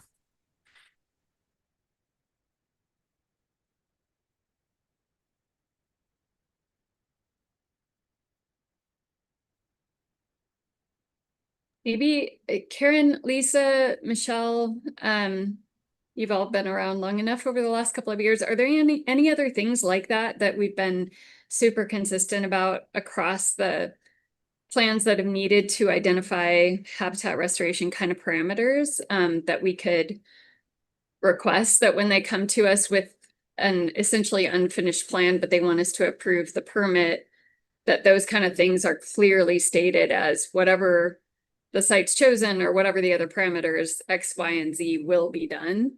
Can you think of any other things other than barbed wire removal?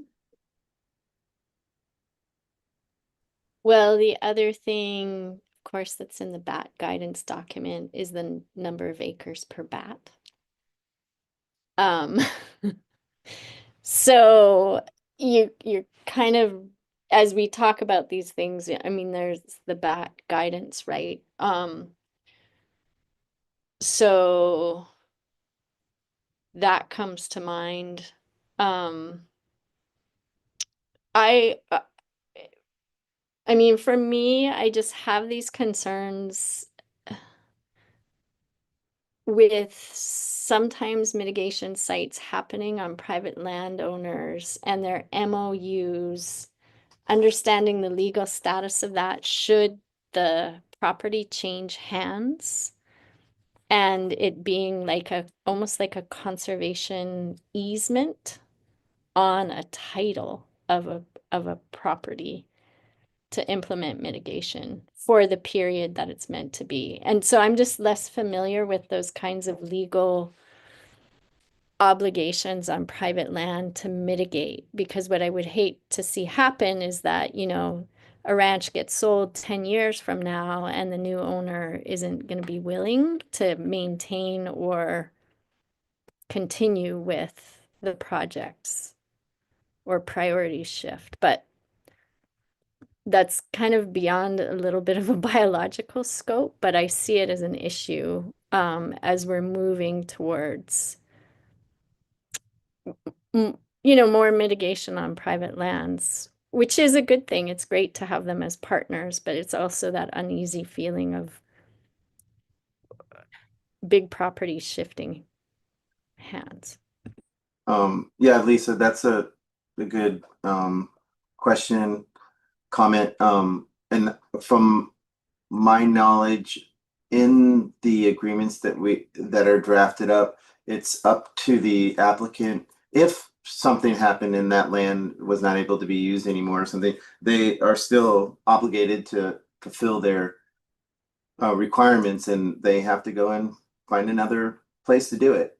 And yeah, it's clearly stated in the agreements that we work on with them.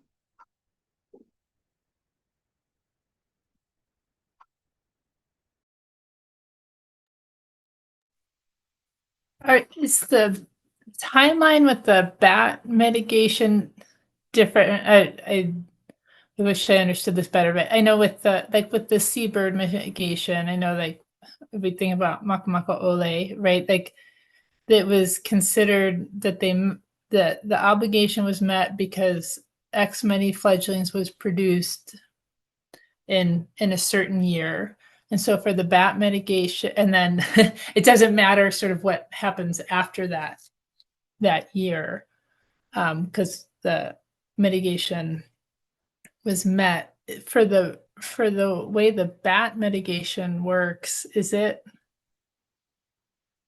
the same? I mean, is it like, so if 50 acres of land is restored, or then once that's done, there's no obligation to maintain it after like the year that it's done.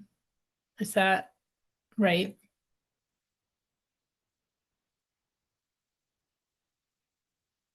Troy, can you speak to how that's worked on other bat mitigation plans? Yeah, so I think what you're getting at there really is what are the success criteria, and when they're achieved, what happens after that, right? Yeah.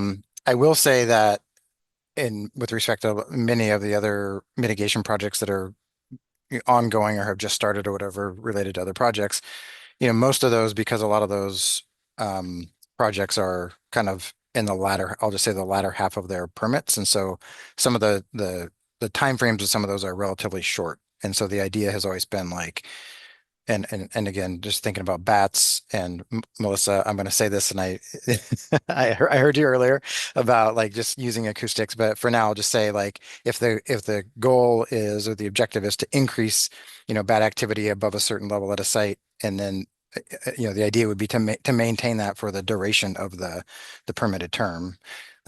So you would continue your management, and your management might change over time, right? Like if you're initially doing some invasive species management and some outplanting, you would continue monitoring, and then you might only have to do additional management actions if it was in response to changes in activity or something like that. But you would continue the monitoring and be required to kind of keep up the level of activity at the mitigation project for the duration of the permit in that case. For the duration. Yeah. So it is a little different until we make the scientific leap and figure out a way to count bats like we do seabirds. It is a little different because we are, even if we can think about like how to come up with like changes, an increase in density or something like that, using imagery or imaging.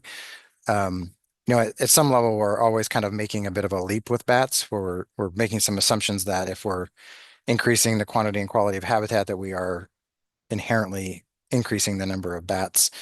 And so it's kind of I kind of think of it as never ending, similar, it's different than seabirds, where we count the number of birds that are fledged, and then you meet the obligation and you're kind of done at that point. Thank you.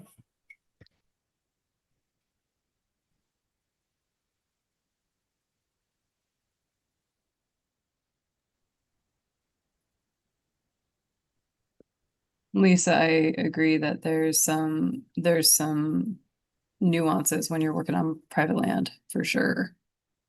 My expectation is that that's all getting discussed with the private landowner ahead of time, so that not just the permittee or the applicant, but also the landowner has a clear understanding of what their assurances are and what they can expect over the life of the permit, because there have absolutely been situations, not so much in the RHCPs, but certainly in our safe harbor agreements, where land has had to be sold, or especially when there's mitigation overlapping with other conservation easements or other actions. Like, it matters to have all that worked out on the front end. And that looks a little different for every single project that we have on private land, but my ask to the team is always like, has this been discussed? Is it laid out in writing? Is there a common shared understanding of how this plays out? And is it informing our analysis? Because if we don't have that, then we're not ready. Yeah, and what Molly was alluding to earlier, I think the discussions we had with landowners on Maui, it really was all about that, Michelle. It was kind of like what are the long-term goals of the property and the owner? And how does that align with what we're, how we need things to go and how we need things to be managed over the permit? And, it's fine if it doesn't work on every, not every landowner can accommodate that kind of a commitment. And so that's why we looked further afield. Yeah. I just wanted to jump in. This is Deputy AG Danica Swenson again. This isn't about private land. Sorry again, I'm derailing things. Karen, to go back to your question about the 1-for-1, like with seabird fledglings versus bats. For the record, I want to put on it that Melissa put the definition from 195D-2 of jeopardize the continued existence of. So yeah, you guys, typically HCPs have found that a 1-for-1 offset or a +1 offset of like the fledglings demonstrates a net benefit to the species. So I don't think you guys are quite there yet with bats. That's just my understanding of bat mitigation. So unfortunately, it will kind of be up to the ESRC to figure out if they think that the success criteria identified in the HCP is sufficient to demonstrate that net benefit. And so, yeah, unfortunately, it's not as clear cut as like a +1. But you guys are scientists. Yeah, also, Danica, Yeah. actually, to simplify it a little bit more, sorry, I did put that in the chat to make sure it didn't get lost whenever we came back to this, but I know I'm supposed to read it out. So 195D-2 specifically refers to jeopardize the continued existence of an endangered or threatened proposed or candidate species, meaning any action that would be expected directly or indirectly to reduce the likelihood of the survival or recovery of the species in the wild, including the loss of genetic diversity of its populations. But here's the kicker, where the species is a plant species. So it's at the very end of it, and it means that it does not apply because we're talking about bats. So we've run into this before where 195D has written, while it does ask us to consider the full range of the species, it only mentions genetic diversity in regards to plants. I don't know why they did that, but they did that. So when they wrote it. Correct. I have my theories on why they did that. I've worked on an HCP where it was like the only plant of that type of plant in like, I don't know, half an island. So in those situations, I think it's a little different, but I don't know why they did that. But anyways, I hope that helped clarify for you, Karen, the offset. And now I'll be quiet. Thanks.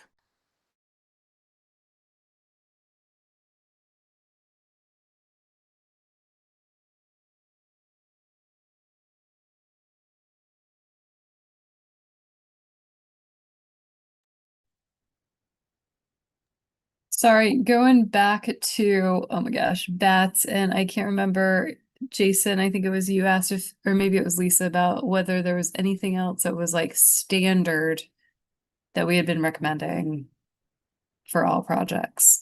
And this is probably an obvious one, but I'm going to throw it out there anyway. But for projects that have vegetation components, we kind of universally recommend that they incorporate that avoidance and minimization measure of no cutting of trees greater than 15 feet during the bat pupping season for obvious reasons. So again, my assumption is that is just sort of a common standard that everyone is already using, but just for the record, that is a standard that we recommend for any project. if we do not already have that in our bat mitigation section, it was only an oversight because that is a BMP that we already implement. So I'll make sure it's in that for the final if it is not already. Thanks, Molly. Absolutely. And Melissa, you've brought up predator control as well, as a potential thing to be considered for bat mitigation projects. You know, especially in situations where private landowners may have, you know, cat colonies being on their properties or things like that to consider. And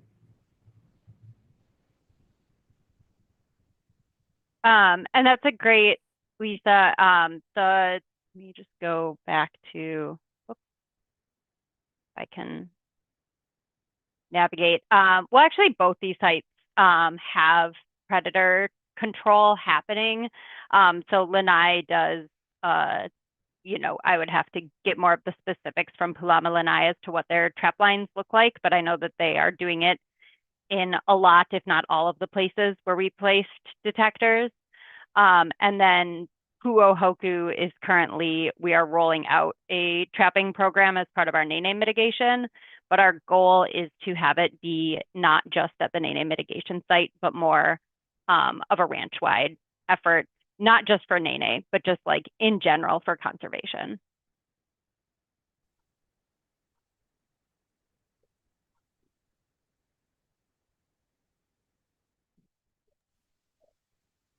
I just wanted to roll back a little bit.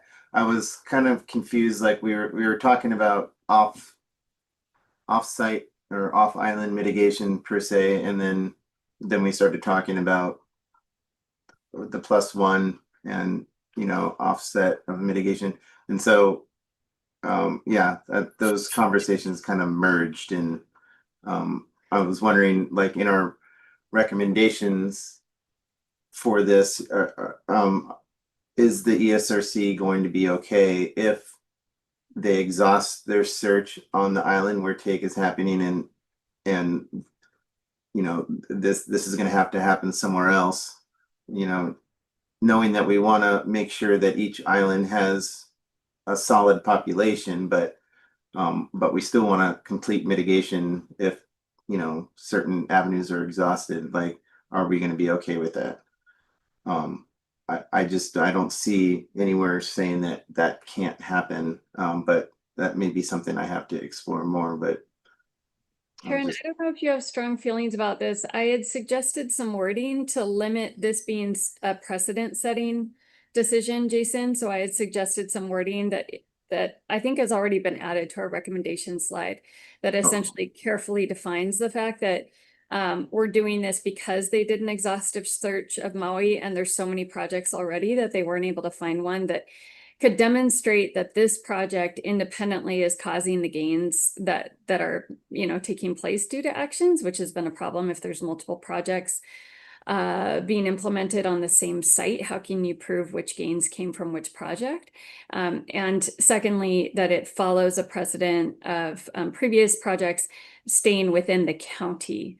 So we're really carefully defining it so that this doesn't become the first stop of, oh, just go to a different island. But it's like, this is a special case. If you fall under these parameters, then this is a pathway forward. But Karen, you had, I think, expressed the strongest feelings. You want to weigh in on Jason's question?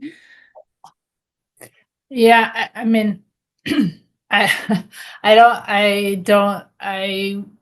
think I want to go back to the USGS group and discuss it a bit more. I feel like I'm non-committal at this point. I mean, I think generally the science we don't have evidence of the connectivity of these islands, and that makes me really uncomfortable having the mitigation happen off island. And I understand that there's logistical things. I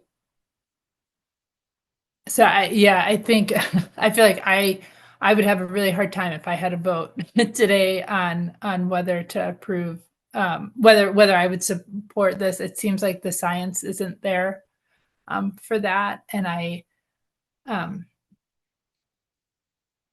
I don't know. It feels like it's like if KWP1 can't find a site or anything to do, does that mean like we're we're done looking at mitigation sites on is that like, so then if they've exhausted all possible options and like there's nothing else to look at, then are all the projects now just going to move off island for mitigation? And I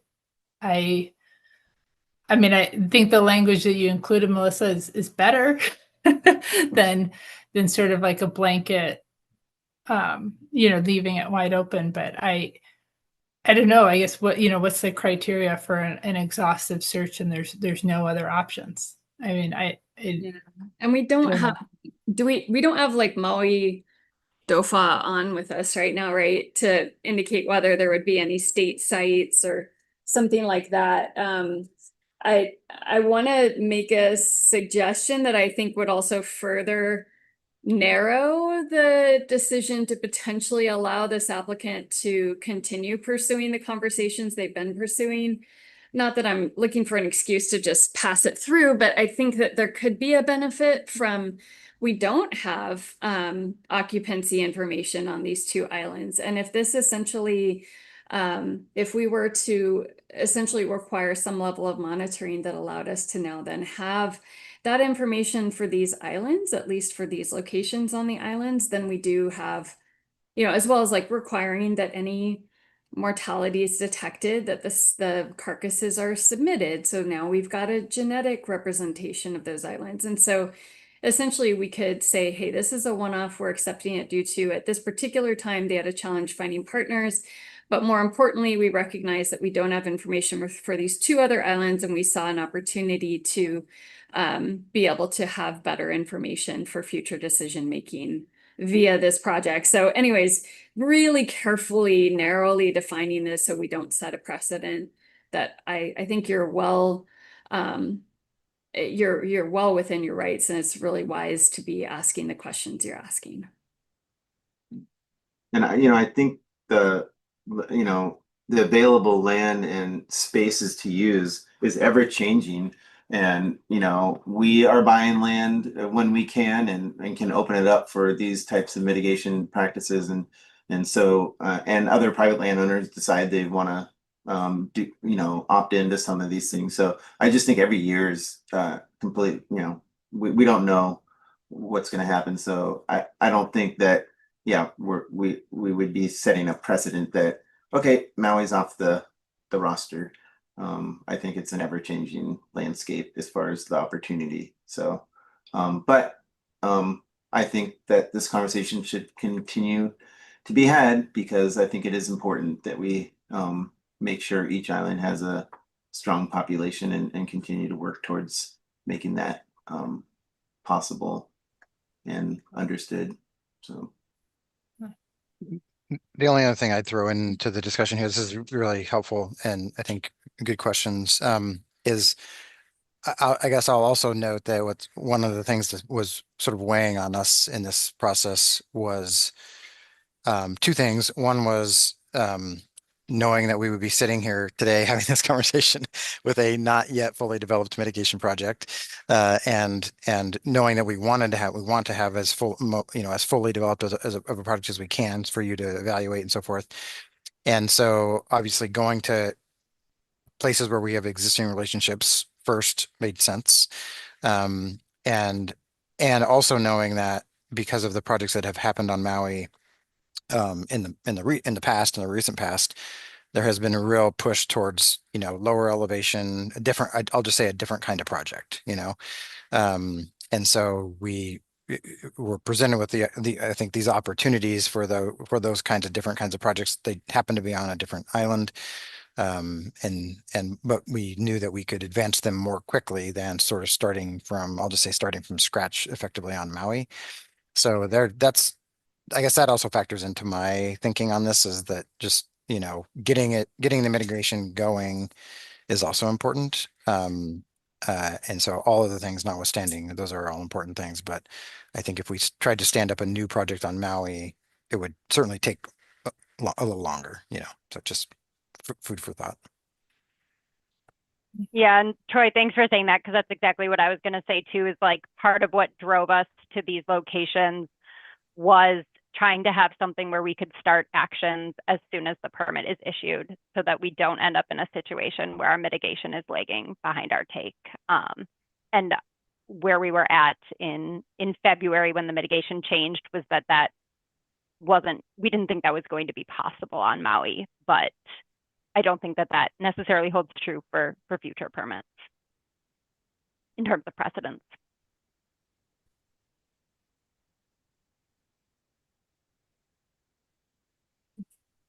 Yeah, well, thank you for those explanations. And yeah, I think I need to get together with the USGS group and then also, just contemplate this a bit more myself. So, yeah.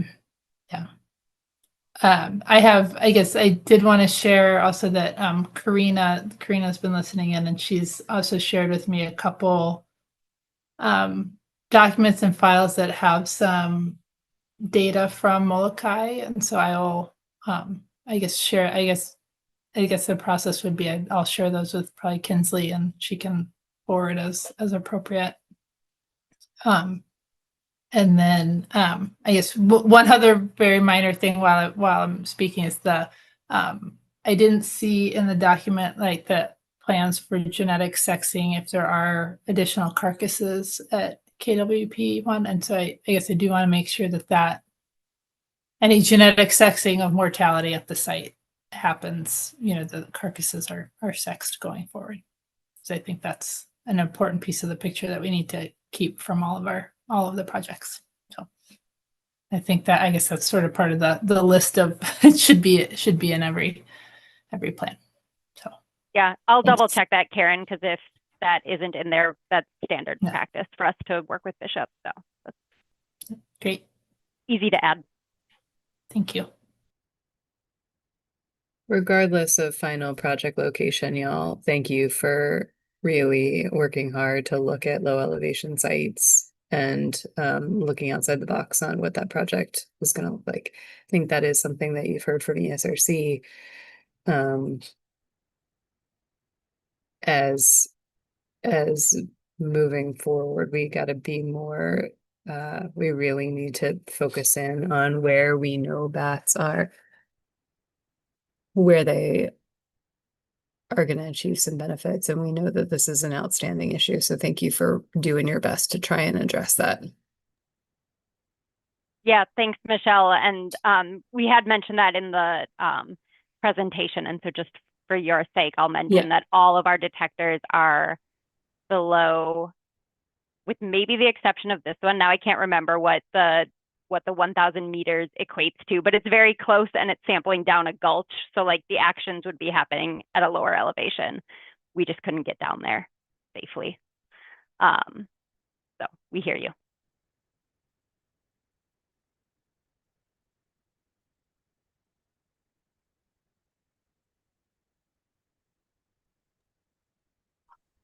I guess we'll pull up our recommendation slide and see what we have here.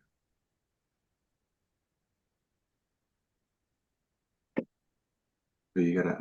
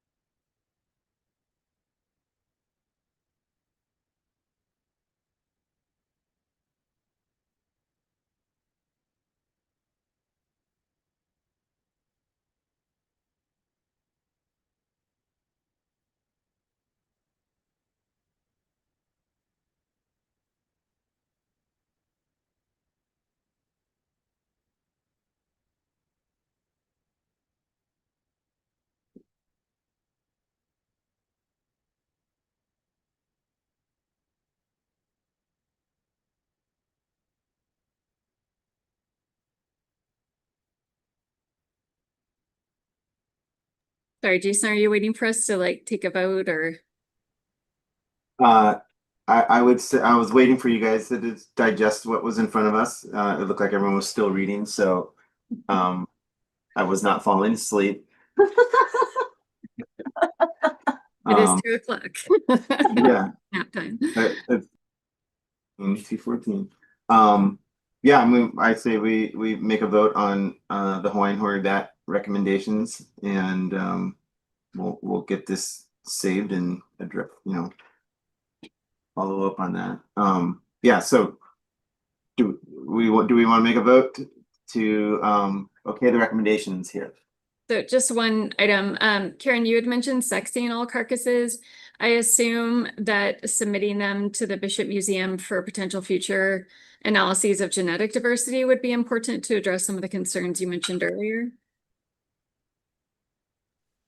I mean, yeah, I think the genetic sexing's happening at Bishop now. So I think when they're submitted there, they're saved there. And then, yeah, I think were you referring to like if people were to happen upon carcasses on Molokai or Lanai to have those submitted, or Right. because I guess those carcasses would Right, be for yes. the Yeah. Maui for the at the turbine.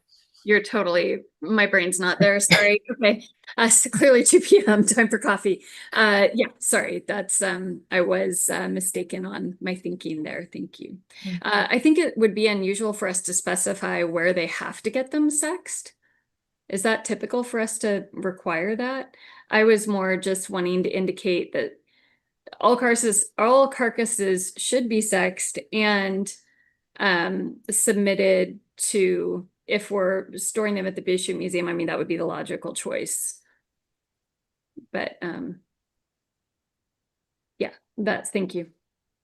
I don't know if I'm allowed to make a suggestion, but maybe it's like Bishop Museum or some other location approved by Fish and Wildlife Service in DOFA. And I say that only as someone currently trying to implement a 19-year-old HCP, that things might change over the next 20 years. And so allowing flexibility there with the notion that like Fish and Wildlife Service and DOFA have to approve. That's great. Thank you. We're trying to learn from past mistakes and write a better document going forward. So we'll tell you in 20 years how we did. And I think the only other thing that's missing, Jason, is that you've got the minimization stuff, but on the mitigation side, sorry, it's really tiny writing. I do have my glasses on. I'm just struggling Friday afternoon. So yeah, I think the one thing you're missing that we had some discussion around is that on the mitigation side, the things that we have been requesting most recently in either amendments or when they're designing the projects for mitigation or that type of thing, like the things we're consistently requiring, like sites need to have barbed wire removed or, things like that. Make sure that's in there, even if a lot of the other details aren't worked out. We need to see a commitment to implementing those things in the HCP that are requested. And I think Lisa had brought up that it needs to be consistent with the current bat guidance plan. So I realize we don't update the bat guidance plan as often as we, like, I don't know if it mentions the barbed wire thing as a, we want to see this for sure kind of thing, but yeah, the bat guidance plan should be considered like the platform upon which everything else gets built. So at a minimum, it should follow the bat guidance plan.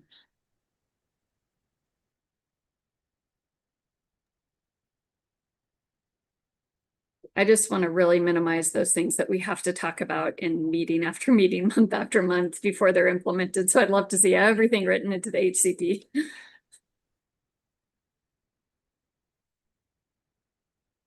Okay, I think I'm good. How's everybody else? I'm good. I'm good. Sorry, I was on mute. I'm okay. Erin, are you okay Yeah. on this? Yeah, I'm okay on this. All right. Mhm. So next will be Nene, and we'll go over need management of Haleakala Pen and new management at Pohuku on Molokai release pen. And what kind of recommendations that we may have for this site. So Do we- DOFA had expressed like a lot of concern about the unfulfilled aspects. I know they mentioned the letter of credit. Can you guys just expand just a little bit on like one, kind of what's going on with that? I'd love to hear from the DOFA folks a little bit about like what's going on with making up for the unfulfilled things, and then like what does that mean for this proposed permit? Yeah, go ahead, Felicity. Well, I think that's a good point. I think that's something that the board is already thinking about, in the long term, like they issue a new ITL if the current ITL is not completely fulfilled mitigation wise and hence not really up to compliance. I know that KWP 1 speaks to continuing mitigation even beyond the ITL, and that's outlined and detailed extensively in Appendix H. But and I think that in part that's also the funding that they're providing in terms of the contingency funds. So I think from the ESRC, maybe thinking about is from a biological standpoint, is that something, you're okay with, that the mitigation is going to basically be complete, I think based on the graph predicted like 2028 or 2029. Oh yeah, thank you, Molly. And then maybe other ideas like, do you pull from the contingency fund and, just implement mitigation, additional mitigation with the funds, or I guess, we have the contingency fund from KWP for different things. I don't think it's typically been used for this purpose because this is kind of like a unique situation that is happening for the first time. So it's another paving the way moment.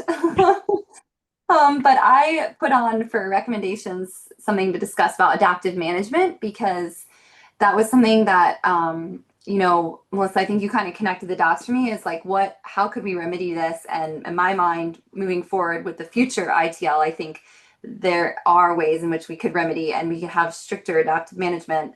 And that's not something I necessarily gave feedback to KWP along this process, because they had some great kind of like success criteria for the adaptive management, but I think maybe making the trigger earlier, is something to consider. And I'm curious what the ESRC thinks about that. Is, right now it's triggered at 5 years into the license. But we know that like in the past, the license mitigation was delayed. So I guess determining whether that trigger is sound enough to ensure that we don't get behind, or they don't get behind in the new license. Maybe, okay, so I stare at graphs a lot, but it's Friday afternoon. I'm staring at this and I'm trying to make sure I'm understanding what's going on. I know you explained it this morning so long ago, but No, I'm happy to explain it in more detail, Melissa. okay, so the blue is basically from the previous permit? Yeah. Okay. So the blue is our current permit, and the solid blue line is the actual take that we had. So just kind of going back and graphing the take that we had from 2007 through today. And then the dotted line up until, you guys can't see my mouse. The dotted line up until you get to the light. Oh, perfect. Yes. The dotted line up until you get to this light gray is the mitigation credits that were accrued each year. And then once we hit this light gray, then we're projecting forward based on past productivity at Haleakala Ranch and projected productivity at the Pu'uhoku Ranch. Okay. But we're only attributing a third of the mitigation offsets at those sites to our current permit, because we would also then simultaneously, go ahead. Before we get to that, because Yep. I was with you up until you started saying the new things. I'm like, Yep. wait. Yep. Okay, so the difference between, if I look at that line between the white and the gray, the difference between where the dotted line is in 2025, end of 2025, and where the solid line is, that's essentially the gap between what was supposed to be mitigated for and hasn't been mitigated for yet. Is that correct? With the caveat being that our mitigation obligation is for our permitted amount, which is this blue line up here. So we're permitted for 60 nene, and then we've accrued lost productivity. So this line is at 66 nene right now. And so that's our actual mitigation obligation, because it has been determined that our mitigation obligation is for our permitted amount, not for our actual take. Okay, and net benefit's important. So, you know, we're sitting on ESRC, that's the hat we're supposed to wear as net benefit. And so, yeah, I get that. And I think that's aligned with what our mandate is. I think the one that concerns me more is that during the permit period, essentially even the amount that was lost was not mitigated for within the permit period, let alone the amount that was permitted. Am I saying that correctly? The actual I think so. was not mitigated for, let alone the permitted amount, right? And so I think if we're talking precedent or that kind of a thing, I think that is a very concerning set of numbers to consider. Okay, and then that, okay, I understand where we're at up until there. And then you started saying something new that I just wasn't following. Sorry, can you try again on that? Oh, just that everything in this light gray area, so after 2025, are all projections, because we obviously don't know what actual productivity will be and such. And so this is all outlined in Kinsley, what is it, Appendix H of the HCP, like what our assumptions were in those projections. And the blue lines are looking in the past, so those are things we could actually measure.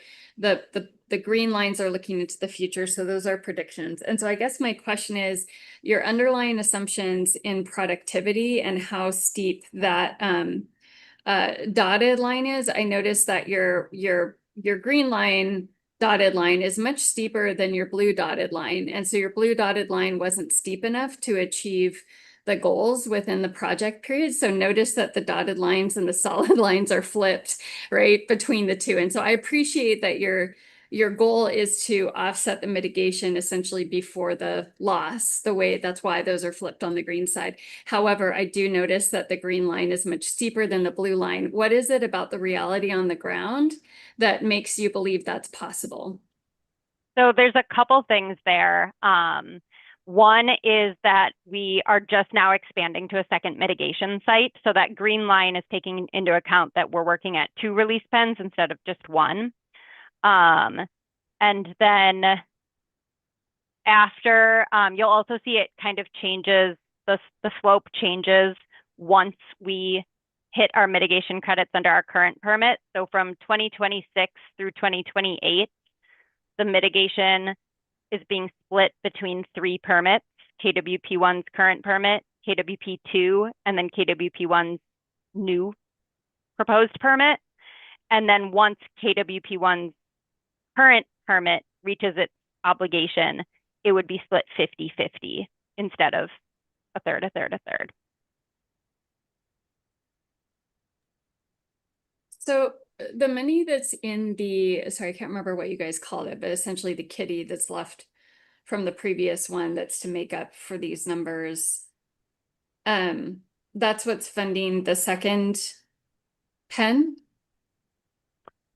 We haven't pulled any money from that right now. That is just a financial assurance that's laid out in the original HCP and the implementing agreement as an obligation. Is essentially, and Danica maybe would be a better person to answer this, but I believe contingency funds are essentially like if things go south, like the state is listed as the beneficiary, and so DOFA could draw from that, if KWP had just walked away or something. I'm probably not saying that correctly from a legal or financial standpoint, so maybe Troy or Danica could weigh in. Yeah, I think you articulated it right. I mean, it's really just an insurance policy, so that the state can be assured that they would have the money, the state would have the money to fully implement the mitigation as described in the HCP if something were to happen to the permittee, basically.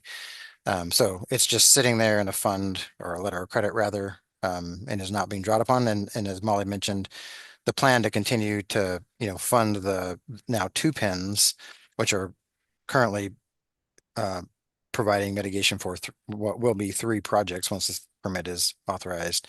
I mean, that will be just continued annual paid by Terraform.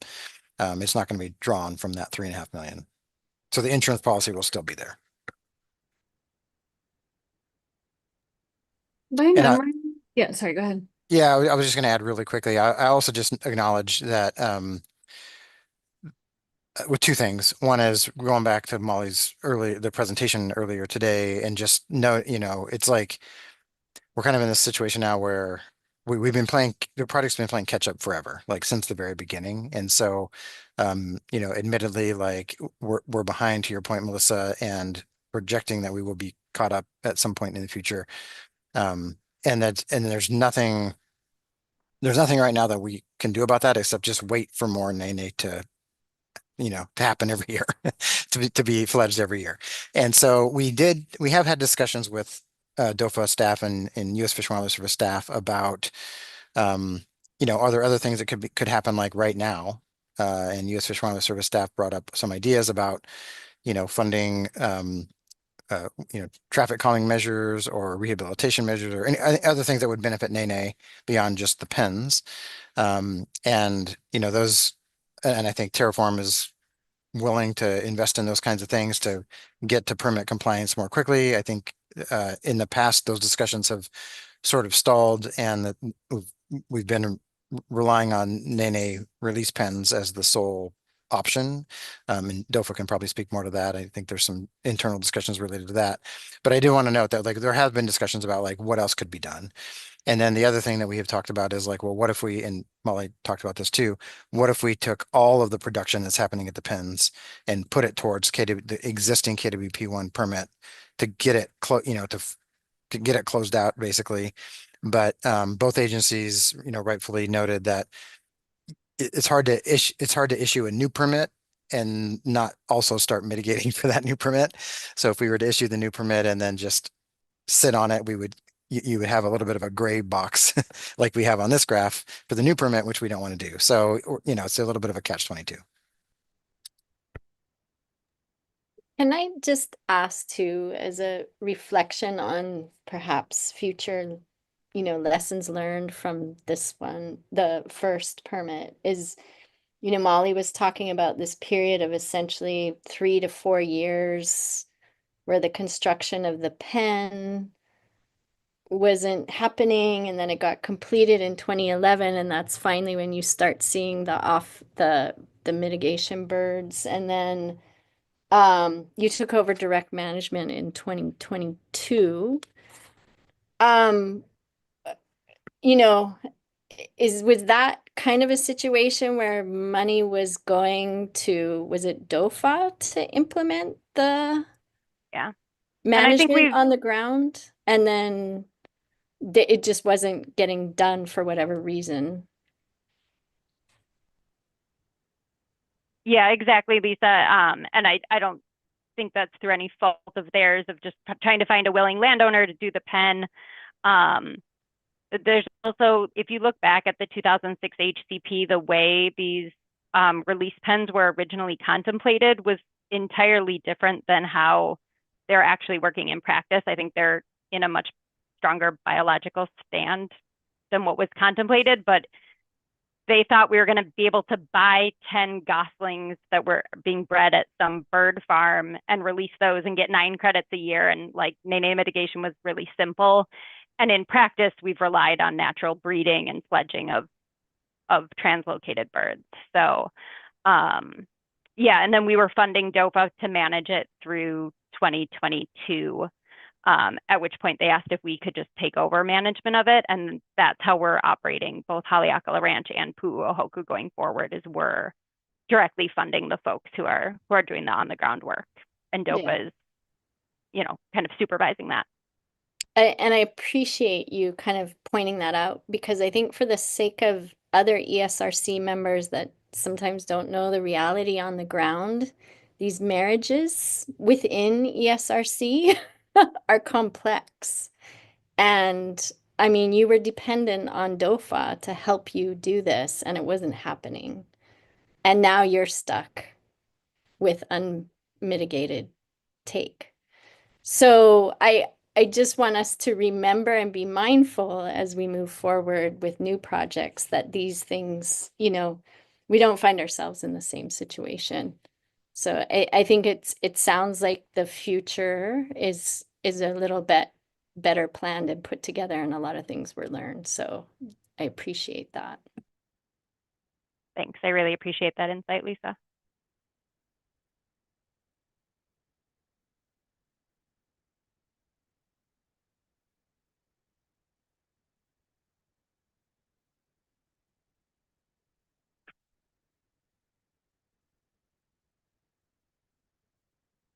I'm just curious. So the pens, I do see that the numbers are going up, and maybe I'm remembering some other pens that haven't been as successful, but has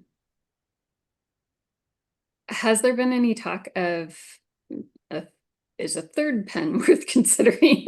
Like, shut me down if like that's just a crazy thought, but like, you know, trying to make up the blue lines faster or whatever, has that been part of the conversation? So I think we have that as an adaptive management measure for nene mitigation.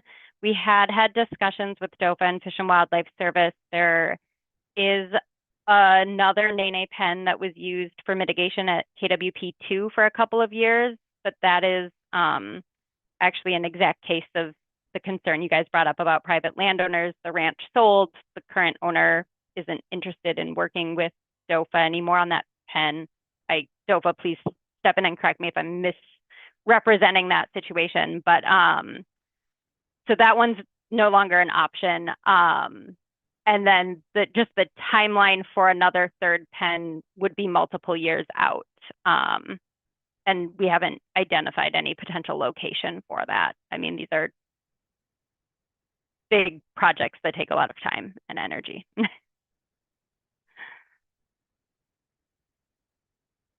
So I don't know if that quite answers your question, Melissa, but yes, we have contemplated it and kind of settled on these two for now, and see how they go. Michelle, can I ask you to weigh in from a Fish and Wildlife Service perspective as a committee member? Just so we get something on the recommendations chart and keep moving forward on a Friday afternoon. On which part? On the old mitigation versus the new mitigation, or on the How are we feeling about nene on this particular HCP, proposed HCP, and the pluses and minuses predicted here? honestly, I'm feeling okay. Like, none of this is easy, but I do think that there's been a lot of lessons learned, and they're doing their due diligence, and I think that that's reflected in the current approach here. I wish that there was more lands on Maui and across the islands to do nene work, so that, like, I'm going to step away from HCPs for a hot second and say, at a species recovery level, we have some challenges with building out an approach to nene and finding reasonable pathways to do that. Molly, I agree with you. Like the current pens are a heck of a lot better than anything that was anticipated 20 years ago. But, you know, in a lot of documents where we're talking about Nene recovery, we're trying to move towards more like landscape level approaches to Nene management and supporting their conservation and recovery across those landscapes rather than just relying on these little pens for breeding. But it's really hard to do that unless you've got the capacity and the landowner support to make that happen. So that was a long-winded way of saying I've got a lot of concerns, but they're not about this approach or this project or this mitigation. It is more at a how do we take Nene conservation into that next era? And we're not there yet. I just wanted to add to the conversation that was happening before with the pen being constructed and that lag. Although DOFA was maintaining that pen and mitigation was constantly happening, there's times that we translocate birds and there's no offspring for a certain period of time, and then offspring starts to happen. So as we manage those pens, we weren't doing anything different. We were doing the mitigation, and I'd have to look back and see exactly what happened, but mitigation was happening. It just wasn't, birds weren't being produced probably at a level that they started to be produced once the pen was taken over. So I just wanted to make sure folks know that as DOFA was maintaining and constructing those pens and starting the mitigation, like, we're doing whatever we could to produce birds, but yeah, it doesn't happen as expected, as we all know. So Yeah, and kind of building off that, Jason, I think that the trajectory has actually stayed pretty similar over time, even, when DOFA was managing it or when we were. I mean, we're using a similar scope of work. We're obviously always adaptively managing it, but yeah. So should we pull up a recommendation slide? Yeah, so what I'm hearing you say is, in contrast to that previous situation under the previous permit, where there was just the one pen, and once the mitigation from the previous pen is counted to pay off that debt, for lack of better wording, then essentially that second pen counts toward the future mitigation. And so that's how you get the steeper line, and we're comfortable with everything moving into the future. Michelle, am I understanding that correctly? Yes, I think at least on my, like, I'm not speaking for just for us, like our team has reviewed this pretty extensively and had a lot of involvement in trying to figure out how to make all this work and trying to make sure that there's no gap in coverage on this. So I feel comfortable with the due diligence that has happened here and where we're going with this.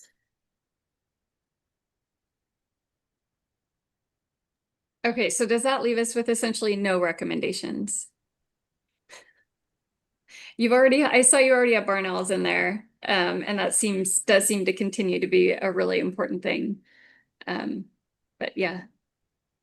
Melissa, so previously, I think at the beginning of the meeting, you mentioned, or when we started talking about Nene, what would be a recommendation related to our concerns, and DOFA came up with something that adaptive management is triggered prior to the 5 years that is currently outlined. So I'm not sure if that's something the ESRC wants to recommend or. I'm sorry, can you be more clear about what that means? So what do you mean adaptive management would be triggered much sooner than the 5 years? What would that look like? So right now, currently as it's written in the HCP, it says adaptive management for Nene mitigation would be triggered 5 years into the license to ensure basically that mitigation is meeting the level of take. And so it would essentially require them to investigate other options for mitigation other than what is outlined currently. So maybe like a third pen or something additional. So I had recommended or what kind of was thinking like triggering prior to the 5 years.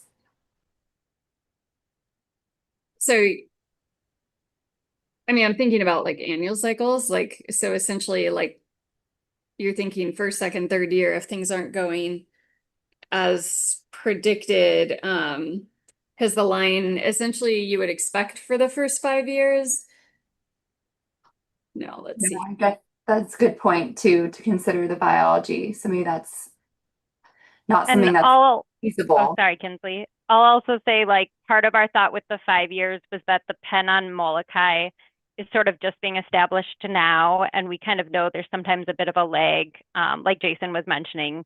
When you have these translocated birds, like if they don't breed the first year or something, so we were thinking like 5 years in, that still gives us 15 years to adaptively manage, versus, you know, here we didn't really start thinking about the issue until around 2019 or so. So we were, what is that, 13 years into the permit or something? So that was sort of the thought process behind the 5 years. You know, the more I think about it, you know, we have an annual review on these things every year anyway, so we're going to get information from you guys on what's happening throughout the year, and if we have to provide a recommendation at that time, we could. So maybe it is okay that, you know, because we know that there is a lag sometimes, and you know, maybe the 5 year mark is sufficient. And of course, if we see something happening before then that raises eyebrows, then, you know, we'll address it. So yeah. Yeah, I think the only concern would be, and I don't know, maybe this is a Michelle question again, like, sorry to keep putting you on the spot. Is like, you know, essentially, does it tie our hands? Like, let's say an absolute worst case scenario, which I know Molly and Troy is not your intention at all, where like nothing happens in the first 4 years. There's no construction happening on that second pen. You know, there's no barn owl control, whatever. Like, does essentially having that language in there preclude us from saying, hey, step it up, get started, what's going on? Like, you know, I'm just saying absolute worst case scenario. Is that what that language does to us? Like, is there a real reason to have that in there from our perspective? I understand from the applicant's perspective, wanting to have that language in there, knowing that there's a lot of uncertainty in the first 5 years. So I really get from your perspective why you want that. I'm just like, a CYA on our side. I'm just wondering, like, in a worst case scenario, is there a reason why having that language in there is really bad on our sides, Michelle?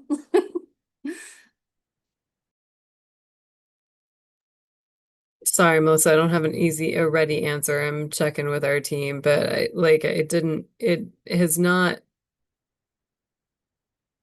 raised concern on our end. And just to clarify, oh, sorry. I guess, Molly, just in practice, if we're looking at a project after in implementation and it is based on where it is, we anticipate that it is going to put the permittee out of compliance. We always have a trigger of communicating that to them and getting involved and recommending actions that are absolutely necessary in order for them to be in compliance with both agencies'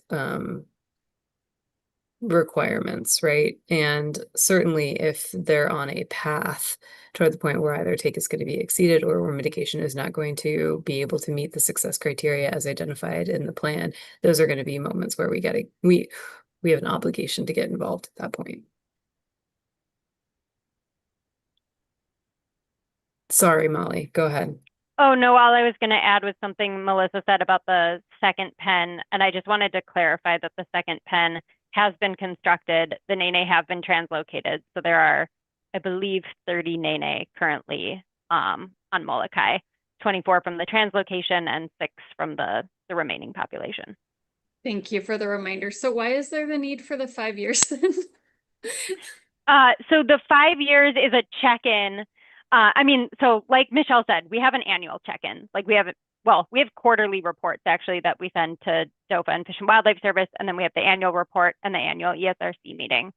The 5 years is if at 5 years our trajectory is not, it's not looking like we're going to have mitigated our take by the end of the permit term, then we need to adaptively manage our mitigation and add something. So that is the 5 years is, let's look at the trajectory.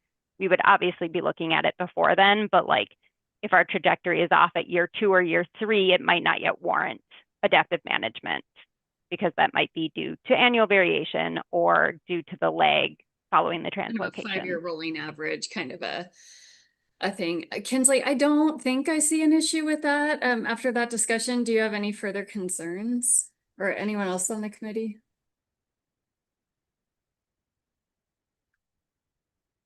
No, yeah, I don't want us to go back into the same place that we were before. I think that we're putting lots of thought into how these plans are developed as we go forward. But the more and more we talk about this particular subject, I don't know, I kind of feel comfortable almost 100%. But yeah, it's a hard one. But you know, we're dealing with birds and lots of things can happen in the environment over time. And I think, and we do look at a lot of things in a 5-year span, you know. So I think I would be okay with this. So. And we could also just go back and take a look at the language a little bit, because I think what we're, not to belabor, but effectively what we're trying to say is like, if at any point that things are off, like the trajectory is not right, then, you know, we would be looking at other options, but it might not be worthwhile to look at things in the first couple of years as everything's getting established. And year 5 seemed like a logical, like, okay, for sure, let's have a check in here. But what we could do, getting back to, I think, Melissa, what you said is we could supplant the 5 years with like, if at any point the rolling 3-year average trajectory did not, you know, match up to what our expectations were, then there would be a specific discussion about adaptive actions. Because it could happen at year 10, right? There's nothing magical about year 5. That was just like the soonest we thought it would be worthwhile to check in. So Molly and I can take a look at that and make sure that, I mean, we do want it to be, even though we check in every year, like we do want it to be well defined, and to have clear actions. So we'll take a look at that. And we can work with Kinsley and Jesse and others on that. Thank you, Troy. Well, and not to add to the complexity, but there's a limit to what y'all can do to add additional mitigation benefit for the previous take because of how the HEPA went, correct? So like you couldn't do a completely different action to increase benefits there because that would require additional NEPA evaluation. That's correct. NEPA HEPA evaluation. Okay. Yep. Yeah. Yeah, there's some complexities here that are unique to this situation, and I think we're just trying to make the best path forward given those complexities. And I'll add, we appreciate the hours and hours of meetings that Fish and Wildlife Service and DOFA staff have given us over the last couple of years, trying to figure out alternative paths and hitting roadblocks at every turn. So we're really excited about the project on Molokai and think there's a good path forward, but only due to a lot of work from both agencies. So thank you.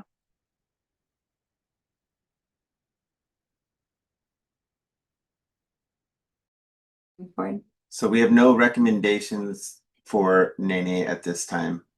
And I think we can jump on to the next species unless people need to take a bio break or something. You guys hanging in I need there? like 2 minutes. Okay. Let's come back at yeah, let's come back at 3. We'll give a little bit more than 2 minutes. Okay.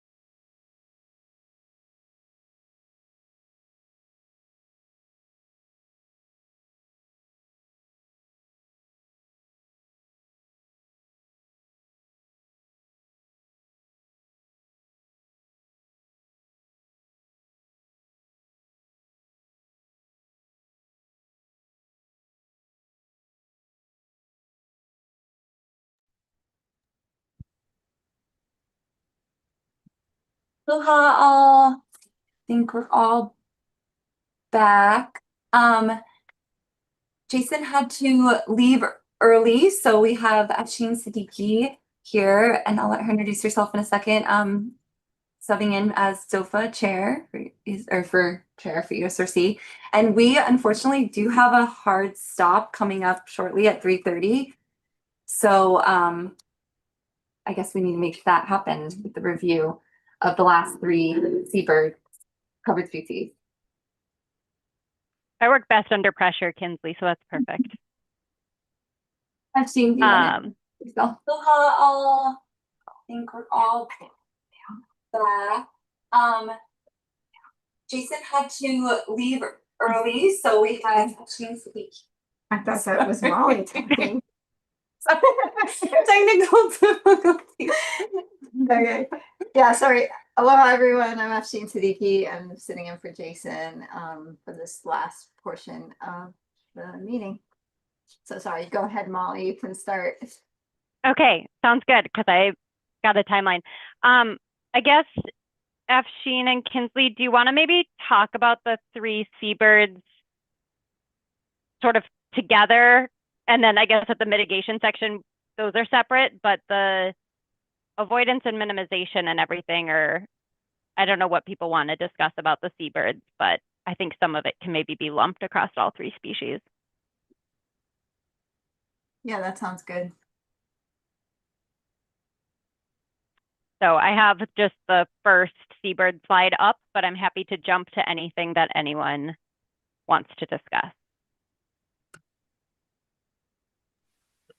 I had one question about, so for Makamaka Ole, you had talked about, you mentioned some numbers in your presentation about fledgling numbers through 2022, right? And then I know there's been some issues with the fence, and I guess I wanted to understand where things are at with the fence repairs and what is happening in Makamaka Ole, I guess post 2022 or going forward. That.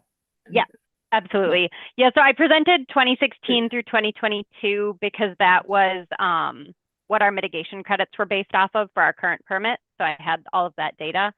And then we have been, we provided $750,000 in funding towards the fence repairs in September of last year. And then we've been funding management of some of the scope of work for this past year for, hold on, let me try and think about what this would be for calendar year 2025. And so my understanding, and Afshin might be able to speak to this better, is that the DOFA is currently in the process of selecting a vendor for the fence, and it's going to be a replacement of the existing fence, but they're also going to connect the 2 enclosures. And so it'll go from 2 4.5-acre enclosures to a single 46-acre enclosure. I might have those numbers wrong though. Yeah, I can speak to that a little bit, except for I don't know the acreage right now off the top of my head. But it is going to combine the 2. So we have, the 2 fences for Makamaka Ole, and we're going to essentially keep the one side of the fence on the ends are going to still be the same fence alignment, but then we're going to go down lower and connect them below, and then go up higher and connect them above. So it'll be a larger area. And we have gotten grant funding to do the project. So we have all the funding, and then that, like Molly said, she gave us money as well to fix the current fence line, essentially, which we're going to utilize for the new fence line. So the funding is in place. We've already gone out for bid. We just have to award the bid to construct the fence. And then I don't have the exact numbers in front of me, but I did just get the mid-season report, and there are multiple active furrows for the Shearwater, and I think there actually has also been some Hawaiian petrel activity there this year as well. But there obviously don't have fledgling numbers yet at this time of year. And so then any fledglings from that area will then be mitigation credits for you guys. Am I understanding that right? Not for this current year. So it would be starting next year. We would be funding those same actions and then fledglings in 2026. Hold on, sorry, I'm getting my calendar years and my fiscal years messed up. But it would be once this permit is issued that we would start funding it with under the new permit. Right now, we're funding it under our existing permit. And then, who funds the maintenance of the fence? Is that part of, is that part of that? I guess the next 20 years is maintaining the fence. Yeah, I think we have to still work that out with DOFA and Maui Nui Seabirds, but it would be, I think that would probably depend on what portions of the larger enclosure we're funding activities in. Because my understanding is that there's multiple projects that are going to be happening in there, not necessarily for mitigation, but just for conservation.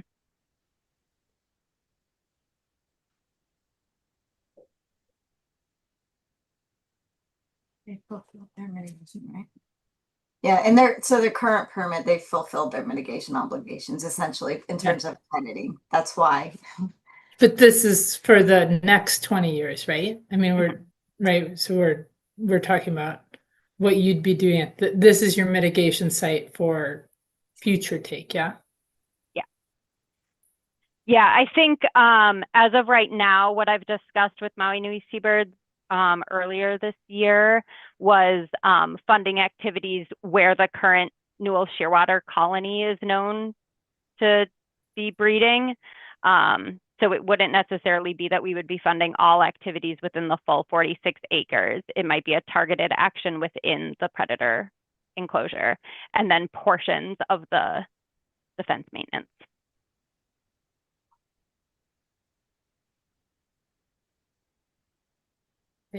I think I understand. Thank you.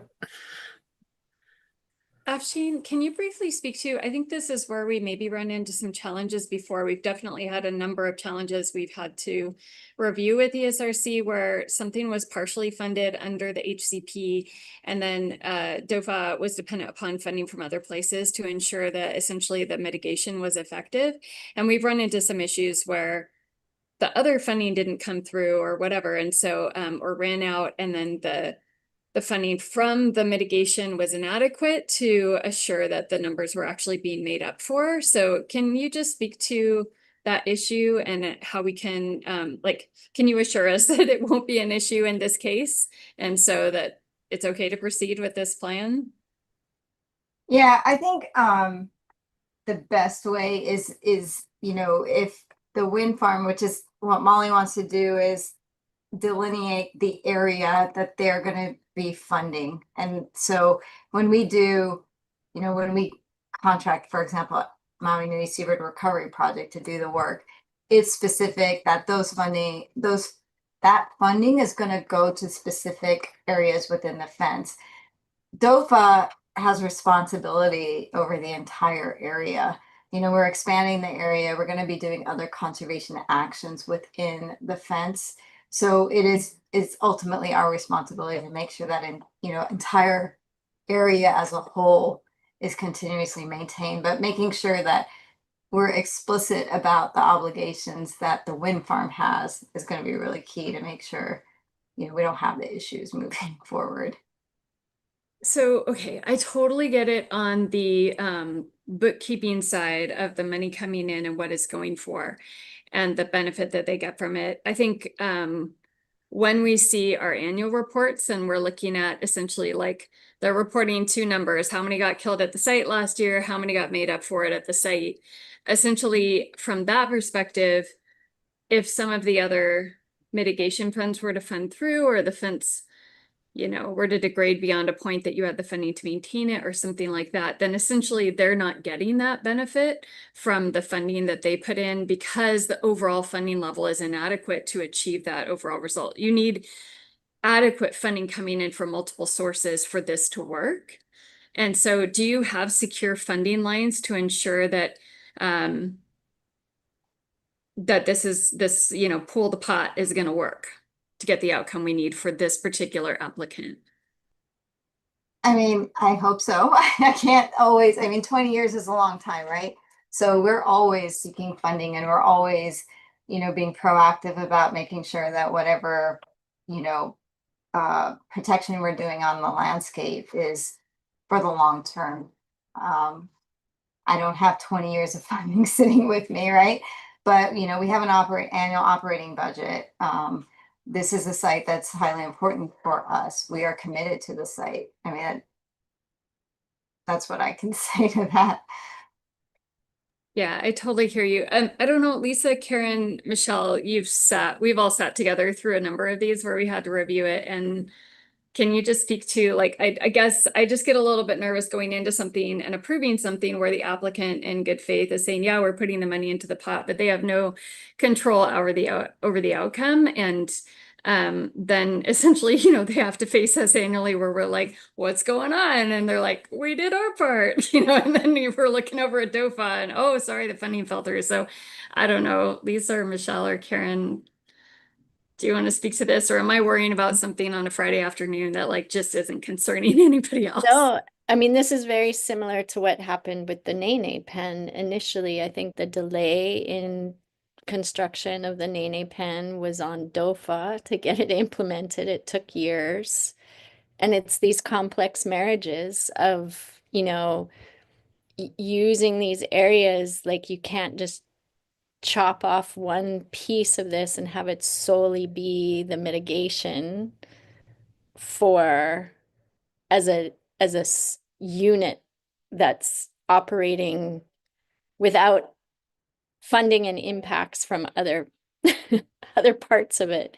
So it is complex, it is worrisome, but at the same time, I also don't see how to make these larger scale projects happen without pooled resources. I mean, it's just a reality.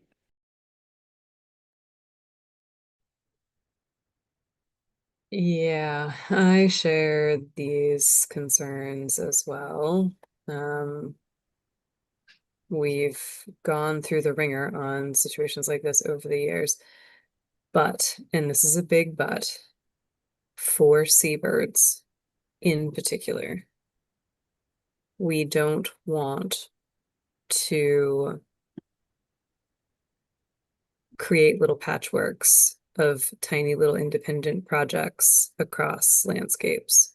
We are trying intentionally from a recovery standpoint to centralize those efforts into key areas. And on Maui, this is a key area. So I think that there are things that we can do to try and shore this up and make sure that we have learned from the lessons of the past and do what we can to synchronize everything and all of that. But at the end of the day, we need to focus our resources, whether they be recovery dollars or mitigation efforts, into focused areas for seabirds. And so I remain supportive of us doing this at Makamaku'ole and the work that DOFA has done to prioritize that site, and especially on Maui, right? Maui so desperately needs it. And if there's things that we need to do to shore up the language to give ourselves a little bit more confidence about addressing that, then let's do that. But let's not try and go down the road of doing projects that are inconsistent with that more centralized strategy. Afshin, I don't know if you agree or if there's anything that you would add or edit in what I just said. No, I agree. And I think, one thing to keep in mind is even when that fence was, kind of getting dilapidated, there was still predator control going on. and the birds were still being protected. And predator control is, you know, a portion of this mitigation. So if there's a delay, say in our ability to fix something in the fence, I think at least we're still providing protection for the birds on the ground through this mitigation action. I think what I'd like to ask just as a recommendation here is that, again, thinking about kind of the annual reviews and when the permittee comes before us and they're presenting to us the take for the year. And we often receive presentations from DOFA simultaneously when they're responsible for the mitigation sites. And it might just be useful to kind of have projections of like, hey, here's how many chicks are being produced at the site. Here's what those are when assigned out to the different mitigation projects. So we have these different obligations to meet for projects A, B, C, D. Essentially, the mitigation productivity at the site is maxed out for the number of permittees that can benefit from this site. Therefore, you know, like, while it'd be lovely to have more money, we're not producing any more than what these permittees, or hey, we're not on track to be able to meet the obligations. It's in part due to a lack of funding. Next time a permit is up for application, this would be the priority to shove the money over here. And while I'm sure you guys are doing that in the background already, from an ESRC perspective, just having a more clear overview of kind of the reality of how much can we make up for these permitted takes that we're approving through our committee processes, and where are we falling short, I think would be incredibly useful. And it puts the onus on essentially like good bookkeeping on the front end rather than on the back end going, oh shoot, we haven't made up enough and they paid out their money, they did their part, but you know, we don't have the birds available to mitigate.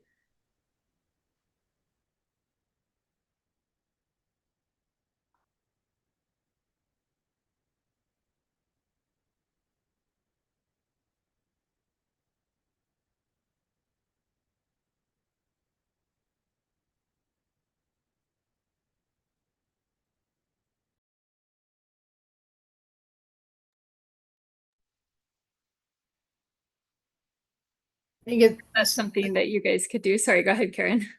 oh, I was gonna say, I was like, is that sort of a question to, I guess, to the agencies to include that, or how, I guess, I don't know what the. Yeah, thank you. It's a DOFA question, right? Essentially, like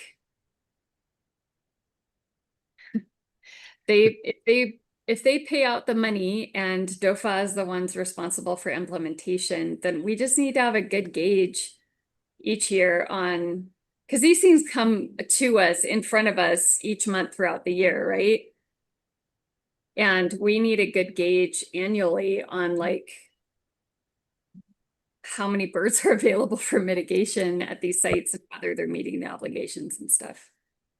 Melissa, it sounds like, if I can just add my thoughts, I think it's a great idea. It sounds like for just as part of the annual review process, for any projects that, you know, the various projects are contributing to or involved with in any way, that there would just be kind of a standalone report out from DOFA on the status of those projects.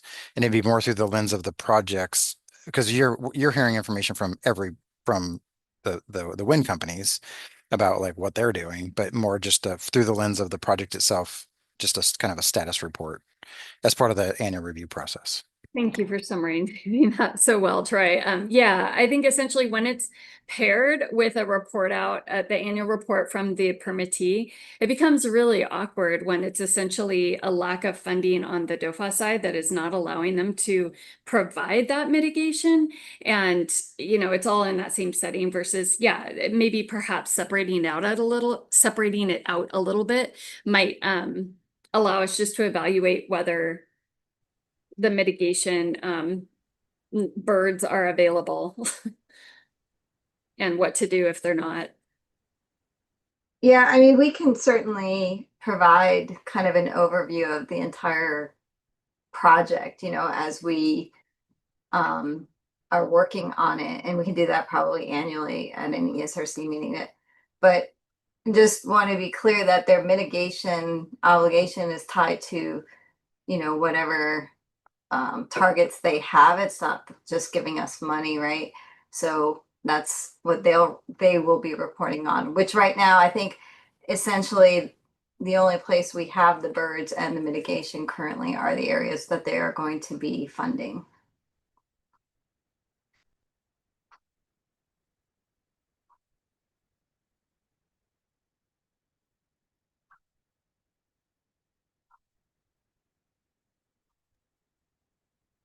And I think in talking with Maui Nui Seabirds, like we would be getting a report specific to this area for the monitoring that we're funding, separate from the overall project that DOFA is looking at, which I think gets at some of that concern, Melissa.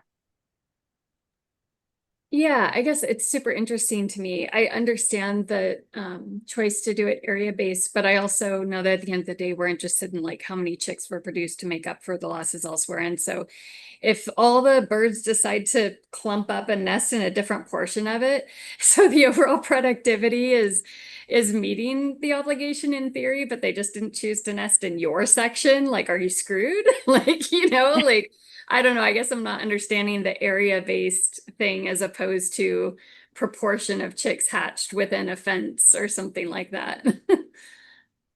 Yeah, so right now, it's only these like artificial nest boxes that are being used. And I believe, Afshin, please correct me if I'm wrong, that the thought is that there might be some natural burrows in the gulch between the two existing pens. That would get enclosed by this, but wouldn't necessarily be monitored in the same way as these artificial burrows. So while there might be additional productivity from the overall fence, we would be funding and monitoring the artificial nest boxes where the social attraction is. And we would have to think about, I don't know whether there are plans for additional social attraction projects within the larger fence. And if that pulled the population away, that would have to be a discussion, I guess. Okay, so just for clarification, is the mitigation metric number of chicks produced or is it area managed? It is number of chicks produced and number of adults documented breeding. Well, not necessarily breeding, number of, and maybe Afshin or Kinsley can help me out here, number of adults, unique adults documented using the area during the breeding season. It's the survivorship of the adults protected. Like, so the birds that are documented continuously using the site over the breeding period. So they're like established birds within the fence. They're getting a benefit from the protection of predators. So they get an extra adult survivorship credit. That's a proportion based off of documented predation on adults outside the fence? Yes. Okay. Not specific to the site, it's just literature. It's all spelled out in the HCP. Okay, thank you for the clarification.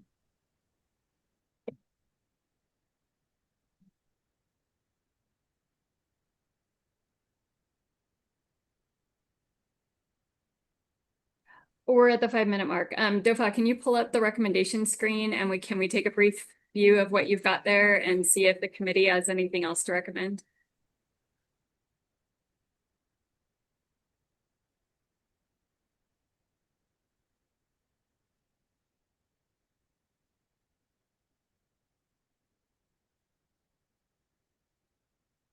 So I put the recommendation under AO since that was from Makamaka'ole, but we did discuss Wa'u earlier, and I wasn't sure if there were any recommendations for that species as well, but.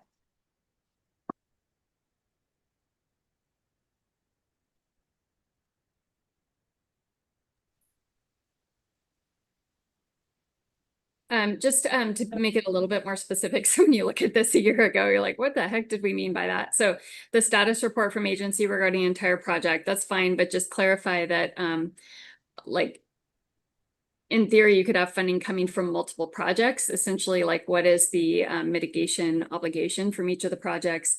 what kind of productivity is being assigned to each of those, and you know, essentially, are the numbers matching up as far as the amount they're having to make up for losses, and is the pen producing enough to make up for those losses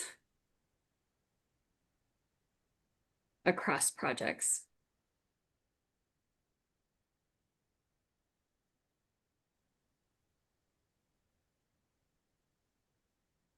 We didn't talk a lot about Oahu.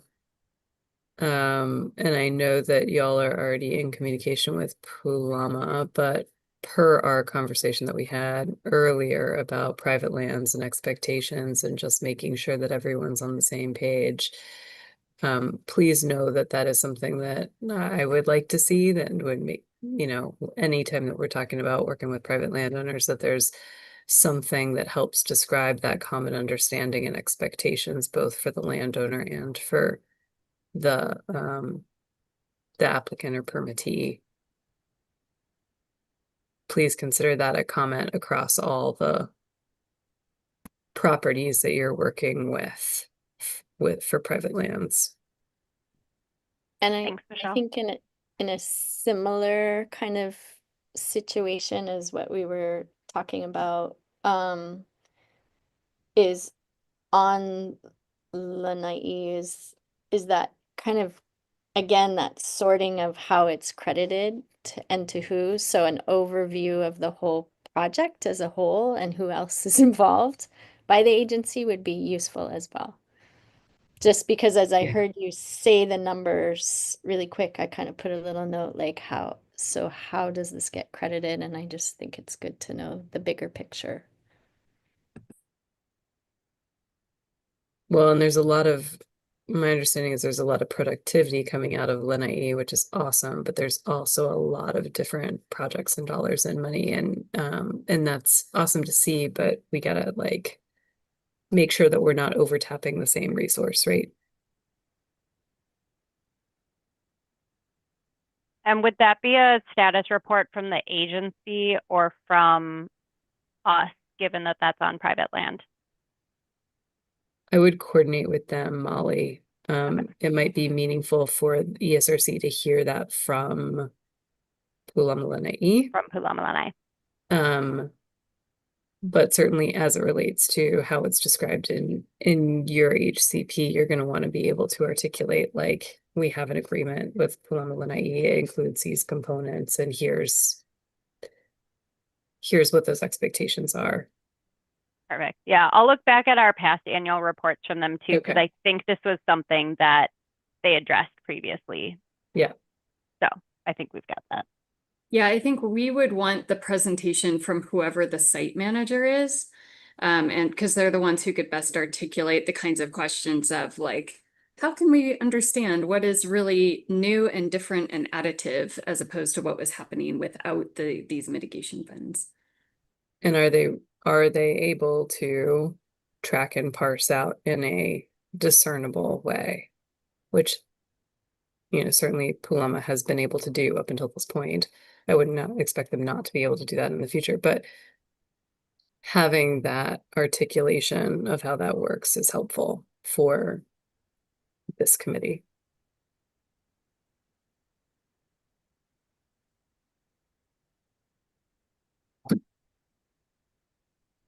In general, this is going to continue to be a challenge, particularly for seabird sites across the board for everybody, right? And again, that comes from that strategy of we need to be consolidating resources and efforts on seabird conservation into priority locations. And as a result of that, we're going to continue to run into situations where there's lots of different investments at play.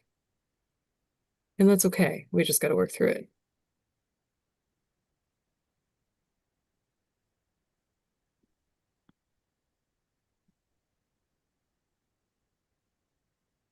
I don't think I have anything else. Karen, Lisa, Afshin, do you have anything else from a committee perspective here? And then do we need to really quickly check for public comments or any of that kind of stuff before we close?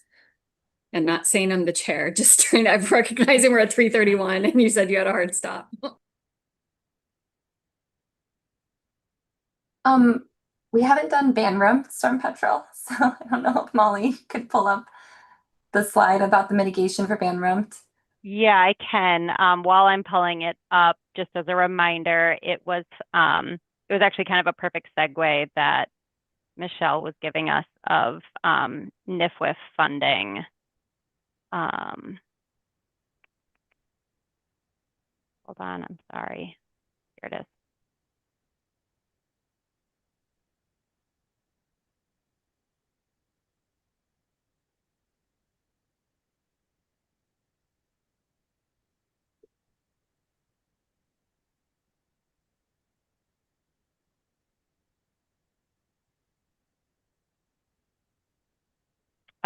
So we were proposing to fund the Hawaiian seabird conservation account with NIFWIF, given the lack of Bandrum storm petrel known colony locations in Maui Nui, and where they're suspected to breed are essentially non-accessible gulches.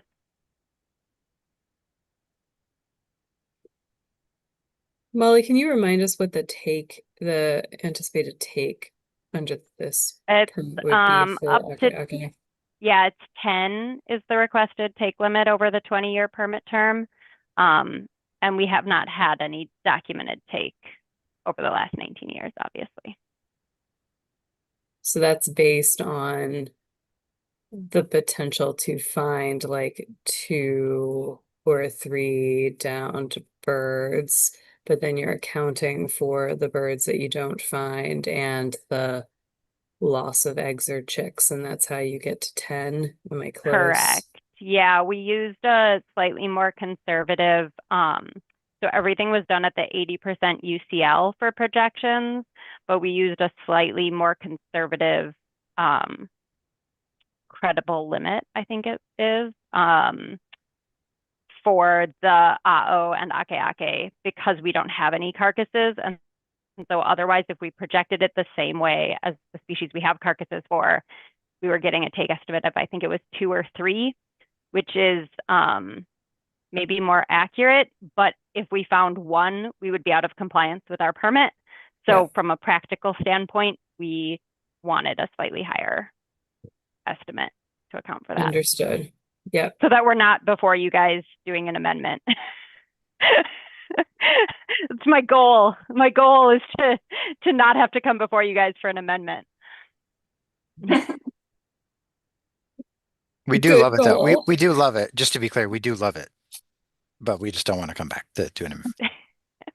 I don't want to put you guys through it. It's not that it's not enjoyable, but I know you all have full-time jobs to get to as well.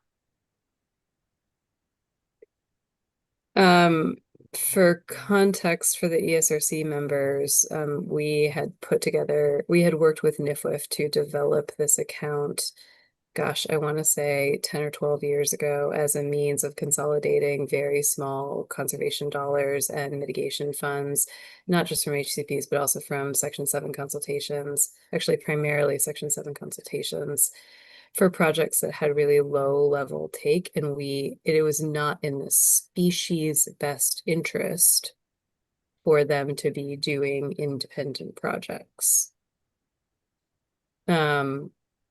We administer that account and prioritize where the funds go.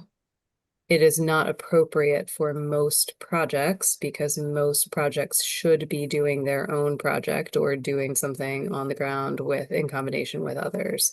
But for situations like this one where it's really low take and where there is not a clear path for how to do a project on their own, or it's not in the best interest of the species for them to be doing projects on their own. This is what Fish and Wildlife Service has been recommending as a mechanism for addressing those types of projects.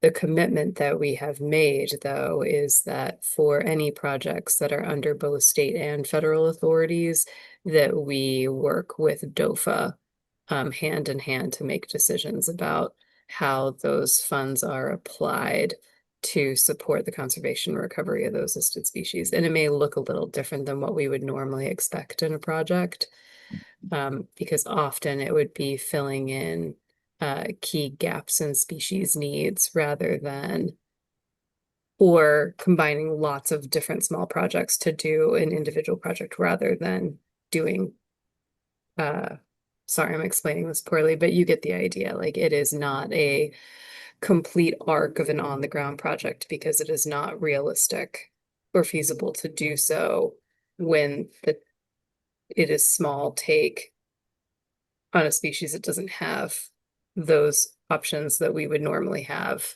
that we work with, like Nene or even Otto. I think we're fine with this. The question is, how does DOFA and the committee feel about this?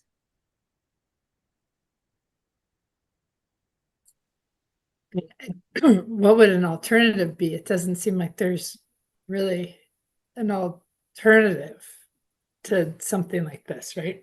I mean, it's hard to picture what we would, like, I guess what somebody could propose to do on the ground on Maui for Akaake, right? I don't. I mean, yeah, I mean, again, the reason why we recommend this for these types of projects is because anything that could be done, we would not consider to be in the best interest of the Would be- species. Yeah. Mhm. Yeah.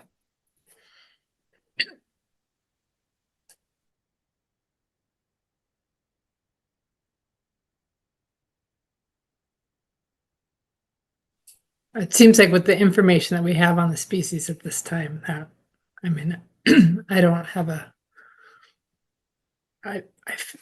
this seems like the best alternative.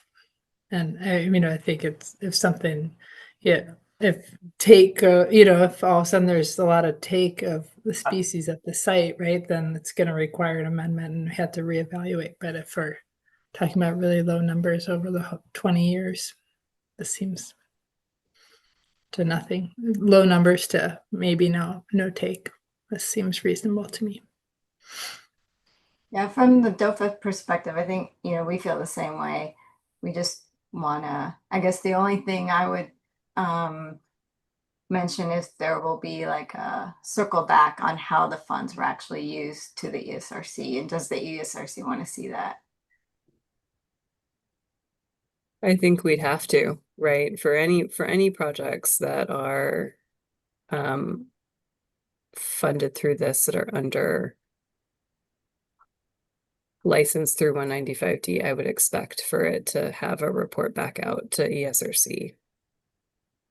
And I think on the same principle as the whole pooled management of these fences, like essentially whatever portion of it is supposed to be mitigating for stuff on this project, we need to have essentially accounting that shows it actually did make up for any losses associated with this project. So yeah, thanks.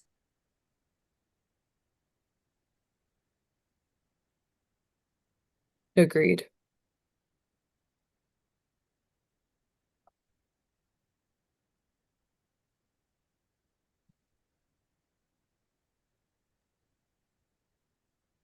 We don't have any further recommendations on this, right? I know we're over time. Were there public comments? So I'm gonna check. I will pull that up now. And maybe while you're looking at public comments, can we just briefly look at what you wrote on the recommendations for the 3 species? Absolutely. Give a thumbs up.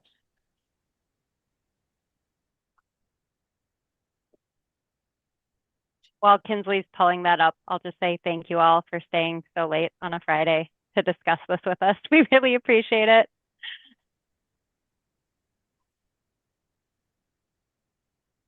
We're happy to see this moving forward.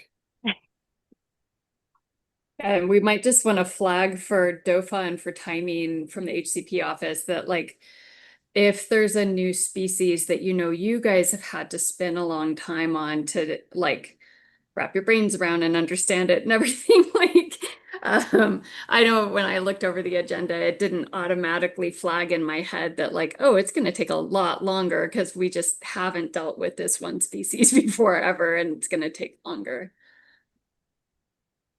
That's really good feedback, Melissa. So yeah, I think next time I was just thinking you knew a draft HCP, you'd be here all day, but no, next time I can definitely, I think that's a great point you made, is that definitely took a majority of the time today. So, but that was a really helpful discussion. So thank you all for that.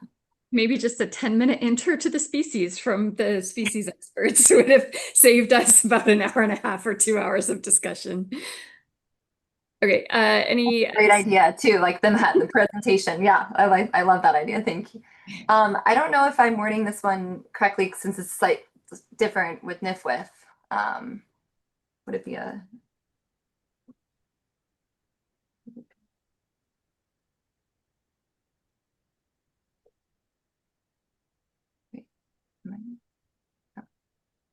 I think just provide project report. Because we don't know what the project is or who is going to get the funds, right?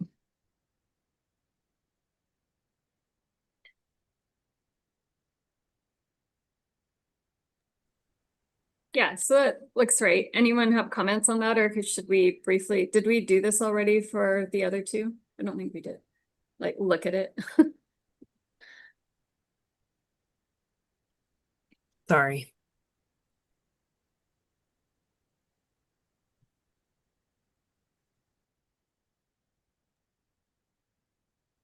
Thank you. And then I think there's some writing on the previous one that I thought I remembered Karen or Lisa or someone asking to be copied down. Like that top line would apply to the next one as well, right? I was just thinking AO was state-owned land or being mitigated on state land. So the private landowner wouldn't apply. But that one might go on the Nene slide, actually, Kinsley, as well. Thank you. For the Nene, for the wording though, I'm not sure if I would call it, I don't know what to call it. Lisa, maybe you have some suggestions. It's not really assurance. It's more of, did we lose Lisa? No, I'm here. I'm thinking. Okay. It I just couldn't see you. because insurance, or insure, because the MOUs, like these aren't, they're agreements, right? They're not legally bound and they're not tied to the land. Not the MOUs, no. Yeah. Some other things are, like when there's been a conservation easement or a safe harbor tied to the action too, then it looks a little different. But whatever it is, we need to have it written out and analyzed, right? Yeah, and clearly demonstrating that the landowner is understands and is in agreement with the scope of proposed mitigation activities. So it's like document commitment or memorialized commitment of landowner in a Yeah. legal document, right? Yeah. And We maybe just that did is this different for the Nene since they both have SHAs. it does look a little different for those properties that have the SHAs for sure, Molly. Yeah. I mean, we just did this for a totally different reason, and I think we just called it a landowner agreement. But essentially what we asked is for, and this even applied kind of for a state land situation, but a clear understanding that the landowner understood and was supportive of the implementation of the HCP for the full extent of the permit term. Or the mitigation actions under the HCP for the full extent of the permit term. So however we want to memorialize wording, and that might look a little different by project or by landowner, but whatever that mechanism is, that it's clear and that it's done prior to permit issuance.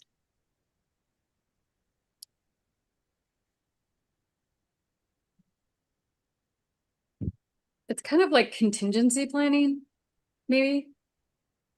So whose responsibility is it if if the land goes to a different owner and the new owner is like, no, we're not doing this, is that essentially on the permittee to find a new site? Yep. Okay. Yep. Yeah, and that's in our adaptive management plan, Melissa, of like, if a mitigation site becomes unavailable, Yep. we have to find a new one. You. For context, Melissa, this initially became an issue with the projects that were being done on top of the safe harbor agreements, because the safe harbor agreements in often cases allow for the return to baseline conditions, right? And the landowner can invoke that at any time, but that would then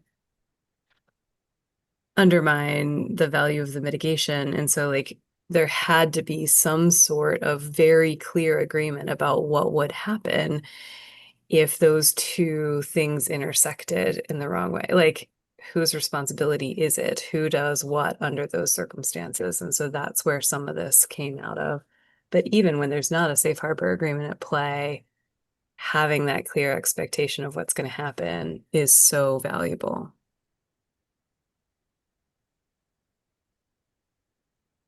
Share. Can everyone still see the screen?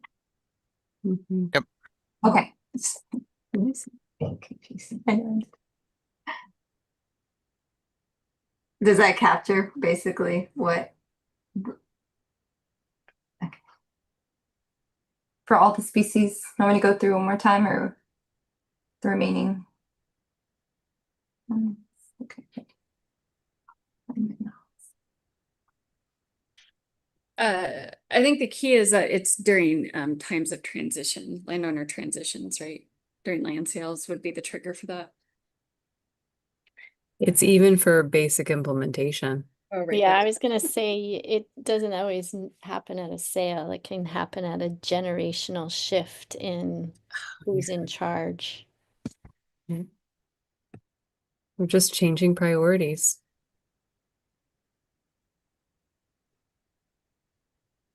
Okay, sounds good. I don't have anything further to add on these. I don't know if anyone else does. And there are no public comments, just.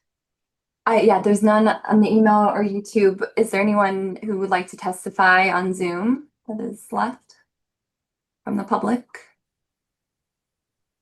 Looks like we might not have anyone on Zoom left with us, but if anyone on YouTube. Wore everybody down. If Can anyone I wants to testify, speak now. Okay. Go ahead, Can sorry. I Mom. ask one more question? I just wanted to know if there was anything in particular that ESRC members wanted us to touch on during the site visit next month so that we can plan the itinerary for that day accordingly. Like, obviously we will look at yellow-faced bee areas, but anything, I just want to make sure that we plan that visit accordingly to make the best use of your guys' time. And I guess you could also just send it to Kinsley or to Dofa or whoever in the coming week, Yep. as we put that together. But yeah. Yeah, I think just having the folks there who we can ask the questions of, yes, okay, my brain's working. Like Keahi being there is incredibly helpful, or all of that kind of thing. Yeah, so that's a little bit more as far as like what kind of expertise is on site as opposed to things we want to see. I don't know if anyone else has anything else. I appreciate understanding the neighboring landowner kind of parcels and their management regime. Because I know for me at Oahe, that was a pretty big deal. So it's helpful. Just, as we kind of pulled away and scaled to see where the bee populations were, it was just really nice to be able to kind of look at maps of like land ownership. What is it designated as? If it's state land, is it, forest reserve? Is it a hunting area? It's just helpful. So that would be nice. We can try and get that for you for sure, Lisa. I think it's all DLNR land. Yeah, and which kind? It's helpful to know. I unfortunately am not going to be able to attend the site visit, but It is, I think both Makmaka'ole and Haleakala Ranch are incredible sites to visit. And so, and would be a good place to talk a little bit about the conservation, the complexity and conservation of those species. I don't know if either of those mitigation sites are options for the site visit, but for ESRC members that have not been to either, both of those sites, it might be worth considering.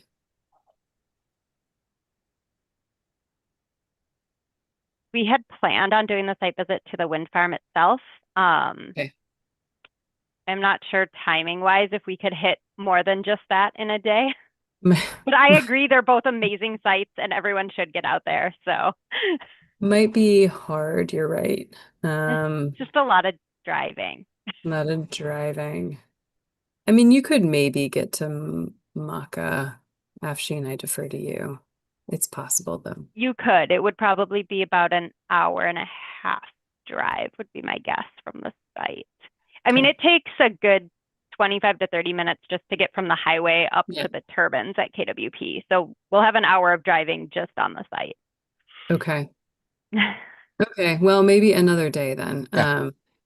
But I think you're right. The site itself is the most important, and then that may be enough to keep everybody there for a while. Who is going? Lisa, Melissa. Okay. I'm not able to go either. We will both be missed. Kavika will be there, right? Kavika and then Jason representing DOFA. Okay. I don't think I see a Yep. calendar hold yet sent. Can you make sure that's sent out? Yes, I will send that.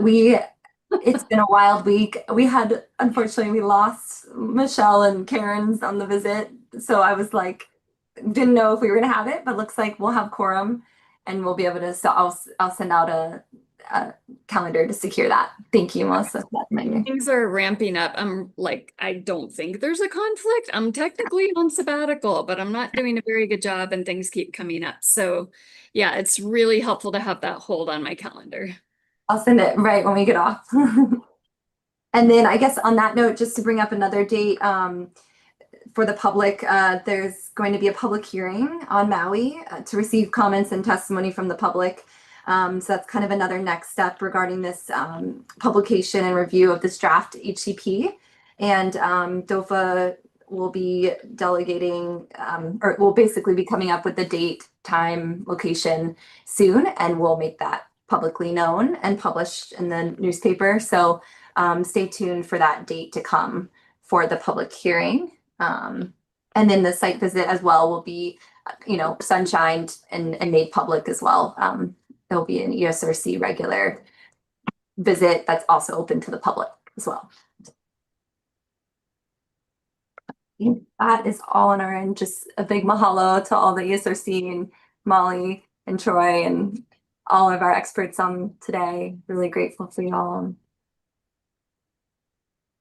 Yeah, okay, so if nothing else, I'm assuming on this agenda item. So we'll go, thanks Molly and Troy for the presentation and everything. So then last item is adjourning. Motion to adjourn. Second. All right, so I guess we vote with hands. Is that how we know? Yeah, so you call for all in favor. All in favor, raise your hand. And then any opposed? I think the motion is passed, but that's the chair's job to say. Yeah, I think everyone had their hand up, so we're good. And 3:55. And it's 3:55. Okay, thank you, everyone. Mahalo. Take care. Thank you. Mahalo. Mahalo. Hello, aloha, everyone. Uh-oh. Yeah, I don't know.